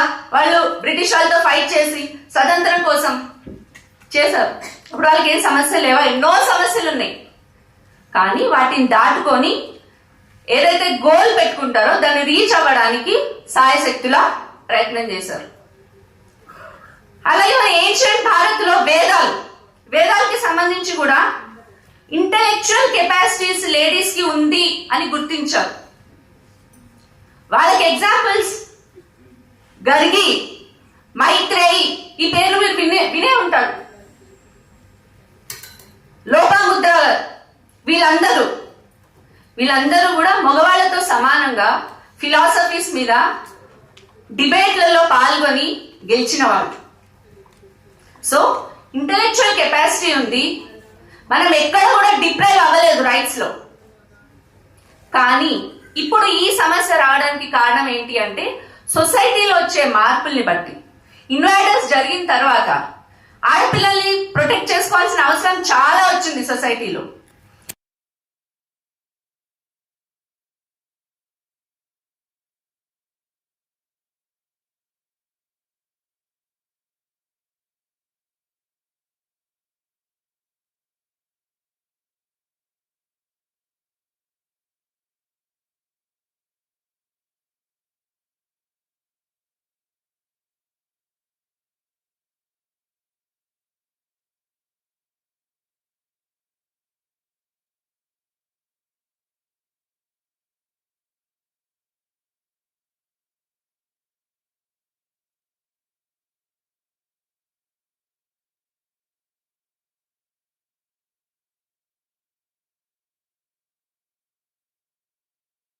పెట్టినవి మాత్రమే. కానీ ఒకవేళ నిజంగానే అలాంటి తప్పులు ఏమైనా జరిగితే మనం వాటిని ఎట్లా సర్దిద్దుకోవాలి అని ఆలోచించాలే తప్పిస్తే ఆ తప్పుల్ని మాత్రమే హైలైట్ చేసి మన మనుగడని స్టాప్ చేసుకోకూడదు ఎక్కడ. సో నాకు ఇచ్చిన లిమిటెడ్ టైం ఇంకా చాలా మంది మాట్లాడాల్సిన వాళ్ళు కూడా ఉన్నారు కాబట్టి so I just stop. And it is a point to think. అంటే ఇప్పుడు నేను చెప్పిన విషయాలు ఏవి కొత్తవి కాదు. ఇది జస్ట్ ఒక డిస్కషన్ పాయింట్. మీరు ఒక ఆలోచన, జరిగిపోయిన విషయాలు, జరగాల్సిన విషయాల్ని మనం మననించుకుంటూ ఫ్యూచర్ పట్ల ఆలోచన కలిగించాలని. ధన్యవాదాలు.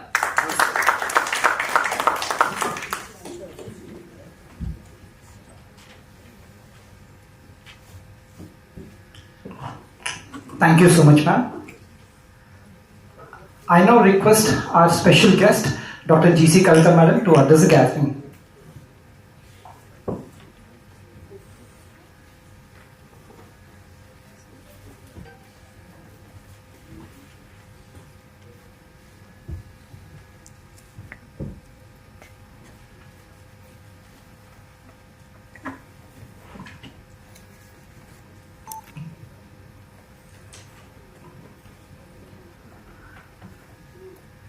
Namaskaram, Shri Gurubhyo Namaha. I respected dignitaries, distinguished guests and my colleagues here. Thank you so much, Naga Prashanti Garu.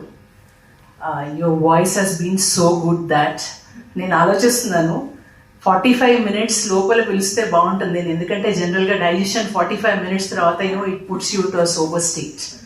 So I was just wondering that Sharat should call me somewhere before 45 minutes such that, at least, I can make some sensible talk here.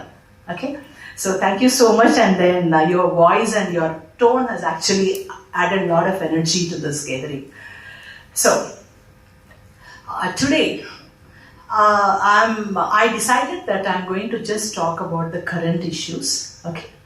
And today, for the first time in my life, I'm carrying a paper with me because it's something more related to a policy. I thought that, I should have some evidences to talk for, unless until I have some evidences, I cannot really go ahead with my talk. I believe that, and I'm sure you all believe that. Every child is born with dignity. Every girl child is born with dignity. Yes or no? Yes. Yeah. The question that is before us is not that if women deserve respect, because the answer is quite self-evident. It's quite self-evident. The real question that arises today is if our homes, our institutions, our media, our digital spaces are doing enough to protect that dignity every single day. This is the talk all about, and this is what we have been discussing since morning. Today, I would like to reflect upon two challenges before us. The portrayal of women in the digital spaces, in the social spaces, and the increasing misuse of social media platforms, and more importantly, what is that we all should be doing together to address it? So what is the solution? What is that we should all be doing together to address the existing problem? If a girl repeatedly, just imagine for some time, okay? If a girl repeatedly happens to see women portrayed as an object, as a commodity, or targets of humiliation, what is she learning about her worth? We all agree, and you all agree, I'm sure about it. Each human being needs sense of worth and self-esteem, which is very, very important for the growth of a person.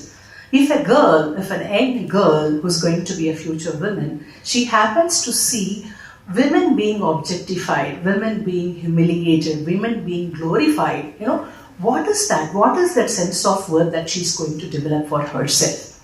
And what is that a boy is going to learn the respect from? What is he going to learn about respecting a woman? Okay, so freedom of expression is definitely very, very important. But freedom of expression cannot be normalized to disrespect. One cannot normalize the disrespect. Okay, so but here, what is happening currently? Let us try to understand. The rise of technology has created a new problem for women. Okay. New problem for women. Many women today hesitate to post their pictures online, and we often keep hearing from people, don't post it online for safety. Okay, so I ask you a very simple question. Okay, when a woman stops expressing herself online because she fears misuse of her image, tell me one thing, have we really empowered her? Have we really empowered her? We've been talking about how to protect a woman, how do you protect yourself, and how do you not expose yourself. When we talk about the true empowerment is wherein she has the right and she gets the space and she gets the time and energy to put herself as she is, where she is given or being given the dignity that she totally deserves. Okay, so a society does not really become unsafe for a woman overnight. It becomes unsafe only when the disrespected is normalized in day-to-day situations in small ways on a day-to-day basis. Do you all agree with me or not on that? Did I make sense till now? Right? Okay, so thank you. So a society becomes safer for women not merely when it punishes the disrespect, but when it stops normalizing the disrespect. And how do we showcase the disrespect currently? We showcase the disrespect in the form of language, in the form of humor, in the form of entertainment, in the form of advertisement, in the form of the commercial products that come in the market. Okay, there is a disrespect behind. There is a disrespect behind. Why should a woman be only fair? What's wrong if she's dark? What's wrong if she's fat? What's wrong if she's not looking good? What's wrong if she's not educated? What's wrong if it's not that? So we have been normalizing the disrespect in various forms, and that has been quite normalized, and we have become so habituated to that we don't even realize that we've been kind of disrespecting the women. That's exactly what is happening, okay? So, and this is something I strongly believe in, okay? So every act of violence begins as an idea. Okay? And every idea begins as a repeated exposure. When the idea keeps repeating, when the idea becomes concrete, the idea starts getting implemented when there is a repeated exposure of it. And that's the reason why I firmly believe, as a child rights activist, I firmly believe that prevention definitely does matter. Prevention does matter. So today my focus would be on what is that we can do. What are the policies that should be included? What are the various parameters that need to be a part of the policies such that we can focus on prevention as the core criteria? Okay, and today if you notice, a lot of YouTubers, a lot of content creation. Let me be very honest with you. The problem is with the content creation, but the bigger problem is with the content amplification. You understand? There is a video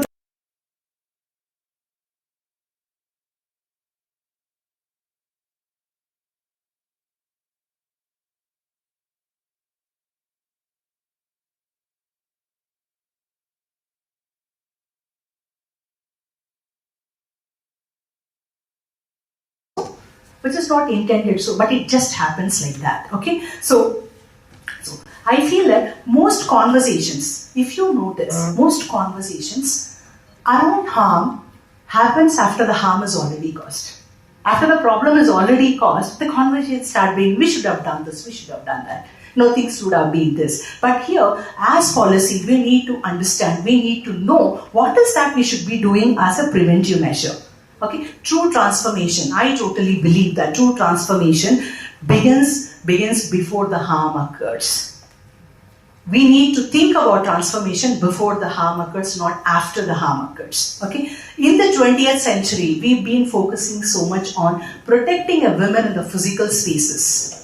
In the 21st century, apart from the physical spaces, it is very, very important that we need to think about, we need to create policies to understand how do we really protect the women in the digital spaces. Here, more than the physical space, the digital space is playing quite a pivotal role here. Okay, so let us understand, let me get into a bit of psychology here. What exactly causes this disrespect? Why do people behave in a wrong way? Why are people so obsessed in disrespecting another human being? Let us try to understand. The first most important thing, the inner child traumas that they have developed during the childhood. Because every child, I call it the spiritual needs. Every child needs 4 needs. First is love. And second is safety. When I say safety, I'm talking about the emotional safety. The third is appreciation. We tend to talk and highlight and exaggerate a lot of negative things that we don't really focus on the positive things that a child does. And let me be very honest with you. Jeevitanlo chala positive things untai. Major milestone negative things are very few in number. Okay, the child is happy. Is that not a reason to be more happy about? Can there be a better reason when your child is coming back home happily without any issue? That itself can be a big, and you are alive to see the next day. Can that not be a reason to be happy about? Okay, but we are so much hardwired to see the negative things, and because we always focus on the negative things, there are inner child traumas that are developed in the children. And when the adult grows, when the child becomes an adult, that manifests into an emotional dysregulation. We call about depression, we call about various mental health issues, we call about anxieties, we call about domination, we call about people pleaser. We think that people pleaser ante villandariki manchivadu. That's not manchi. There is a problem there. Okay? People pleasing is also a problem. We call about perfectionist. People claim that I am a perfectionist. Honestly, let me tell you, being a perfectionist is also a trauma. It's also a trauma. Okay? So there are so many traumas, and there is no human being in this world who doesn't have a trauma. Because we are not trained in parenting. Okay, parenting generally the way it happens is the way we have been groomed by our parents. We try to imitate it if you are inspired by it. Probably from a serious note, let me just give a joke. A gentleman had 2 sons. Okay, these 2 grew up, and that gentleman was a drunkard. He was a drunkard and highly irresponsible person. He had 2 sons, and one son grew up to be a very successful entrepreneur, and the other son grew up to be a drunkard again. Okay, a journalist came and asked him, "What is the reason for your success?" He says, "My father." He goes to the second son. He asks him, "What is the reasons for this?" He says, "My father." You understand? So whether somebody has influenced you, whether somebody made you feel that this is not right for me, this is not okay for me, okay? It all depends upon what kind of influence the parent had on you. So we are not trained in parenting. We don't take up classes. There is no ideal parenting way because our situations are different. All the situations, we have a lot of variables in our day-to-day existence. Okay, so the situations are different. So because of which the inner traumas are formed in the children. They are formed in the children. So when there is an inner trauma, it impacts the behavior. It impacts the behavior. So if we have to understand why disrespect is created, why a person disrespects the other person, we need to know that there is this emotional dysregulation. There is a hyperactive nervous system. There are inner child traumas. There are exposure to the degrading content. The content that shows the relationships can be destroyed, the child learns that, the child imitates that, okay? And the lack of empathy, this is something that we teach unconsciously. We say that, "Needikara petko, evariki yaddu." Don't share the things. Needikara petko, competitive, because we've been training children to be more competitive in this world. Okay, so there is a lack of empathy that's being developed and lack of healthy role models and unregulated digital consumption. The moment the child is just months old, we just give away the tab because we want to feed the child. The child keeps seeing, so you keep stuffing. The child doesn't even know what the child is eating. Okay, so therefore, prevention has to begin. More than the policy, the prevention has to begin with the families. It has to begin with the schools. It has to begin with the communities. It has to begin with the media literacy. So when a girl opens a phone, when she walks through a marketplace, when she enters a classroom, when she watches a screen, she should encounter a society that reminds her of her self-worth. She should not be negotiating her self-worth when she says, "Oh, can this happen to a woman? Can I think like that?" Okay? She should not be negotiating her self-worth. She should experience her self-worth. That's very, very important. Okay? So I propose, this is where the Sharat probably called me for that. So I propose a 4P practical prevention framework that can be adopted, that can help the safety of a woman in the physical and the digital spaces. The first, out of the 4P, the first one is the prevention. When I say prevention, the gender sensitivity in the schools has to be increased, along with teaching the subjects, the academic subjects. We are talking about how to behave when nobody is physically watching them. We don't want discipline just to be in presence of people. Even without the presence of people, it is very, very important that children know, women know, girls know, boys know how to behave even when nobody is watching them. When nobody is watching them. That is the true change that we are expecting. Okay? And then consent. One should know, without consent of the other person, you just can't do something as you wish. There has to be a consent which is mandatory. And then before a large scale promotion of a content, it's very, very important that we become conscious. Is this particular content reducing a woman to her body parts? Is it actually glorifying the abuse? Is it normalizing the humiliation? It's very, very important before we post a content on the media. It's very important if these 3 categories are being fulfilled. If they are fulfilled, it has right to move ahead. If it is not fulfilled, generally we go with only censoring that thing. Censoring will not bring a change in the society. Censorship never brings a change in the society. It brings a little of a change because you are not really changing the person. You are only avoiding, you are keeping it ahead and you say, "No, this is not needed. I can't put this," you are hiding it again. Okay, censorship, more than the censorship, I think it is very, very important that we need to teach the responsible presentation for the women, for the people who do all these things in the society. Okay, society changes just not by restricting the harmful content, but also by rewarding the positive content. The second piece, the platform responsibility. The first is the prevention.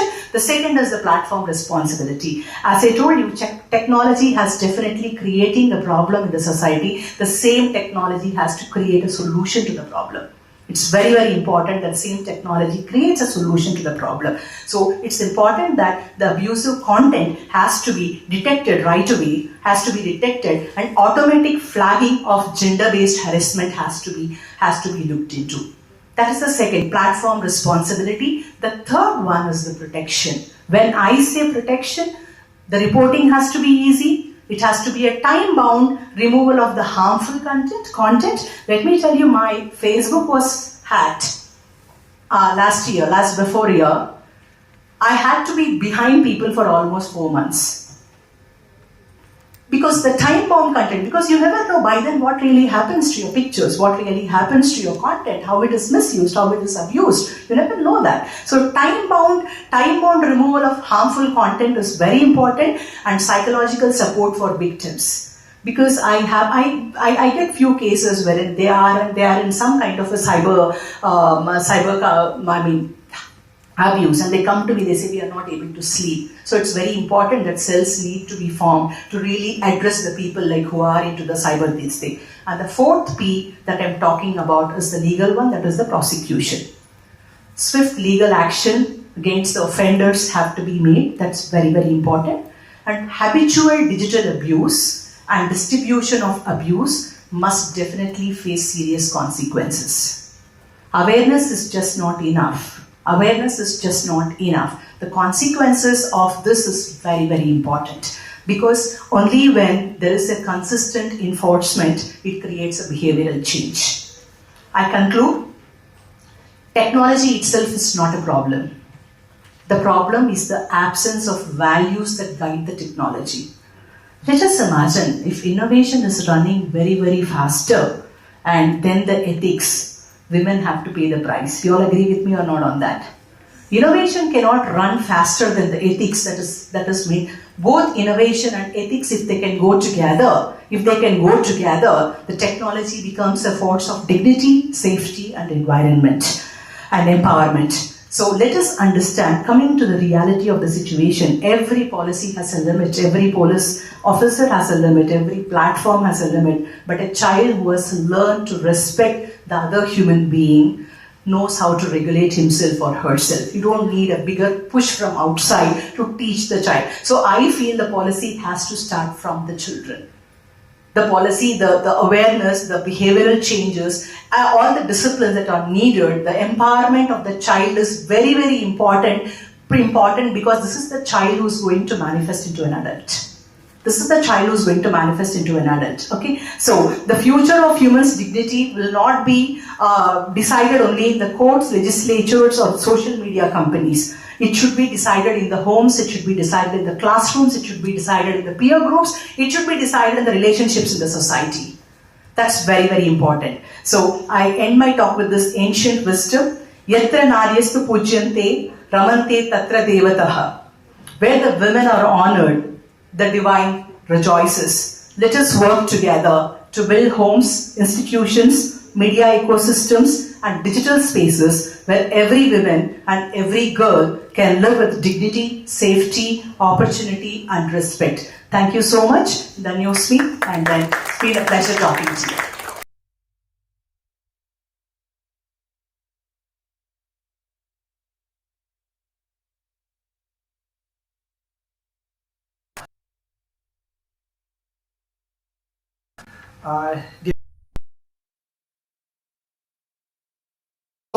The psychological perspective to this issue is so important because if we take the context, the role of mass media and social media, if we take the context, today the reach of smartphones is penetrating into the rural areas. Almost everybody has a smartphone, and the internet, everybody has the internet.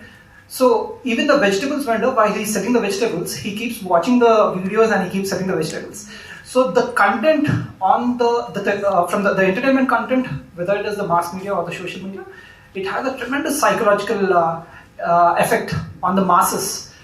It is not just entertainment, it is massive propaganda of social messages. So in this sense, I think Kavita Madam's address was so important. Thank you once again, ma'am. I now request our special guest, Srimati Dr. J.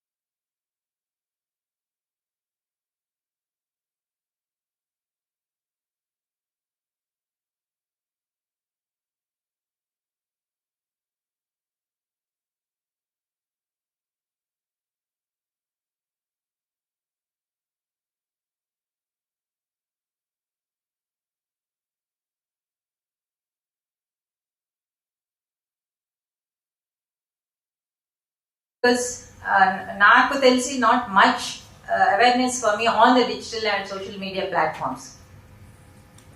కానీ వాళ్ళకు ఉన్నటువంటి అవగాహన మనకి లేదు. And what is that they are required, వాళ్ళకు ఉన్నటువంటి ఇప్పుడు సమాజంలో ఉన్నటువంటి సోషల్ స్టేటస్లో, సోషల్ కండిషన్స్లో వాళ్ళు ఏమో ఎక్స్పెక్ట్ చేస్తున్నారు, వీటిని మనం అర్థం చేసుకోగలగాలి. And how to really put a kind of I don't say restriction, but really understanding it and try to go with the process is very important to know. And as we all know, next slide. The positive developments are absolutely wonderful in the country that we owe to the policies and to the kind of frameworks. So many things happened for women, but along with that, the challenges that we have, the physical and sexual violence especially, these are statistics given by NCRB. And married before, this is child marriage problem that is still even in the multi the metropolitan city lo kuda, in the middle of the urban area like this, we have almost monthly 2 to 3 cases manaki child marriages schools nunchi vastu untayi, in spite of well qualified. Most of you are from NGOs and you also know it, like how it's really happening. And of course the representation is also in the policy making, it is being increased from time, but these are the persistent challenges we need to address. And I also try to look into the research. What does research really speak about this social media influence? And I came to 4 to 5 articles which are done by educators and researchers. It really gives us a very, ante meer cheppina points annitiki kuda oka validation research cheptondi, that the perception that is taken by the societal members is absolutely given by the social media and mass media. So madam cheppinattu oka పిల్లలు మనలాంటి వాళ్ళు పెద్దవాళ్ళు expose అయితే we have our own discretion, but children don't have the discretion to know what is right and what is wrong. So the objectification, commodification, these are few of the research things that has told us about the findings, that we have to be more vigilant and critical consumers of media. So ఏం చూస్తున్నాం, ఏమి consume చేస్తున్నాం, దాని నుంచి తెలుసుకోవడానికి కూడా మనకి research చాలా సపోర్ట్ చేస్తుంది. We have 2-3 papers which I just wanted to, how they have portrayed the objectification and demeaning portrayals of the women in the public media processes. So we have the both positive and negative aspect. So what should we do for this? Next. So ఇప్పుడు ఇచ్చినటువంటి వీటి లోపల మనకి how the media is really looking at these aspects అని చూస్తే, and these are some I should say that a brief content of what it should actually see. So ikkada native culture and history kanda I absolutely agree with Madam Prashanti garu. The next slides will give you some pictures which represent our own nativity in the Indian system, that how we have, and how do we gain the respect, how are we respected, how are we dignified in the earlier stages. The decision making ee roju unnatuvanti colonial model tarvata manam we are still trying to find our own existence in the Indian system. So this talks about the decision making was there from the earlier periods, education was there from the earlier periods. The history is a validating aspect, that the right interpretation of history will give us so many success stories that we can really catch hold to promote the native culture and history. So next are also a few pictures which talked about the and previous slide. I just my absolutely the agreement with Prashanti garu is bringing the Indian knowledge systems into the picture. So next slide you have on IKS. Yeah, IKS slide. Koncham first inkoka. Yeah, this is something IKS in modern media. In cultural preservation lo chaala manchi meeku chusinattaithe COVID time lo kanivandi veetlo the kind of portrayal and how art has been really come out, and that is a true expression in the Indian media. So balancing the tradition and modernity, and how we can really promote this kind of aspects. Next slide. Religious beliefs kuda, we have gender based violence lot much, as madam has rightly given us so many examples of gender based violence that is happening on the OTT, digital platforms. So how these the IK's solution for this, the previous slide, IK's solution for this, next, yeah, this is dharma-centered content. What we are supposed to do is, media content should align with dharmic principles that emphasize respect, dignity and spiritual growth. Because spirituality is not something which can be acquired after 60s. The Indian tradition or the Indian Bharatiya Parampara, Jnana Parampara will give us from the beginning, from starting from your stage of Brahmacharya, education stage, to how you will gain your spirituality from stage wise, from your Varnashrama dharmas. So community wisdom integration, this is another aspect, what I was talking about, the collective consciousness. A single person or a policy or people cannot do this kind of mass transformation. The transformation should happen at every level and every person. The community wisdom integration. Traditional community knowledge systems can inform ethical guidelines. But this small group has so many ethical guidelines. Madam has given us 4P approach. So that is very important. These are IKS based solutions. Next, for education system. This is a very important aspect that the digital education divide and technology facilitated challenges. Here also we have, that's exactly we have to rely on the new education policy, which is promoting the idea of holistic education. Education is not just for the cognitive level, but it is for both your emotional and spiritual level. That exactly, and you have a very indigenous pedagogy of, Shakti-based empowerment. The women in the Indian system are revered. And they are being revered. So the concept of feminine power to inspire confidence and capability. So your content has to be, this is a takeaway for the multi-stakeholders. These are IKS based solutions, and of course when you come to the popular media, cinema and OTT revolution has given us so many things, and artistic stereotypes ippadaka discuss chesaru. Ella manam portray chustunam manu different platforms lo kanivandi, social media lo kanivandi, the influence పేరుతో జరుగుతున్నటువంటి మోసాలు కానివ్వండి, so many things which are happening, and we have so many unconventional narratives. That content needs to be somewhere prevented. There should be a check also. The diverse women narratives. So ఏది correct ఏది wrong అనే దానికి మనకి చాలా పెద్ద confusion. మనకి ఇంత age లో ఉండి కూడా మనం ఒక్కొక్కసారి we get influenced by the kind of narrative given. That's very important to look into this expression, and media is having a major role in this, please.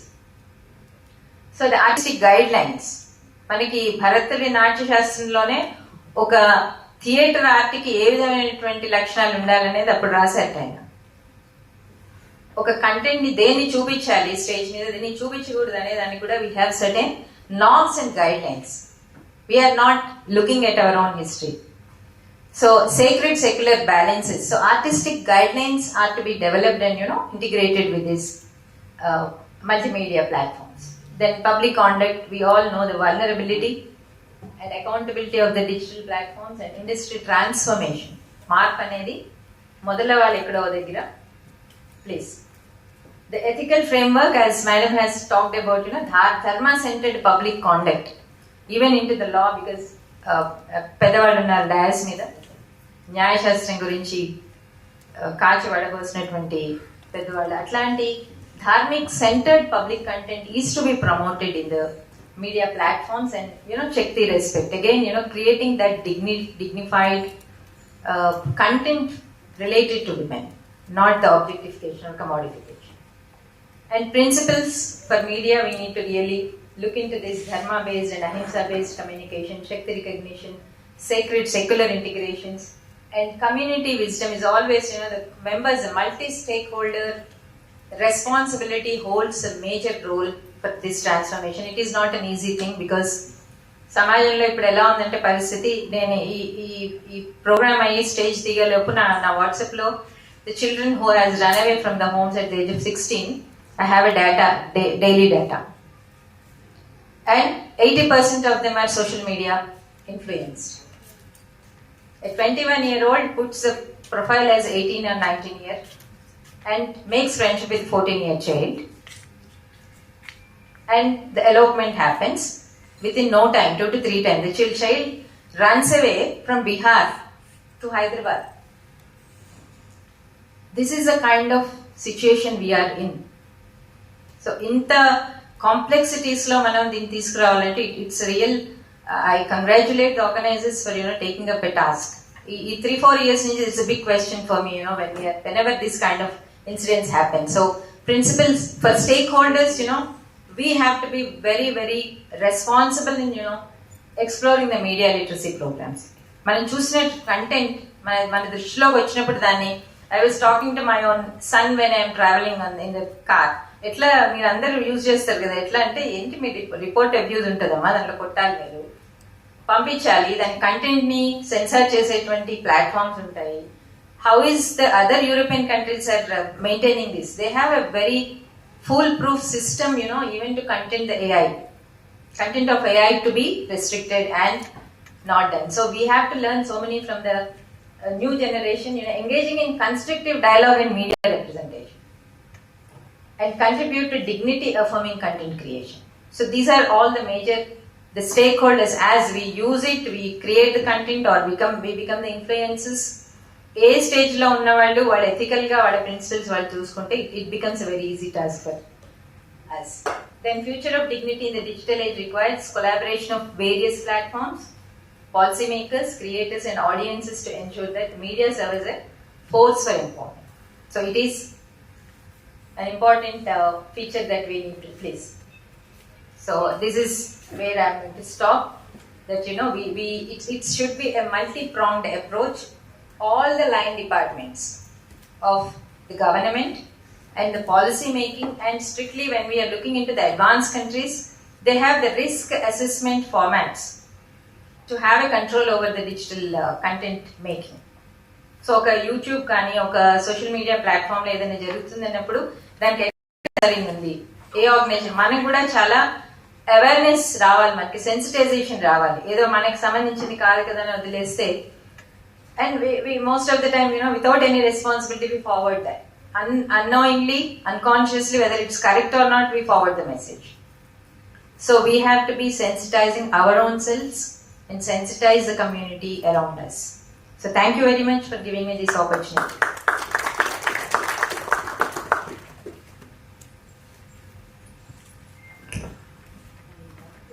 A clear message for dharma-centric way of life and dharma-centric media content.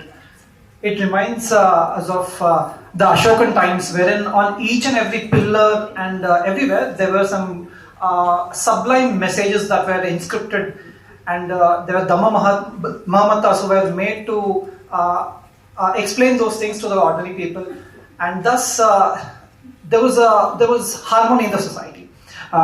Dear Lalita ma'am, thank you so much for your wonderful presentation. I now request our distinguished guest, Justice L. Narasimha Reddy Garu, to address the gathering.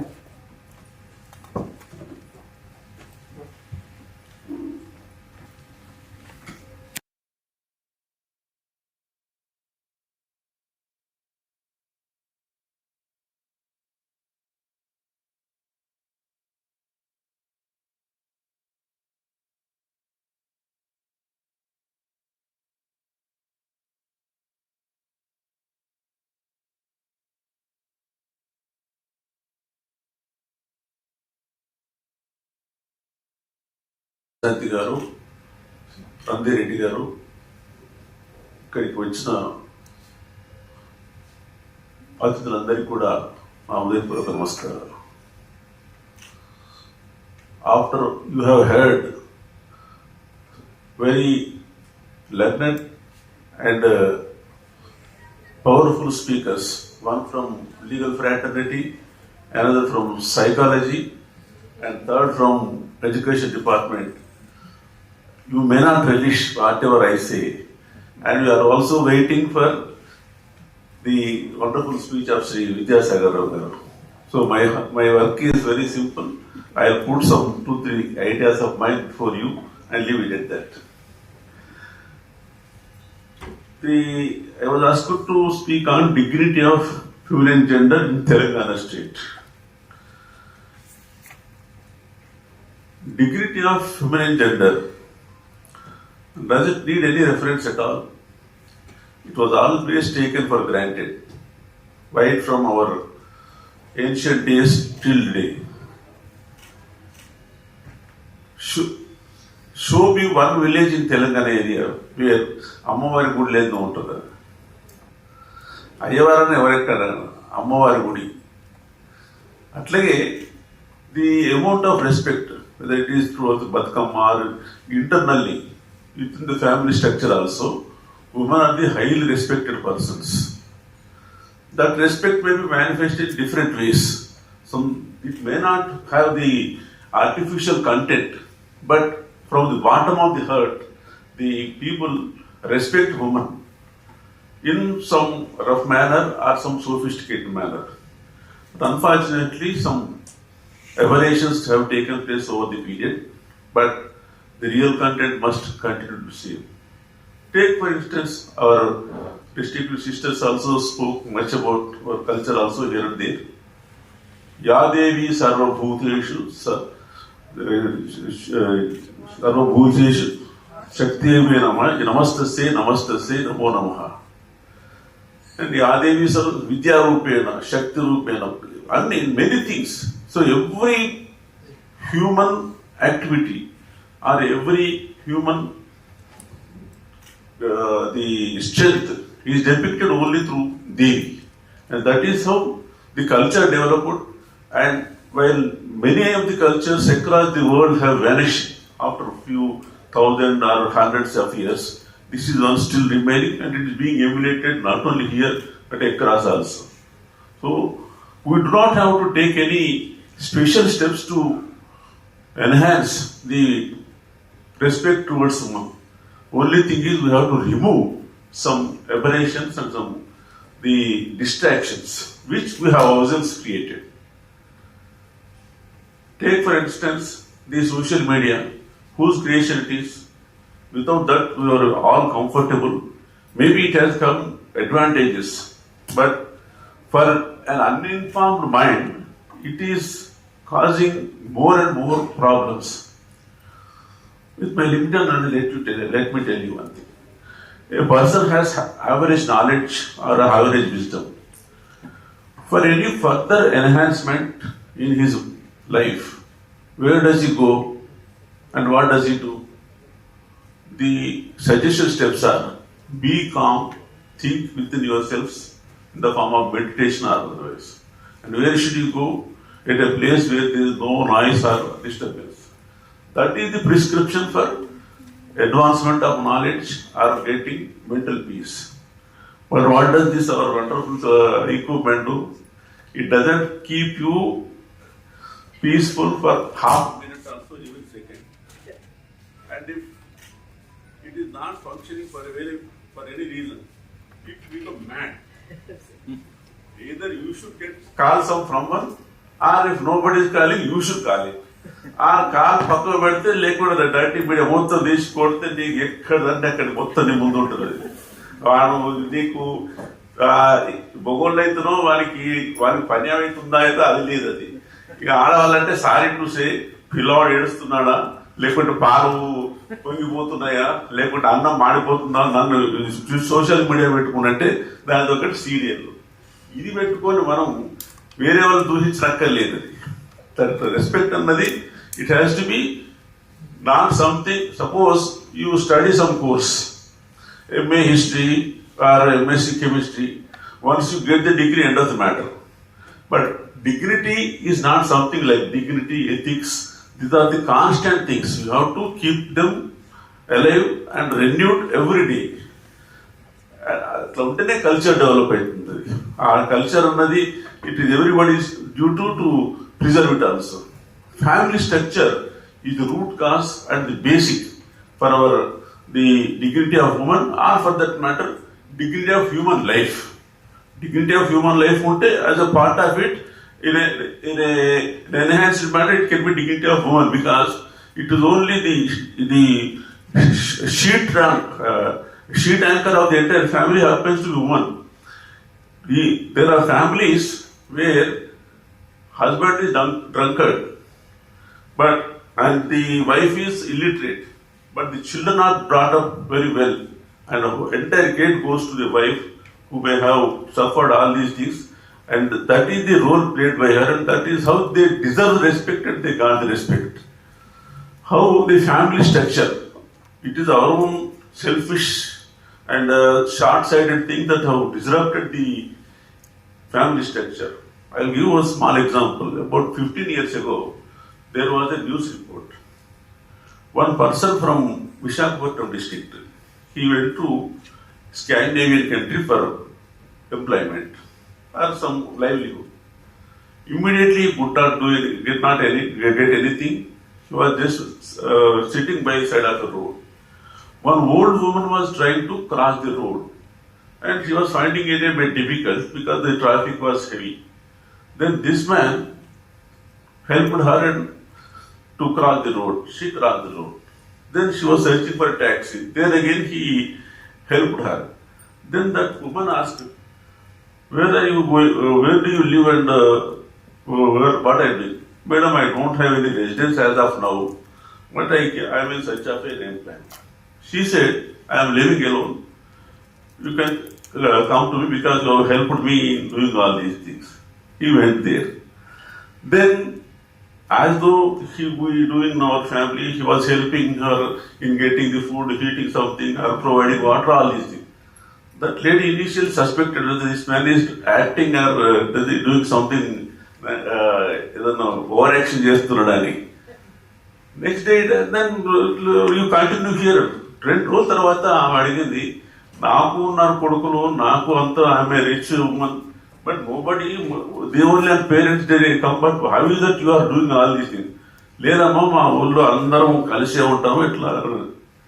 వీడేదో నాకు gas కొడుతున్నాడు అనుకోని ఆమె ఏం చేసింది, సరే వాడికి ఏమో ఉద్యోగం అంతా ఇచ్చిన తర్వాత she came all the way to India to see whether such things happen at all, because she was otherwise rich and comfortable, but whether there is anything like this, persons living together beyond some time అని. వచ్చేసరికి ఇంట్లో వాడి నాయనమ్మ, అమ్మమ్మ, వీళ్ళ అక్కలు చెల్లెళ్ళతో గూడు గుంపడం అంతే ఉంటుంది. ఆమె చూసి ఏంటిది అంతా అంటే, "లేదమ్మా, ఇది మా ఫ్యామిలీ, ఇది అదే గుడిసే బాగున్నాను." అక్కడ కూడా నమ్మలే. ఇంకా వీడు నేను వచ్చిందని అరేంజ్ చేస్తుండొచ్చు వీడు డ్రామా.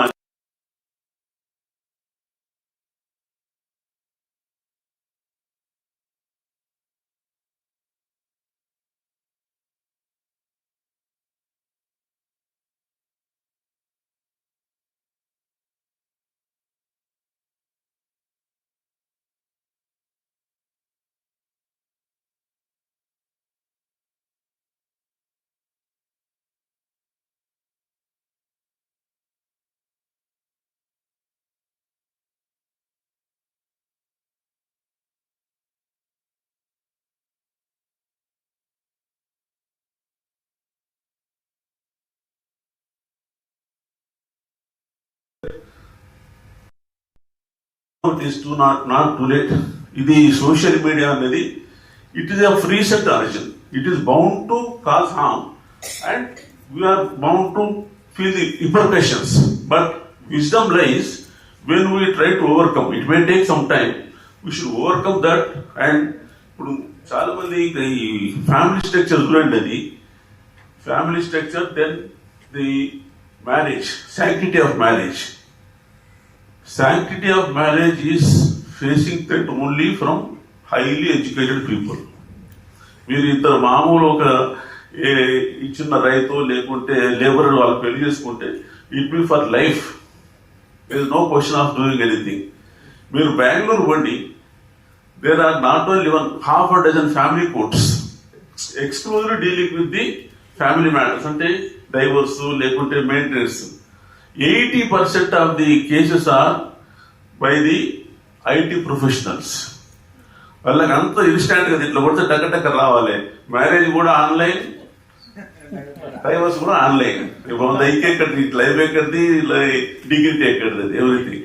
అది ఎంత వీళ్ళు ఎంత పెద్ద మొనగాళ్ళు అనుకుంటారు ఐటీ ప్రొఫెషనల్స్. వాళ్ళు ఎవడో మిస్chievous ఫెల్లో ఒక అమ్మాయి ఫోటో పెట్టి లెటర్స్ మ్యారేజ్ అంటే వీడు ఆన్లైన్ అనే వీడు లక్షల కొద్ది వీడిస్తూ ఉంటాడు, అమ్మబోతే తీర ఎమర్జెన్సీ అంటే అంటారు. అక్కడ ఉన్నది అమ్మాయి కాదు, వీడు అబ్బాయి ఎవడు దొరుకుతుంది అంటే తెలియదు ఎక్కడ పోయింది అది.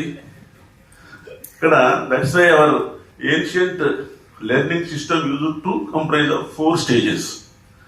First is information, second is knowledge, third is wisdom, and fourth is emancipation. So information, you will have tons and plenty of information. All that is not useful.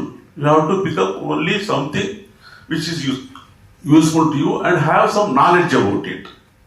ఇప్పుడు బజార్లో ఎన్నో ఉంటాయి, ఎన్ని కత్తులు, కత్తిపీటలు, గుడ్డలు, కర్రలు అన్ని. నీకు కావాల్సింది కత్తి తీసుకున్నావు. ఆ కత్తి గురించి కూడా నాలెడ్జ్ అంటే అది ఎంత పొడుగు ఉండాలి, నీ ఉపయోగం ఏంటిది, దాని షార్ప్నెస్ ఎంత ఉండదు, దట్ ఈస్ నాలెడ్జ్.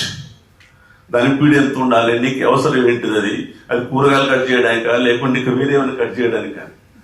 నాలెడ్జ్ తర్వాత అక్కడితో ఆగదు. అది wisdom, when to use, where to use, how to use. అక్కడ ఆ నాలెడ్జ్ ఉంటేనే లేకుంటే నువ్వు కూరగాయల కొని తెచ్చిన కత్తి అది మర్డర్ చేయడం కూడా పనికి వస్తుంది. అది అక్కడ విజ్డమ్ లేకపోతే, విజ్డమ్ దెన్ కమ్స్. ఇవన్నీ చేసేందంటే అల్టిమేట్ ఇమాన్సిపేషన్.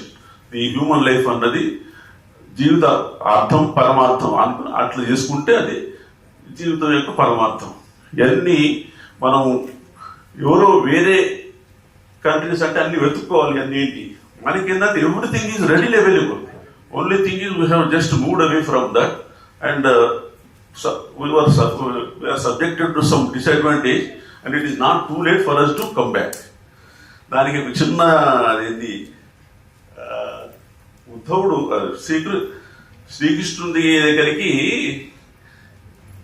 వాళ్ళు ద్వారకా పోతారు. శ్రీకృష్ణుడు గోపికలందరూ మేము ఉండలేకపోతున్నాం, అదంతా ఏంటి అని వాళ్ళు ఎక్స్పెక్ట్ చేస్తుంటే ఉద్ధవుడిని పంపుతాడు. అది లేదమ్మా, మీరు కూడా ఆత్మస్థైర్యంతో ఉండాలా అదంతా. వాళ్ళు అంటారు, అది చూడు మనిషి లైఫ్ ఎట్లాంటిదంటే పడవ మీద పోయే పక్షి లాంటిది. పడవ పోతుంటుంది, దాని మీద పక్షి ఉన్నది. అది ఆ పక్షి అప్పుడప్పుడు చదువు ఏ ఊరికి నీళ్లు పడవ వీడు నడిపి ఎంత కాసేపు ఎగురొద్దాంలే అని పోతుంది. అది పోయేసరికి ఎక్కడ పోయిన నీళ్ళే, మళ్ళీ వాళ్ళు దాంట్లో ఏం లేదు. అది తిరిగి తిరిగి తిరిగి మళ్ళీ పడవ ఇంటికే రావాలి. మా బ్రతుకు కూడా అంతే. మేము కృష్ణుడిని అనుకున్నాం కదా, ఆయన విడిచి ఎక్కడెక్కడికి పోయినా మళ్ళీ అడిగే వస్తుంది ఆ డ్రెస్ కేర్ ఆఫ్ అడ్రస్ అని.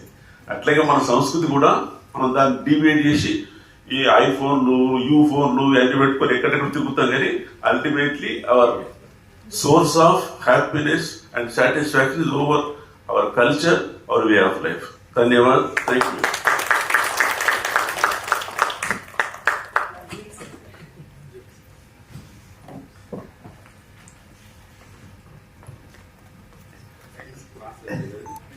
లేదు సార్, ధన్యవాదాలు సార్. సార్ స్పీచ్కి ఒక సారం ఏంటంటే వివేకం అని అర్థమైంది. అయితే thank you so much sir. It was so interesting and very lively. Subject ఎక్కువ తెలియదు కాబట్టి gas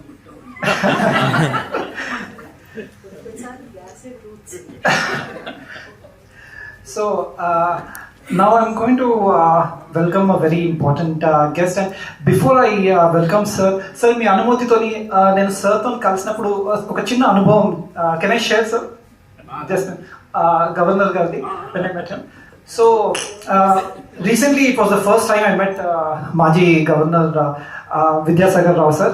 So I was told that he's a very old he's quite a very senior person, quite aged like that. But when I went there, I was surprised. He doesn't look old at all, actually. He was quite gambhiranga, gentle. So it was a very distinctive experience that I had with sir. So, sir, on this note, I now request our chief guest, CH Vidyasagar Rao garu, to address the gathering.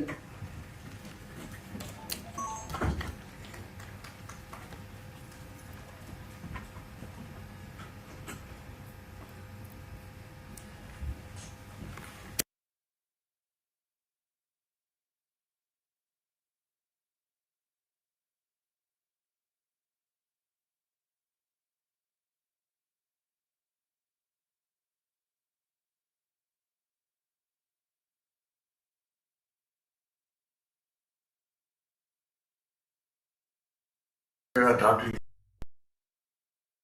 of course, he's an English professor. He showed entire his ability and knowledge.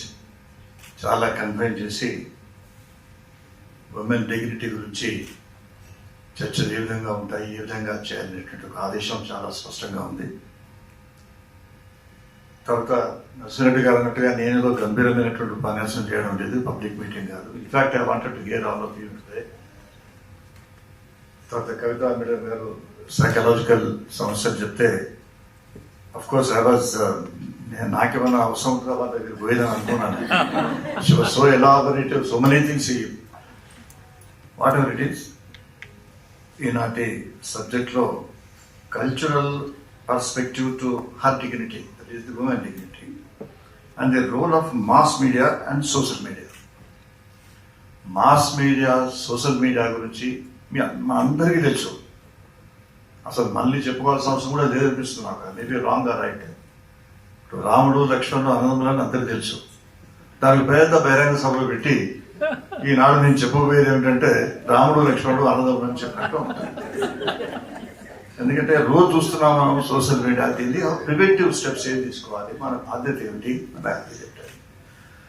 దీని prevention కోసం madam గారు చెప్పినారు Dharmik centric view తీసుకోవాలి. మన గతంలో జరిగినటువంటి గత వైభవం, గత సంస్కృతి, పరంపర ఇవన్నీ ఉన్నాయి. అందుకోసం బహుశా డాక్టర్ గారు, మన మన్మోహన్ గారు cultural perspective to her in Telangana అని కంపైన్ అన్నారు. మనం పాస్ట్, ఫ్యూచర్ అన్ని చూసుకుంటే ఈనాడు పురుష ఆధిక్య సమాజమా ఇది, లేక స్త్రీ ఆధిక్య సమాజమా? ఈ సమాజంలో ఎవరు డామినేట్ చేస్తున్నారు? పురుషుడు డామినేట్ చేస్తున్నాడా, లేకపోతే స్త్రీ డామినేట్ చేస్తుందా, లేకపోతే ఎవరు కాకుండా ప్రయత్నం చేస్తున్నారా అనేది మీ అందరికీ తెలుసు. ఖచ్చితంగా పురుష ఆధిక్య సమాజం అనేటువంటి విషయాన్ని మనం ఒప్పుకోక తప్పదు. It's a fact. ఎందుకు అనుకోవాలి? కొంతమంది పురుషులు కూడా ఉన్నారు కాబట్టి వారు ఏమైనా అనుకుంటారేమో అని బహుశా చెప్పనట్టున్నారు ఎవరు. డెఫినెట్లీ సమాజం అదే. ఈ పురుష ఆధిక్య సమాజాన్ని ఏ విధంగా మనం తగ్గించి, నియంత్రించి మహిళలకు సమానమైన హక్కు, ఆ డిగ్నిటీ ఒకటి, equal opportunity in Telangana state అనేటువంటి విషయానికి వచ్చినాం. ఈ హక్కులకు సంబంధించి ఒకసారి మనం మన రాజ్యాంగం పూర్తిగా 26 జనవరి 1950 నాడు వచ్చే ముందు 25 నవంబర్ 1949లో కాన్స్టిట్యూటివ్ అసెంబ్లీలో అంబేద్కర్ ఒక సుదీర్ఘమైనటువంటి ఉపన్యాసం చేయడం జరిగింది. అంబేద్కర్ గారు ఆ ఉపన్యాసంలో ఒక విషయాన్ని చెప్పినాడు ప్రత్యేకంగా. No man can be grateful at the cost of his dignity. No nation can be grateful at the cost of her liberty. No woman can be grateful at the cost of her chastity. దీనిలో అంటే ఏ దేశం కూడా తన స్వాతంత్రానికి భంగవాటిల్లే విధంగా ఎవరికి కృతజ్ఞత చూపదు. ఏ వ్యక్తి కూడా తన గౌరవానికి సంబంధించి అతని దానికి భంగం కలిగే విధంగా ఎవరికి కృతజ్ఞత చూపదు. No women can be grateful at the cost of her chastity అనేది, ఆమె తన శీలానికి భంగం వాటిల్లే విధంగా ఎవరికి కృతజ్ఞత చూపదు. ఈ డిగ్నిటీ అనేది మన్మోహన్ గారు స్పష్టంగా డిగ్నిటీ అని పదే చెప్పడం. డిగ్నిటీ ఆఫ్ ఉమెన్, దానికి కాంప్రమైజ్ లేదు, దానికి చారిటీ లేదు, గిఫ్ట్ లేదు, ఇంకేది లేదు, అందులో కాంప్రమైజ్ లేదు. మరి దీన్ని ఏ విధంగా ముందుకు తీసుకుపోవాలి అనేది అసలు ప్రధానమైనటువంటి సమస్య, ఇప్పుడు సమస్య. అయితే ఇందులో ఇప్పుడున్నటువంటి టీవీలో కానివ్వండి, సోషల్ మీడియాలో కానివ్వండి, తర్వాత మనకి ఎన్నో మీడియాస్ వస్తున్నాయి, తర్వాత ఆర్టిఫిషియల్ ఇంటెలిజెన్స్ కూడా రాబోతుంది. ఇవన్నిట్లో ఎంత మూర్ఖత ఉందంటే మనం అనుకుంటాం ఒకసారి ధార్మిక్ సెంట్రిక్, ఇదివరకు అప్పుడు ఉన్నటువంటి కల్చరల్ ఇతిహాసు, మన పురాణాలు ఇవన్నీ ఉన్నాయి, చాలా బ్రహ్మాండంగా ఉన్నాయి. దాన్ని పరిగణలోకి తీసుకొని ఆ పరిమాణ క్రమంలో మనం ఈ స్టేజ్లో వచ్చినాం, ఈ హాల్లో కూర్చున్నాం. మనం ఇక్కడ కూర్చున్నప్పుడు కేవలం గతాన్ని మనం ఆలోచించాం. గతాన్ని పరిగణలో తీసుకొని ఆ జీవన విలువలను మనం ఆలోచించుకొని ఇప్పుడు ఏ విధంగా ముందుకు పోదాం, ఏ విధంగా ఈ సమాజాన్ని మనం మార్చుకుందాం, ఏ విధంగా మనకు మనం మార్చుకుందాం అనేది ఆలోచించాల్సినటువంటి అవసరం. ధర్మం అనేది మతం కాదు, అది ఒక వే ఆఫ్ లైఫ్. అది ధార అయితే ఇది ధర్మ అన్నారు. ధర్మ అనే పదం ఆ ధ్రీ నుంచి వచ్చింది, సంస్కృతం ధ్రీ నుంచి, టు టై టుగెదర్. ఇవాళ మనం ఒక ఆర్గనైజేషన్ కాదు, ఉల్లిగోన్ గారు నేతృత్వంలో కూడా మనందరం ఇక్కడ కూర్చున్నాం. This is the tie together, that is dharma, that's all. అందులో మనం చర్చించుకోవాల్సింది ఈనాడు ఏం చేస్తే బాగుంటుంది, ఏ విధంగా ఈ సమాజాన్ని, మంచి సమాజాన్ని ముందుకు తీసుకుని పోవాలనే విషయాన్ని మనం తెలుసుకోవాల్సిన అవసరం. అంబేద్కర్ గారు మహిళా డిగ్నిటీ గురించి చెప్పిన తర్వాత ఆయన మహిళకు సమానమైనటువంటి హక్కు ఆస్తిలో లేకపోవడం, ఇంకా కొన్ని సాంఘికపరమైనటువంటి దురాచారాలు అంటే ఇవన్నీ ఉన్నాయి. కాబట్టి అంబేద్కర్ గారు మొట్టమొదటి ప్రభుత్వమే రాజీనామా చేసినాడు. ఇవాళ కర్ణాటకలో అయినట్టు కాదు. ఆయన మంచి పోర్ట్ఫోలియోకు ఏ పోర్ట్ఫోలియో ఉంటే బాగుంటుంది, మున్సిపాలిటీ ఉంటే బాగుంటుందా, ఇరిగేషన్ ఉంటే బాగుంటుందా, ఎందుకు కొంచెం డబ్బులు ఎక్కువ వస్తాయనేటువంటి ఆలోచన చేస్తుంటారు. That's different. Of course I may not be corrected, but జనరల్గా పర్సెప్షన్ అట్లే ఉంటుంది. కానీ అంబేద్కర్ గారు మహిళ కోసం, మహిళ హక్కుల కోసం, ఆమె యొక్క డిగ్నిటీ కోసం resign. Is only the person in the entire country who resign from the parliament as a minister, law minister. ఆయన అంబేద్కర్ చెప్పినటువంటి విషయం ఆయన ఎప్పుడైతే నేను ప్రకటించానో, అది జేఎన్ఎల్ఓ కెనల్ అని ఐరిష్ ఒక ప్యాట్రెట్ అతని నుంచి ఆయన తీసుకొని అది చెప్పడం జరిగింది ఆ విషయాన్ని. ఇప్పుడు ఈనాడు మనం ఇవన్నీ పోవాలనుకుంటే మొదలు మనం వ్యక్తులను సెల్ఫ్ రెస్టైన్మెంట్ అనేది మనకు పెద్దలు ఇచ్చినటువంటి విషయాన్ని మళ్ళీ దాన్ని పునరుద్ఘాటన చేయడం కాకుండా దాన్ని మనం ఇంప్లిమెంట్ చేయాలి. మనకు సెల్ఫ్ రెస్టైన్మెంట్ ఉంటేనే ఇవన్నీ తట్టుకోగలుగుతాం. లేకపోతే మీరు ఏ చట్టం చేసినా, ఏ చేసినా ఇంటర్నెట్ కానీ దేని కానీ ఎక్కడ ఆపలేము, మనం వచ్చేస్తుంటాయి. దాన్ని ఎట్లా అవాయిడ్ చేయాలి? ఒకవేళ ఈ విధంగానే ఇంకా కొన్ని 50 సంవత్సరాలకు అది ఉంటే మళ్ళీ ఏమవుతుందో తెలియదు. కానీ ఇప్పటికి మాత్రం మనం గతాన్ని పరిగణలోకి తీసుకొని భవిష్యత్తులో ఏ విధంగా తీర్చిదిద్దుకోవాలని మనం ఆలోచించి మహిళలకు ప్రధానమైనటువంటి హక్కు ఇవ్వాలి. దీన్ని కంట్రోల్ చేయాలన్నా కూడా ఇది మేల్తో కాదు, ఇది ఫిమేల్స్. మహిళ తలుచుకుంటేనే ఈ దేశంలో వీటన్నిటికీ పరిష్కార మార్గం కూడా దొరికేటువంటి అవకాశం ఉంటుంది. తర్వాత ఈక్వల్ ఆపర్చునిటీ అనేది మహిళకి ఇవ్వకపోతే, నేను ఇంకోటి సర్క్యులేట్ చేయడం జరిగింది మీ ముందు, అది పెద్ద విషయం ఏం కాదు. అదిలో మళ్ళీ మేము దాదాపు 40 సంవత్సరాల క్రితం మా బీజేపీ ఎమ్మెల్యే చేసిన ఒక గొప్పతనాన్ని చెప్పుకోవడానికి చెప్పలేదు. రేపు బిల్లు రాబోతుంది మళ్ళీ పార్లమెంట్లో, ఖచ్చితంగా డీలిమిటేషన్ అవుతుంది. అదేవిధంగా మహిళా రిజర్వేషన్ బిల్లు కూడా రాబోతుంది. కాబట్టి దీన్ని స్ఫూర్తిగా తీసుకుని మళ్ళీ రాబోయేటువంటి పార్లమెంటులో డిస్కషన్ లేకుండా మొత్తం 1-2 రోజులు తీసుకోండి, చదవండి. పార్లమెంట్ సభ్యులు గారి మేము మోడీ గారికి కానివ్వండి, అమిత్ షా గారికి కానివ్వండి, మేము ఇదివరకు వినియోగించుకోవడం జరిగింది. యునానిమిటీ తీసుకున్నాం. తీసుకుని వచ్చి ఈ యొక్క రిజర్వేషన్, మహిళా రిజర్వేషన్ వచ్చినట్టయితే దీనికి సగం విరుగుడు అవుతుంది. ఎందుకంటే మహిళలు మన ఇంట్లో మనం అనుకుంటాం కదా, హోమ్ మినిస్టర్ అనుకుంటాం. ఎంత ఒక జోకులో అంటారు, మహిళ అంటే భార్య అంటే శ్రీమతి అంటే she's home minister in my house అని. భర్త కూడా చెప్తారు అప్పుడప్పుడు, సెల్ఫ్ కన్ఫ్యూజ్ చేస్తూ హోమ్ మినిస్టర్ అని. అంటే మన కుటుంబంలో, కుటుంబ వ్యవస్థలో ఎట్లుంటుందంటే భర్త పైన భార్య ఒక హిడెన్ పోలీస్ గా యాక్ట్ చేస్తారు, భార్య పైన భర్త అదేవిధంగా హిడెన్ పోలీస్ గా ఉంటారు. వీళ్ళిద్దరు కలిసి general administration of the house, family administration అవన్నీ కూడా చేసుకుంటారు. ఈ ఫ్యామిలీ చట్టం నుంచి ఎవడన్నా బయటకు పోయిన వాడే పోలీస్ స్టేషన్ పోతాడు. అసలు పోలీసులకు పనే లేదు. అలాంటి వాళ్ళకి సెక్యూరిటీ ఇవ్వడం కానీ, పెద్దలు విజిట్ చేయడం కానీ, ఇంకా నేరాలు చేయడం కానీ, అవినీతి చేయడం కానీ, ఏదో కొన్ని సందర్భాల్లో పెద్ద పెద్ద మీటింగ్లో కానీ ఎక్కువ పని పోలీసు వాళ్ళకి లేనే లేదు. కుటుంబ వ్యవస్థ సరిగ్గా ఉన్నట్టు. ఈ కుటుంబ వ్యవస్థ సరిగ్గా ఉంది కాబట్టే మనం ఇంత బాగున్నాం. ఇది కేవలం పోలీసు వల్ల, చట్టం వల్ల కాదు. భవిష్యత్తులో కూడా కేవలం చట్టం వల్లనే అన్ని అవుతాయనేది సాధ్యం కాదు, సరైన విషయం కాదు. మహిళా సాధికారత, మహిళలకు మనం ఆపర్చునిటీ ఇవ్వాలి. ఆపర్చునిటీ ఇస్తున్నాం. న్యాయానికి మీరు స్కూళ్ళలో కాలేజెస్లో రిజల్ట్ చూసినట్లయితే చాలామంది గోల్డ్ మెడలిస్ట్ కానీ టాపర్స్ కానీ మహిళలు ఉంటున్నారు. మేము గవర్నర్ అందరికీ గోల్డ్ మెడల్ ఇస్తున్నప్పుడు ఒక్కొక్కసారి విసిగిపోయేది ఎంతమందికి గోల్డ్ మెడల్స్ అని. అందులో చాలామంది మహిళలు ఉన్నారు. దాని తర్వాత కూర్చుని మళ్ళీ మా సెక్రటరీస్తోని తర్వాత ఎట్లా విద్యా విధానం ఏముంది యూనివర్సిటీస్లో, how to appoint vice chancellors, ఇవన్నీ ఆలోచించినప్పుడు మేము ఎవరికైతే గోల్డ్ మెడల్స్ ఇచ్చినామో వాళ్ళు డిసప్పియర్ అయినారు దాదాపు అని. అప్పుడు తీసుకున్నారు మ్యారేజ్లలో కానివ్వండి, ఎంకరేజ్మెంట్ లేకపోవాలి కానీ, ఆపర్చునిటీస్ లేకపోవాలి కానీ మిస్ అయిపోయినారు. ఒకవేళ మాతో ఏదైతే యూనివర్సిటీస్లలో గోల్డ్ మెడల్స్ పొందినటువంటి వాళ్ళందరూ ఉన్నట్టయితే అసలు ప్రపంచాన్ని శాసించే శక్తి ఈ భారతదేశానికి కలిగేది. సైంటిఫిక్ కానివ్వండి, ఇన్వెన్షన్లు కానివ్వండి, అన్నిట్లో కానివ్వండి.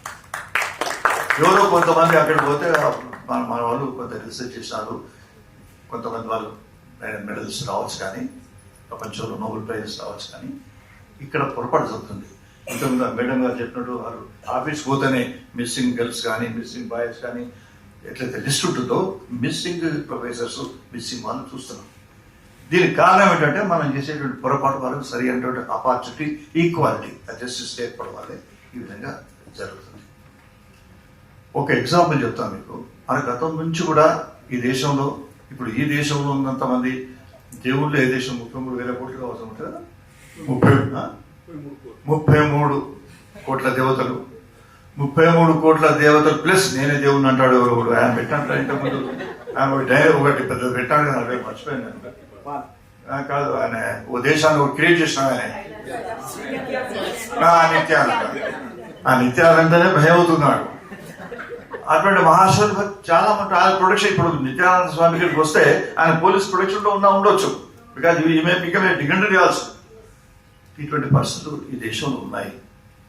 ఇవన్నీ ఉన్నప్పటికీ కూడా దీనిలో మంచి చెడు ఏదున్నా కూడా మళ్ళీ భారతదేశంలో ఇంతవరకు మనం ఉన్నామంటే కేవలం మహిళ వల్లనే, ఆ డిగ్నిటీ వల్లే.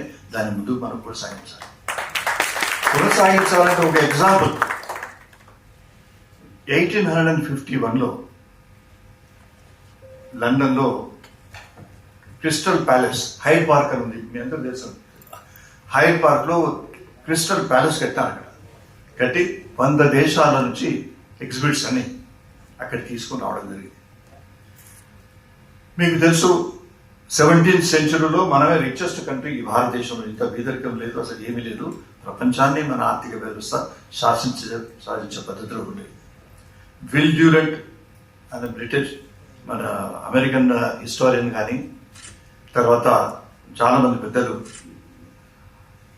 అంగస్ మడిసన్ అని బ్రిటిష్ ఎకనామిస్టు, వీళ్ళందరూ కూడా చెప్తున్నారు ఎకనామిక్స్ 17th సెంచరీలో మన జీడిపి అంతా 27 ఉంది.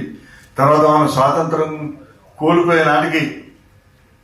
కోల్పోయినప్పుడు తర్వాత మళ్ళీ మన స్వాతంత్ర భారతం వచ్చిన నాటికి మన జీడిపి 3% ఉండింది. అప్పుడు 27 నుంచి 3% అయింది. మనం దోసుకోబడ్డాం, అదంతా అయిపోయింది. అది కానీ మీరు ఆనాడు హైడే పార్కులో జరిగినటువంటి క్రిస్టల్ ప్యాలెస్ ఎగ్జిబిషన్లో 100 దేశాలు పాల్గొంటే అందులో మన ఎగ్జిబిట్స్ కూడా ఉన్నాయి. మన వరంగల్ తివాసి, తెలంగాణ అన్నారు కాబట్టి చెప్తున్నాను, వరంగల్ తివాసి దుర్లిస్ అంటారు వరంగలి. తర్వాత అప్పుడు హైదరాబాద్ స్టేట్లో ఔరంగాబాద్ కూడా మనలో ఉన్నది, అక్కడ పేపర్ తయారయ్యేది. తర్వాత ఇక్కడ తయారైనటువంటి వివిధ జిల్లాలో తయారైనటువంటి బట్టలు ఇవన్నీ కూడా అందులో ఎగ్జిబిట్ చేయబడ్డాయి. అందులో కోహినూరు డైమండ్ కూడా పెట్టారు ఆ ఎగ్జిబిషన్లో, ఆ క్రిస్టల్ ప్యాలెస్లో. పెడితే పెద్ద క్యూ ఉంది. దేనికి ఉండాలి క్యూ? డైమండ్కి ఉండాలి కదా, కోహినూరు వజ్రానికి ఉండాలి కదా. వరంగల్లో నేసినటువంటి దుర్రీలకు క్యూ కట్టాను చూడడానికి. వీటి దారం ఎట్లా తీసినారు, ఎట్లా చేసినారు, ఏ విధంగా చేసినారు అనేటువంటి దానిలో it is in the internet of internet of. దీనికి ఫస్ట్ ప్రైజ్ వచ్చింది దానికి వరంగల్లో నేసినటువంటి దివాసులకు. తర్వాత దీనికైనా రివ్యూ చేసేటప్పుడు ఒక రష్యన్ జర్నలిస్ట్ బ్రహ్మాండంగా రాసినాడు, ఇంకో జర్మన్ జర్నలిస్ట్ రాసినాడు. అల్టిమేట్ లో వాళ్ళ యొక్క కంక్లూజన్ ఏంటంటే it is just because of the Indian women equal గా పార్టిసిపేట్ చేస్తే ఇది సాధించుకున్నాం. మన దాంట్లో చేయడం లేదు, ఈ దేశాలు మిగతా దేశాల్లో చేయడం లేదనేది. ఎందుకంటే విల్ డ్యూరెంట్ ఆయన రాసినటువంటి పుస్తకంలో మొత్తం యావత్ ప్రపంచంలో అవైలబుల్ అయినటువంటి వస్తువులు ఏదైతే ఉన్నాయో అవన్నీ కూడా భారతదేశంలో తయారైనటువంటి వస్తువులే ఉన్నాయి ఏదో విధంగా. ఐరన్ కానీ, బంగారం కానీ, మిగతా కాటన్ కానీ ఇవన్నీకి సంబంధించింది ఆయన స్పష్టంగా చెప్పడం జరిగింది. ఈ వస్తువులు ఈ విధంగా ఉన్నాయి కాబట్టి 100 ఎగ్జిబిట్స్ అక్కడ చూసిన తర్వాత మన ఇండియన్ వరంగల్ తూరి వచ్చింది. తర్వాత అదేవిధంగా ఆంధ్రలో బట్టి శ్రీకాకుళం కానివ్వండి, గోదావరి జిల్లాలో మీకు తెలుసు చాలా బ్రహ్మాండంగా నీటింగ్ ఉంటుంది అక్కడ, అది కూడా ప్రపంచవ్యాప్తంగా అప్లై చేసుకున్నారు. విశాఖపట్నంలో ఉన్నటువంటి ఐవరీ ఇవి కానివ్వండి, చైర్స్ కానివ్వండి, ఇవన్నీ కూడా ఎగ్జిబిట్ అయినాయి. తెలంగాణ పదవిలో ఉంది కాబట్టి నేను దానికి కన్ఫైన్ అయినా. అయితే ఇవన్నీ ఉన్నప్పుడు మరి ఏ విధంగా మనం ఓవర్కమ్ కావాలి అంటే ఈక్వల్ ఆపర్చునిటీ ఉన్నప్పుడు.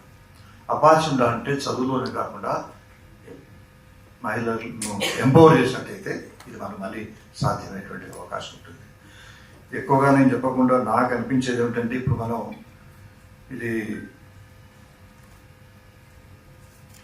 మనం రెస్టారెంట్ కావాలనుకున్నప్పుడు ఇంట్లో టీవీలు కానీ మిగతా గ్యాడ్జెట్స్ కానివ్వండి వీటి కుటుంబంలో వాళ్ళు కంట్రోల్ చేస్తారు. కానీ టీవీ సీరియల్స్లో ప్రభుత్వం నాకు ఆలోచన వచ్చిన సమానం ఎందుకు చేయడం లేదనేది. ప్రభుత్వం తలుచుకుంటే ఒక నిమిషంలో ఈ సీరియల్స్ అని ఆపచ్చు. సీరియల్స్ కాదు, ఈ యొక్క నేరాలు ఘోరాలు ఆపచ్చు. ఒక క్రైమ్ జరిగితే ఇల్లిసిట్ ఇంటిమేసీ వాళ్ళు చూస్తున్నాం, వాళ్ళకు భార్యలు భర్తలు చంపుతున్నారు. సాధారణంగా ఎక్కువ భర్తలు భార్యలు చంపేది, ఈ మధ్యన భార్య కూడా ధైర్యం చేస్తున్నారు. Thanks to them. వాళ్ళు మొత్తానికి భార్యలు కూడా ఎలాంటి క్షమ లేకుండా బ్రహ్మాండంగా వాళ్ళు చేస్తున్నారు. మంచి పద్ధతి కాకపోవచ్చు కానీ అట్లీస్ట్ మనకు కనిపిస్తుంది కొంత పైకి వస్తున్నారు. ఇందులో మాత్రం రాణిస్తున్నాం. అది దానికి కారణం ఏంటంటే పురుషులకు దానికి కారణం.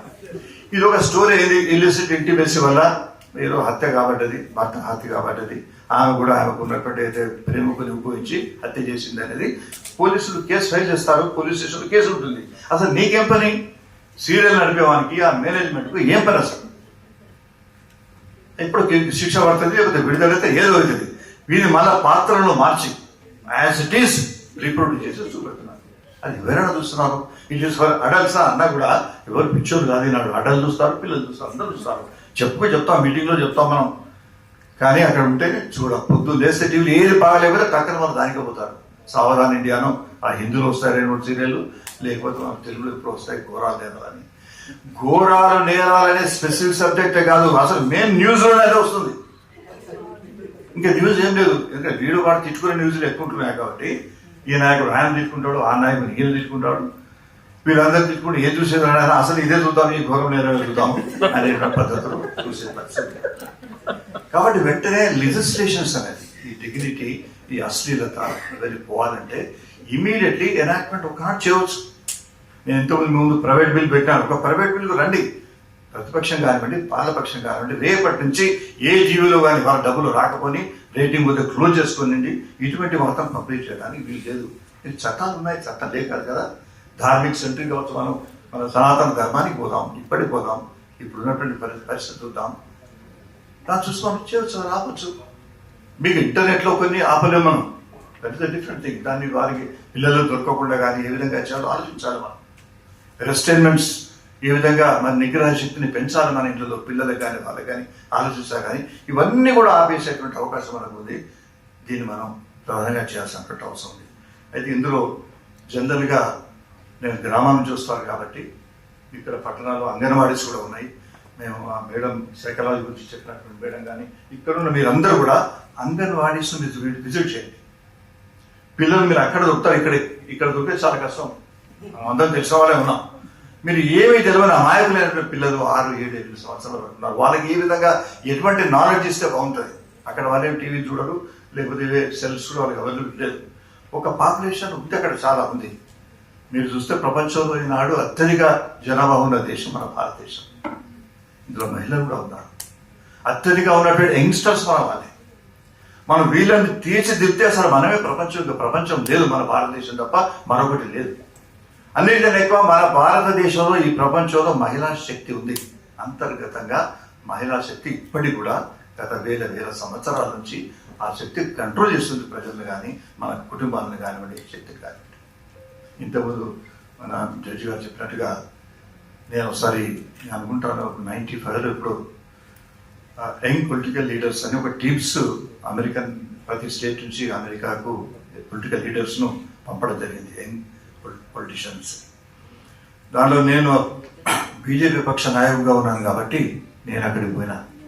పోతే మేము తిరుగుతూ ఉంటే మాకున్నటువంటి గైడ్ ఒక ఆవిడ, ఆమె ఈవినింగ్ ఇక్కడ డెన్వర్లో చాలా సమయం దొరికింది మాకు.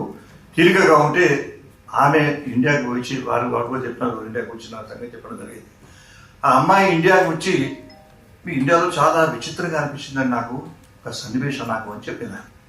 ఏందమ్మా చెప్పంటే, ఒక గ్రామానికి పోయినప్పుడు ఆ గ్రామ ప్రజలందరూ వేలాది మంది గ్రామంలో అక్కడ కూర్చున్నారు. అందరూ చాలా మంది గ్యాదర్ అయినారు. అక్కడ అందరు ఏడుస్తుంటే ఇవి అడిగింది. మనవాడు ఆమెకి ఇంగ్లీష్లో ఎక్స్ప్లెయిన్ చేస్తున్నాడు మొత్తం స్టోరీ అంతా. అమ్మ ఆయన చనిపోయినాడు కాబట్టి వీళ్ళందరూ ఏడుస్తున్నారు. అని ఇంతమంది ఏడుస్తారా?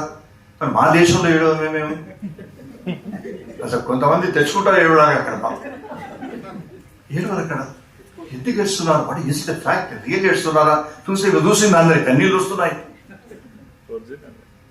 తర్వాత వాళ్ళ ఇంట్లో చచ్చిపోయిన తనగానే భావిస్తున్నారు. వాళ్ళు ఏడ్చిన తర్వాత ఆ గ్రామ ప్రజలందరూ అనుకున్నారట, చనిపోయిన వ్యక్తి చాలా సన్నిహితుడు, మంచివాడు. మన హృదయాంతరాల నుంచి ఎంత ఏడ్చినా కూడా మనకు అసలు తని తీరడం లేదు, కానీ కన్నీళ్ళు మాత్రం కారడం లేదు. ఎందుకంటే ఎంత మనిషికి కొంచెం కృషి శ్రమిస్తారు కదా. అందుకోసమని అందరు గ్రామ ప్రజలు ఆలోచించినారట, ఇంకా ఏడవాలనిపిస్తుంది, ఇంకో గంట సేపు ఏడవాలనిపిస్తుంది నన్ను చూసి, కానీ కన్నీళ్ళు మనకు రావడం లేదు.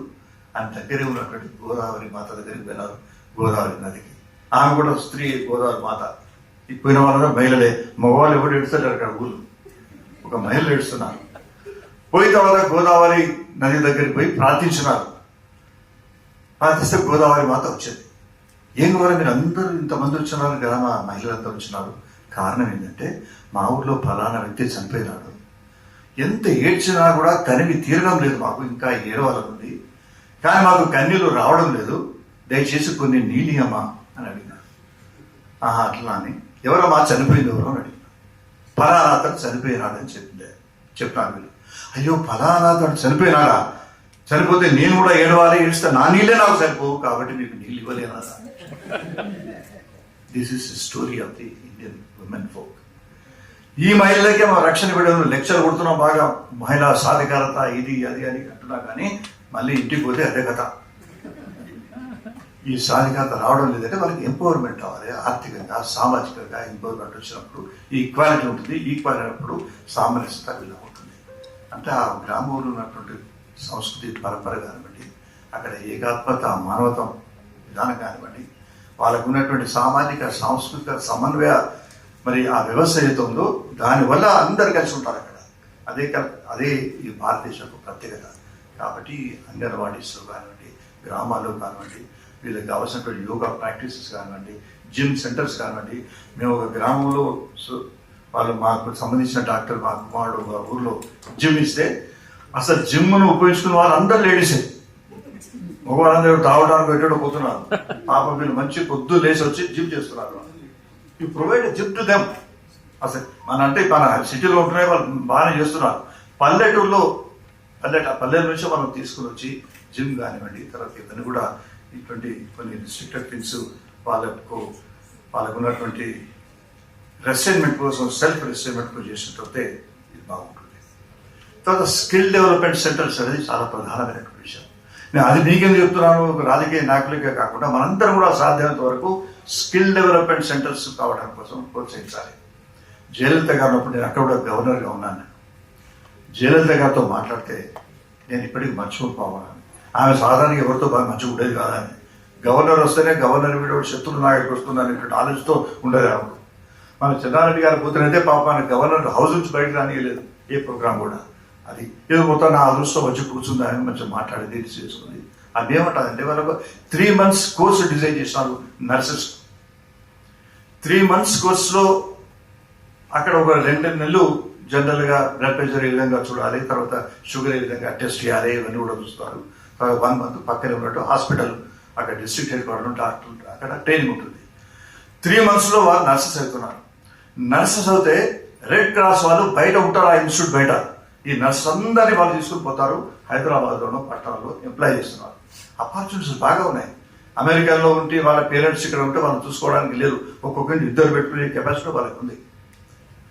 అయితే మనం డిమాండ్ చేయవలసింది ఏంటంటే ఇప్పుడు ఇక్కడ ఉన్నటువంటి పెద్దలు కూడా అసలు నర్స్ అనేటువంటి పదం ఈ నామన్క్లేచర్ తీసేసి నర్స్ అంటే అసిస్టెంట్ టు ది డాక్టర్ పిలవాలి అని డాక్టర్ పెడితే ఇంకా చాలా మంది వస్తారు. కొంత అప్పర్గా పాస్ అంటే వాళ్ళు నర్స్ అంటే ఎవరు క్రిస్టియన్స్ ఇంకెవరు అనుకునే వాళ్ళు కాదు. అసిస్టెంట్ టు ది డాక్టర్ అంటే ఖచ్చితంగా వచ్చి దానిలో వాళ్ళు జైలు అవుతారు, వాళ్ళకి ఎంప్లాయ్మెంట్ అని వస్తుంది. ఒక సెక్షన్ అందరూ నర్సులు కావాలనడం లేదు, ఒక సైడ్ వాళ్ళకి ఆర్థిక స్థోమత కలుగుతుంది, ఎంప్లాయ్మెంట్ దొరుకుతుంది. ఈ విధంగా స్కిల్ డెవలప్మెంట్ వల్ల మీకు వందల వేల సంఖ్యలు మీకు వచ్చేటువంటి అవకాశం ఉంది. కాబట్టి అవన్నీ అయినప్పుడు మనకు బహుశా ఫ్యూచర్లో అది రావచ్చు. అంతలోపు మిగతా కల్చరల్ రింగ్ గురించి స్పష్టంగా మురళీమోహన్ గారు ఒక బతుకమ్మ అనే విషయాన్ని కూడా చెప్పడం జరిగింది. ఇటువంటి ఆటలను ప్రతి స్ట్రీట్లో ప్రతి జిల్లాలోకి చాలా డెవలప్మెంట్, దానివల్ల ఎంతో రెస్టైన్మెంట్ వస్తుంది. మీరు వరంగల్ కానీ హైదరాబాద్ కానీ ఆలోచిస్తే అది ఒక టీవీలో చూస్తే కొన్ని లక్షలాది మంది ఒకటై కూర్చొని వాళ్ళు కలిసి ఆడుకుంటున్నారు, పాడుకుంటున్నారు. ఆ సమయం అంతా కూడా ఒకవేళ లేకపోతే ఏం చేసేవారు ఆ సమయంలో? That Bathukamma festival is restraining lakhs and lakhs of the women folk for at least minimum 2, 3, 4 hours. ఈ జాతరలు కానివ్వండి, సమ్మక్క సారక జాతర కానివ్వండి, 8 రోజులు వాళ్ళందరినీ ఆపుతుంది అక్కడ. So after we need self retirement. ఇటువంటి కల్చరల్ ప్రోగ్రామ్స్ అనేది బాగా తీసుకురావడం, ప్రతి ఉమెన్స్ కాలేజీలో గర్ల్స్ కాలేజీలో విధిగా ఖచ్చితంగా ఈ డాన్స్ ప్రోగ్రామ్ అని డాన్స్ ట్రైనింగ్ క్లాసెస్ అవసరం. డాన్స్ అంటే పరమశివుడు, ఆయన దగ్గర నుంచి మనం గ్రహించాలి. ఆయన చేసిన మగవాడు సెల్ఫ్ రెస్టైర్మెంట్ ఉంది. ఇవన్నీ చేసినట్టయితే మన ఈ బాధ అయ్యో ఇదేమవుతుందో టీవీలు వీళ్ళు ఇవన్నీ దీని నుంచి మనం సగం బయటపడతాం, సగం చట్టం ఉంటుంది. దీనివల్ల మన భారతదేశానికి రక్షించుకున్నట్టయితే ప్రపంచంలోనే మహిళా శక్తి ఈనాడు యంగెస్ట్ కంట్రీ మనది. కాబట్టి యావత్ ప్రపంచానికి మనకు ఒక విశ్వ గురువుగా ఉండేటువంటి అవకాశం ఉంటుంది అనేటువంటి విషయాన్ని మీకు మనవిస్తూ, మరి అనవసరంగా నేను కొంత సమయం ఉపయోగిస్తున్నాను, మనం క్షమించాలని కోరుతూ సెలవు తీసుకుంటాను.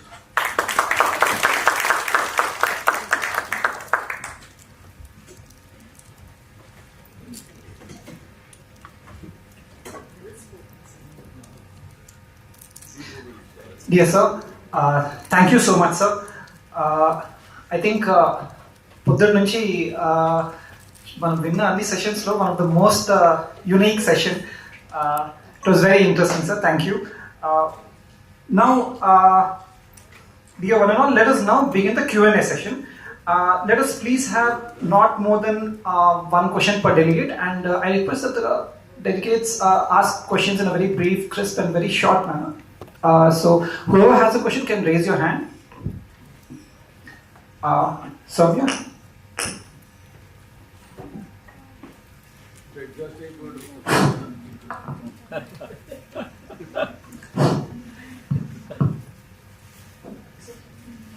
నమస్తే అండి, వేదిక మీద ఉన్న పెద్దలందరికీ కూడా నమస్కారం. నా పేరు గాయత్రి, నేను కరీంనగర్ నుండి వచ్చాను. నేను ప్రస్తుతం పాలిటిక్స్లో ఉన్నానండి. అయితే మార్నింగ్ నుండి చాలామంది డిఫరెంట్ వేస్లో ఒకటే క్వశ్చన్ని వివిధ రకాలుగా అడుగుతున్నారు. విమెన్ రిజర్వేషన్ బిల్ గురించి అడుగుతున్నారు. అయితే విమెన్ రిజర్వేషన్ బిల్ రాగానే చాలామంది డిఫరెంట్ ప్రొఫెషన్లో ఉన్న వాళ్ళంతా కూడా వాళ్ళ ఒక హ్యాపీనెస్ని ఎక్స్ప్రెస్ చేశారు. మహిళలకి అధికారం వస్తున్నది, మనము పాలసీ మేకింగ్లో భాగస్వామ్యం అవుతున్నామని చెప్తున్నారు. కానీ ఎంతమంది మహిళల విషయంలో ఆనందపడుతున్నారు? ఎట్ ద సేమ్ టైం భర్త చాటు భార్యలు, తండ్రి చాటు బిడ్డలు, అలాగే మామల వారసత్వం కోసం రాజకీయాలకు వస్తున్న మహిళలు ఎంతమంది ఉన్నారు? స్వచ్ఛందంగా రాజకీయాల్లోకి వచ్చి అంటే కష్టపడి మనమేదో పాలిటిక్స్లో చేంజ్ తీసుకొద్దామని వచ్చిన మహిళలు ఎంతమంది ఉన్నారు? అలాంటి మహిళలను గుర్తించి వారికి ఈ సొసైటీలో ఎంతమంది ఓటేస్తుంది? మనందరం మాట్లాడుతున్నాం. నానే బెస్ట్ ఎగ్జాంపుల్ చెప్తాను. నేను రీసెంట్గా పాలిటిక్స్ అంటే కార్పొరేషన్ ఎలక్షన్లో కంటెస్ట్ చేశాను. అది విమెన్ రిజర్వేషన్ వచ్చింది. పిఆర్ఎస్ అండ్ అదర్ పార్టీస్, నేను బీజేపీ నుంచి కంటెస్ట్ చేశాను. ఓన్లీ నా పేరు మాత్రమే అక్కడ అందరికీ తెలుసు. మిగతా ఇద్దరు కంటెస్టెంట్ ఎవరు ఉన్నారు వాళ్ళ భర్తల పేర్లే తెలుసు. వెళ్ళి నేను ఓటు అడిగిన ప్రతిసారి కూడా ప్రతి ఇంట్లో వాళ్ళు చెప్పేది వాళ్ళ అన్న సీనియర్ అమ్మ, 20 ఏళ్ళ నుంచి రాజకీయాల్లో ఉన్నారు, ఆల్రెడీ చేశారు, నీకు ఇంకా ఏజ్ ఉందమ్మా, టైం ఉంది. అమ్మాయి ఒక్కరు కూడా అంటే ఈ సొసైటీలో ఉన్న వాళ్ళే ఒక్కరు కూడా మహిళల పేరే చెప్పలేదు. కంటెస్ట్ చేసిన మహిళ పేరు తెలియదు. ఇప్పుడు వెళ్ళి నా డివిజన్లో అడిగితే మీ కార్పొరేటర్ పేరు ఏంటంటే వాళ్ళ భర్త పేరే చెప్తారు. అంటే సొసైటీలో ఉన్న మనం మారినంత వరకు మనం ఇక్కడ కూర్చుండి హ్యాపీనెస్ ఎక్స్ప్రెస్ చేస్తాం. ఓటేయాల్సి వచ్చినప్పుడు మాత్రం మళ్ళీ భర్తకే ఓటేస్తాం. అంటే చేంజ్ రావాల్సింది మన దగ్గర. హ్యాపీనెస్ ఎక్స్ప్రెస్ చేస్తున్నాం మన దగ్గర రానంత వరకు.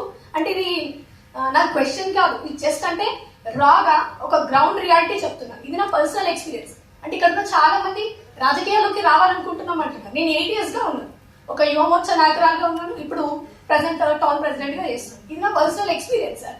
ఎవరిదో విషయం చెప్పట్లేదు, ఎక్కడో జరగబోయేదని అడగట్లేదు, రాజకీయాల్లోకి రావాలంటే ఏం చేయాలి అనట్లేదు. వచ్చాము, ఉన్నాము. పార్టీ ఆపర్చునిటీ ఇచ్చినప్పటికీ కూడా గ్రౌండ్ రియాలిటీ ఇది. అంటే ఇక్కడ కూర్చొని మనం చెప్పడము మహిళలు వస్తే సంతోషం, మహిళలకు అధికారం. మీరెంతమంది మహిళలకి అక్కడున్న ఒక క్వాలిఫైడ్ విమెన్ కి ఓటేస్తున్నారు? అది మనల్ని మనం క్వశ్చన్ చేసుకోవాలి. That's what I feel. అంటే క్వశ్చన్ రేజ్ చేయడం కాదు, ఆ క్వశ్చన్ ని అర్థం చేసుకొని ఏం చేస్తే మార్పు వస్తుంది అనే విధంగా ఆలోచించినంత వరకు ఇట్లాంటి సెమినార్లు ఎన్ని పెట్టినా కూడా లాభం. Thank you so much.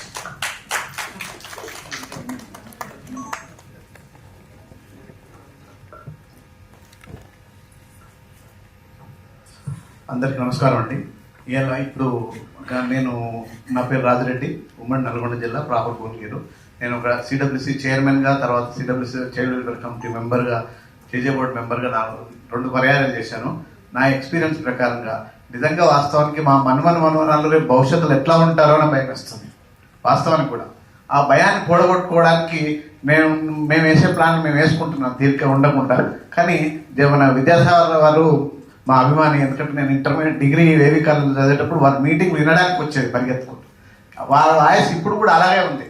కానీ నేను కోరుకునేది ఏంటంటే, ఇదంతా మీటింగ్ విన్న తర్వాత నా ఆలోచన మీకు రిక్వెస్ట్ చేసేది ఏంటంటే, ఇప్పుడు ఈ మీడియాలో వస్తున్న విషయాలు చాలా సోషల్ మీడియాలో కొన్ని మనం బ్యాన్ చేస్తే తప్ప 16-17 ఏళ్ళ పిల్లలు చూడకుండా ఉండే సోషల్ మీడియాస్, ఏదైనా యూట్యూబ్లో ఛానల్స్ బ్యాన్ చేయడానికి మీరు మోడీ గారికి ఒక సూచన ఇవ్వాల్సిందిగా నేను మిమ్మల్ని వేడుకుంటున్నాను. ఎందుకంటే చాలా ప్రమాదకరమైన విషయాలే వస్తున్నాయి అందులో. అవి అవాయిడ్ చేయడానికి, ఎందుకంటే పిల్లల పేరెంట్స్ కూడా తీరిక లేదు. పేరెంట్స్ ఏం చేస్తున్నారంటే వాళ్ళ వీడియోలు వాళ్ళు చూస్తున్నారు, పిల్లలు వీళ్ళు చూస్తున్నారు. పిల్లల్ని బాగా చదివించుకుంటున్నాం అంటున్నారు తప్ప పిల్లలు ఏం చదువుతున్నారు, ఎవరితో స్నేహం చేస్తున్నారు, ఎటుపోతున్నారు అనే ఆలోచన మాత్రం వాళ్ళకి లేదు.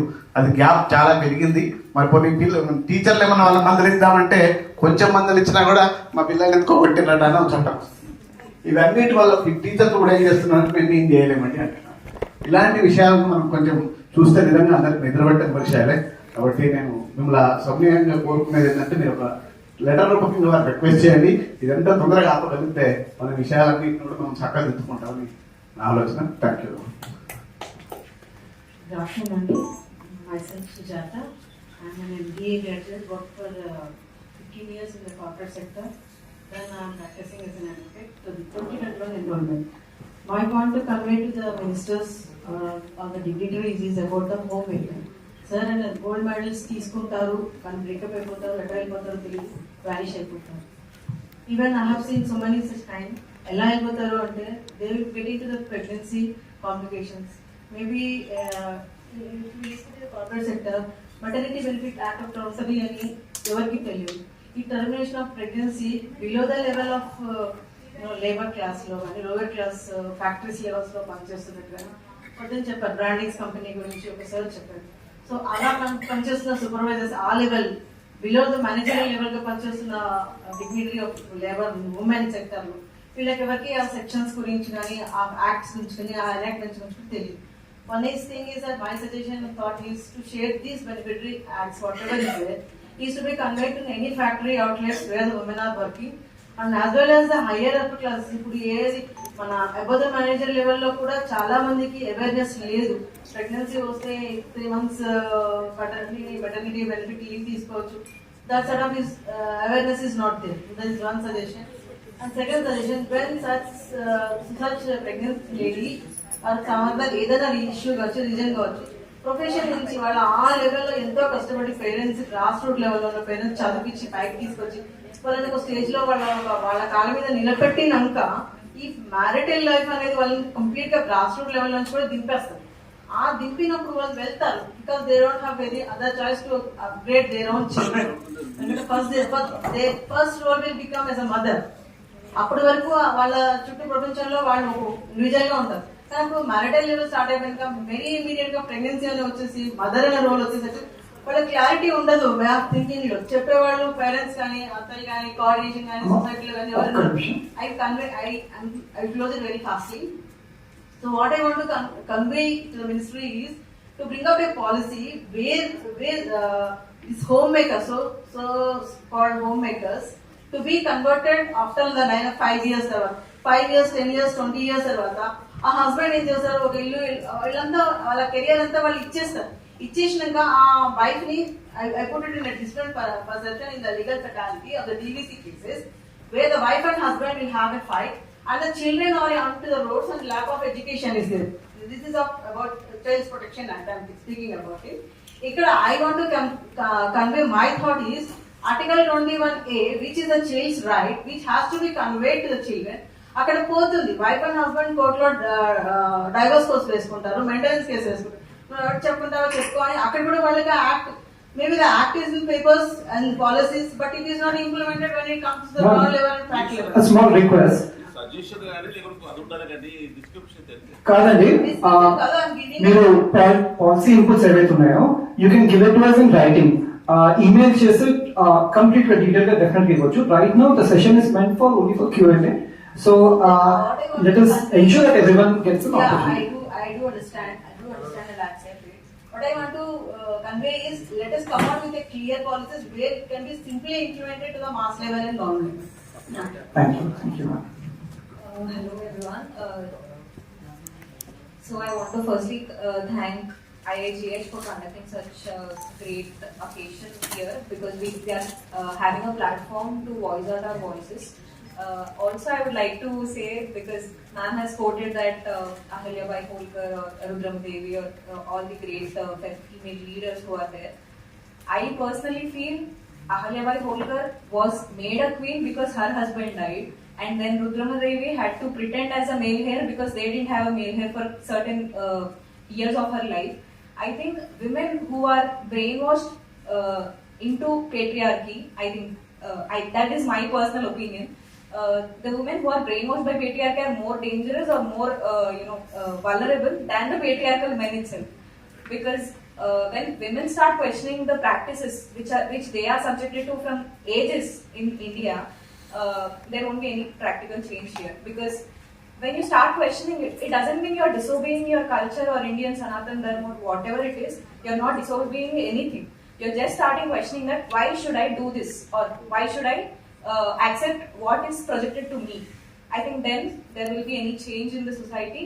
So I would like to ask, or I would probably request you to frame some rules or frame some laws which are pertaining to empowering women to question patriarchy or to question any such practices in a particular way, where they can have awareness that okay, this is not something which I am subjected to. Let's not do it like a routine way. I think that would be helpful. Thank you so much. Thank you so much, ma'am. So, the death of a husband also suggests to sometimes even the death of a husband can also. No, probably she has not finished the story of Ahalyabai. No, what I was mentioning, I was just Ahalyabai Holkar before.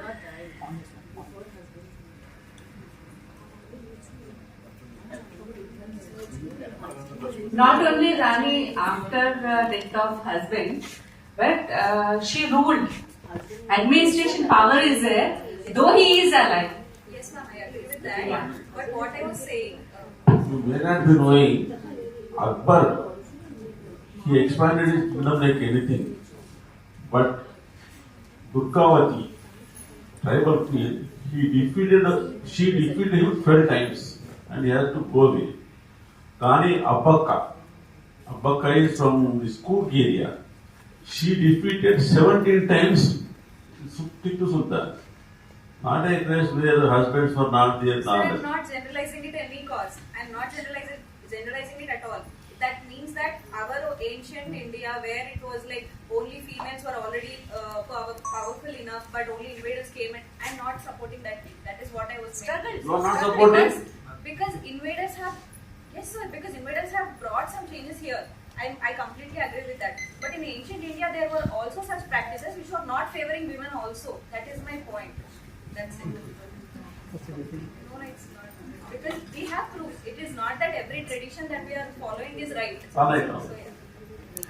Thank you for the views. Let us now end the Q&A session. And yes, as you said, the objective of this organizing this seminar is to encourage the bottom-up approach to development of public policy and to encourage and enable people's participation. So we are very happy and enthused with the response that we have got. I now request Shri Ekka Chandrasekhar sir to deliver the concluding address.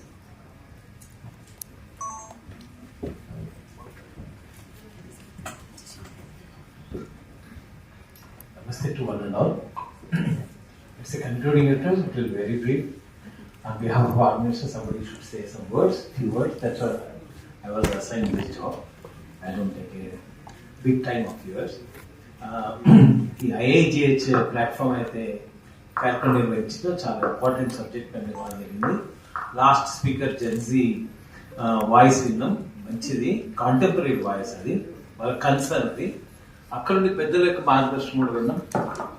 అన్నిటినీ సమాయత్తం చేస్తూ ఒక discussion జరిగితేనే policy making వస్తున్న ఉద్దేశంతో ఈ యొక్క వేదిక ఏర్పాటు చేయడం జరిగింది. ఐఐజిహెచ్ కండక్ట్ చేసిన ఈ వేదిక అత్యంత ముఖ్యమైన అంశం విషయం సంబంధించిన కాబట్టి ఏ ఇంటలెక్చువల్ డిస్కషన్ అయినా కూడా ఒక ప్రోయాక్టివ్నెస్ ఎండ్ కావాలి. ఒకవేళ డిస్కషన్స్ ఇట్లాంటి సిటీస్లో జరుగుతున్న డిస్కషన్స్ ఇంతకుముందు విద్యాసాగర్ గారు చెప్పారు, నరసింహారెడ్డి గారు చెప్పారు, విశాలమైన రాష్ట్రం లోపల లక్షలాది కోట్లాది మంది ఉమెన్ పవర్ అవుతుందో సైలెంట్ ఏరియాస్లో జీవిస్తున్నారు, అర్బన్ సొసైటీలో జీవిస్తున్నారు. హైదరాబాద్ లాంటి చోట లక్షల మంది బయట రాష్ట్రాల కోసం వచ్చి పనిచేస్తున్న అమ్మాయిలు ఉన్నారు కదా.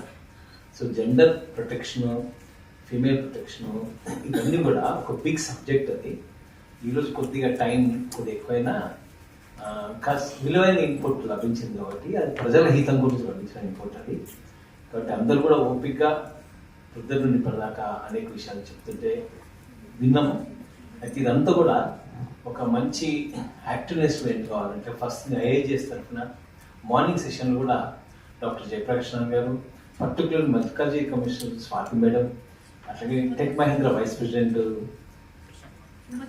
సుమతి మేడం, కృష్ణకుమార్ మేడం, వీరందరికీ వాల్యుబుల్ ఇన్పుట్ కదా ఇప్పుడున్న సెషన్లో మీరు అందరు విన్నారు. వీటన్నిటి యొక్క డాక్యుమెంటేషన్ ఎఫెక్టివ్ చేసి సీరియస్ పార్టిసిపెంట్స్ ఈరోజు ప్రతి ఒక్కరు ఇక్కడ ఉన్నారు. And everybody is active in his own field, and there being some are running good NGOs also. Let us get some good input from the conference, and that should be given to all the participants. That's what I wish. ఈ input they can propagate. Second thing, ఒక చిన్న విషయం, ఇంతకుముందు విద్యాసాగర్ గారు ఒక మాట అన్నారు, general duty డాక్టర్స్కి అసిస్టెంట్స్కి ఉండాలని. సాగర్జీకి వచ్చిన వినపము యాక్టివిజం ఎట్లుంటుంది అనే విషయంలో చేంజ్ గురించి వచ్చినప్పుడు చేంజ్ మొత్తం సిస్టంలో మాట్లాడడానికి పాలసీ చేంజెస్ ఇచ్చి గవర్నమెంట్కి పాలసీ చేంజెస్ ఇవ్వచ్చు, అఫీషియల్స్కి ఇవ్వచ్చు, రిప్రజెంటేషన్స్ ఇవ్వచ్చు. చేంజ్ టాప్ నుండి ఎప్పుడు రాదు. ఒక్కోసారి ఇంతకుముందు పొద్దున్న దాంట్లో ఒక స్పీకర్ చెప్పారు, చరిత్రకు సంబంధించిన పెద్ద పెద్ద ఉదాహరణలు ఎంత ముఖ్యమో మా వీధిలో నా పక్కన కనబడ్డ ఉదాహరణల యొక్క విలువ చాలా ఎక్కువ ఉంటుంది అనే విషయంలో.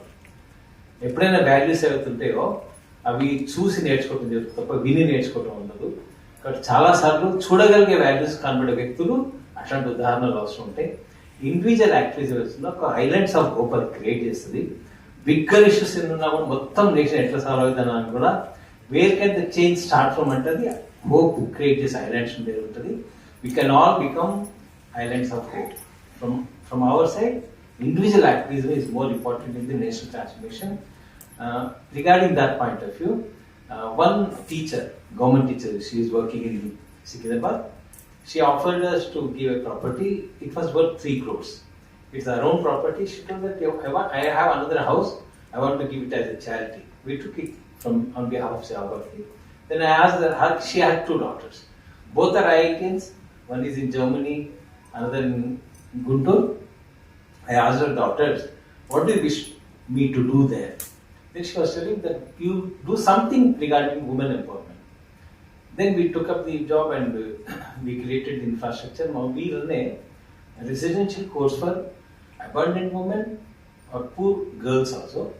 So without giving an ad, it's a 4-month program. 3 months residential, 1 month OTT. In all the hospitals here, we could train 1,000 women in last 15 months and place them in all the hospitals. And it's a 95% placement we have done. And the city requires a lot more. Such kind of empowerment programs they started with individual activity. I never say that it's a professional idea, somebody sitting there making a big plan, grand plan, and implement. That never happened in the social sector. It is intuition-based activity which brings about a big change in the society. I wish that the participants who are very serious about a very serious issue, which touches the core of the national issues, and which can touch all the aspects of national life. If that issue is being discussed, I wish that some good input should come out of it. That is one point I want to make clear.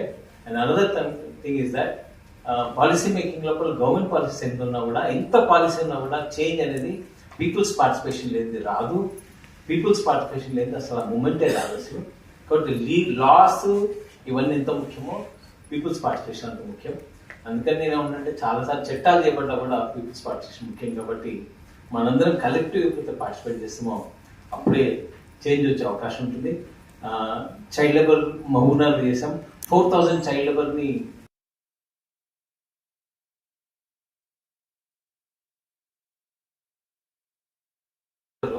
వాళ్ళని child labour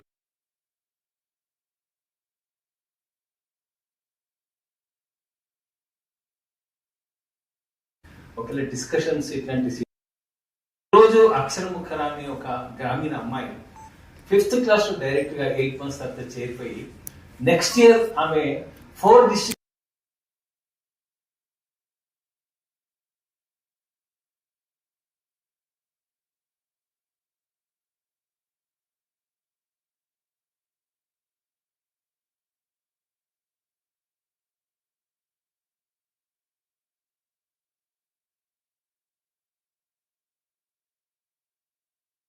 అందరూ ఒక conclusion ఉంటే చాలా గొప్ప మార్పు ఉంటుందని. Society ready ఉంది, input అవసరం ఉంది. లాస్ట్ ఇయర్ ఎగ్జిబిషన్ సొసైటీలో 30,000 స్కూల్ చిల్డ్రన్ని 3 days కొరకి కలపగలిగాము ఒక ప్లాట్ఫామ్ మీద, IMCTF అనే ప్లాట్ఫామ్ మీద.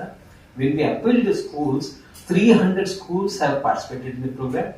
They have sent their teachers, they have sent the students also to inculcate these values only. In that one program was there, Kanya Puja. Then I told that North India knows more about Kanya Puja. We don't have that tradition of Kanya Puja. Still we did it. But with so great value, the children participated in the program. They got an idea how to look at the woman. So many changes will come from that exact age of that age actually. This impact can be made by us through the networking of NGOs. We have grand network of systems, cultural groups, religious organizations. They are all for this kind of change. So I think that this seminar will end up in a big moment and definitely will give a good input for all the change makers who are at ground level working, and that can be done with good documentation also. I wish that documentation will get from IIGH to all of us. And I also wish one more thing. IIGH is such kind of platform. Very often it is conducting these issues, these debates on this kind of platform. Very few platforms are there. Many are political related platforms. This is socio-economic issues on a platform, or serious platform. ఇకముందు ఎప్పుడైనా మీ IIGH ఆహ్వానం అందినప్పుడు మీరు తప్పకుండా attend చేస్తే ఇట్లాంటి మూమెంట్ని strengthen చేసుకోవాలి. కాబట్టి IIGH తరఫున request చేస్తూ నాకు ఇచ్చిన అవకాశానికి ధన్యవాదాలు.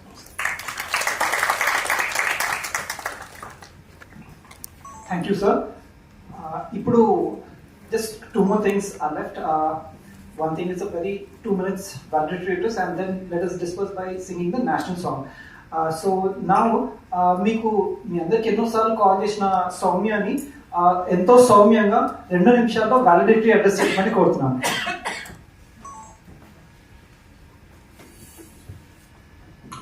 Good evening, everyone. Myself, Soumya from IIGH. Firstly, I want to thank Vijay sir and Sharad sir for giving me this wonderful opportunity. So, on behalf of IIGH, it is Institute of Inclusive Governance, Hyderabad. Many of you don't know, but I want to tell it. I'm honored to propose the vote of thanks for today's inspiring address. First and foremost, I Our deepest gratitude goes to our estimated chief guest and respected dignitaries for taking the time to share such profound insights with us today. Your presence was both enlightening, thoughtful, and inspiring.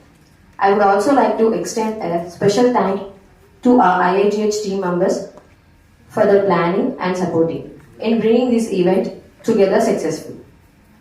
To our wonderful participants, thank you for both enthusiastic participation and for making this session so interactive. Lastly, my appreciation goes to the technical and support staff who have worked tirelessly behind the scenes to ensure the smooth execution for this program. Thank you, one and all. Seriously, a lot of gratitude for the support staff and everyone who has put in all the efforts.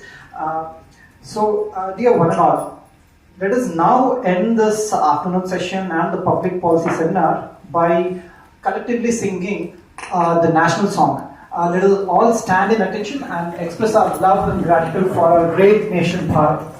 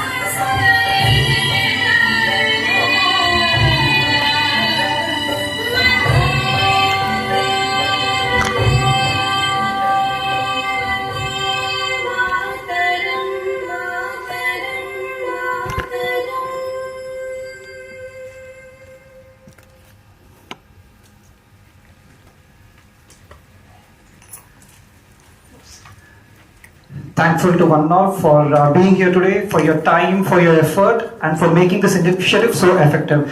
Thankful to each one of you for this wonderful day. Jai Hind.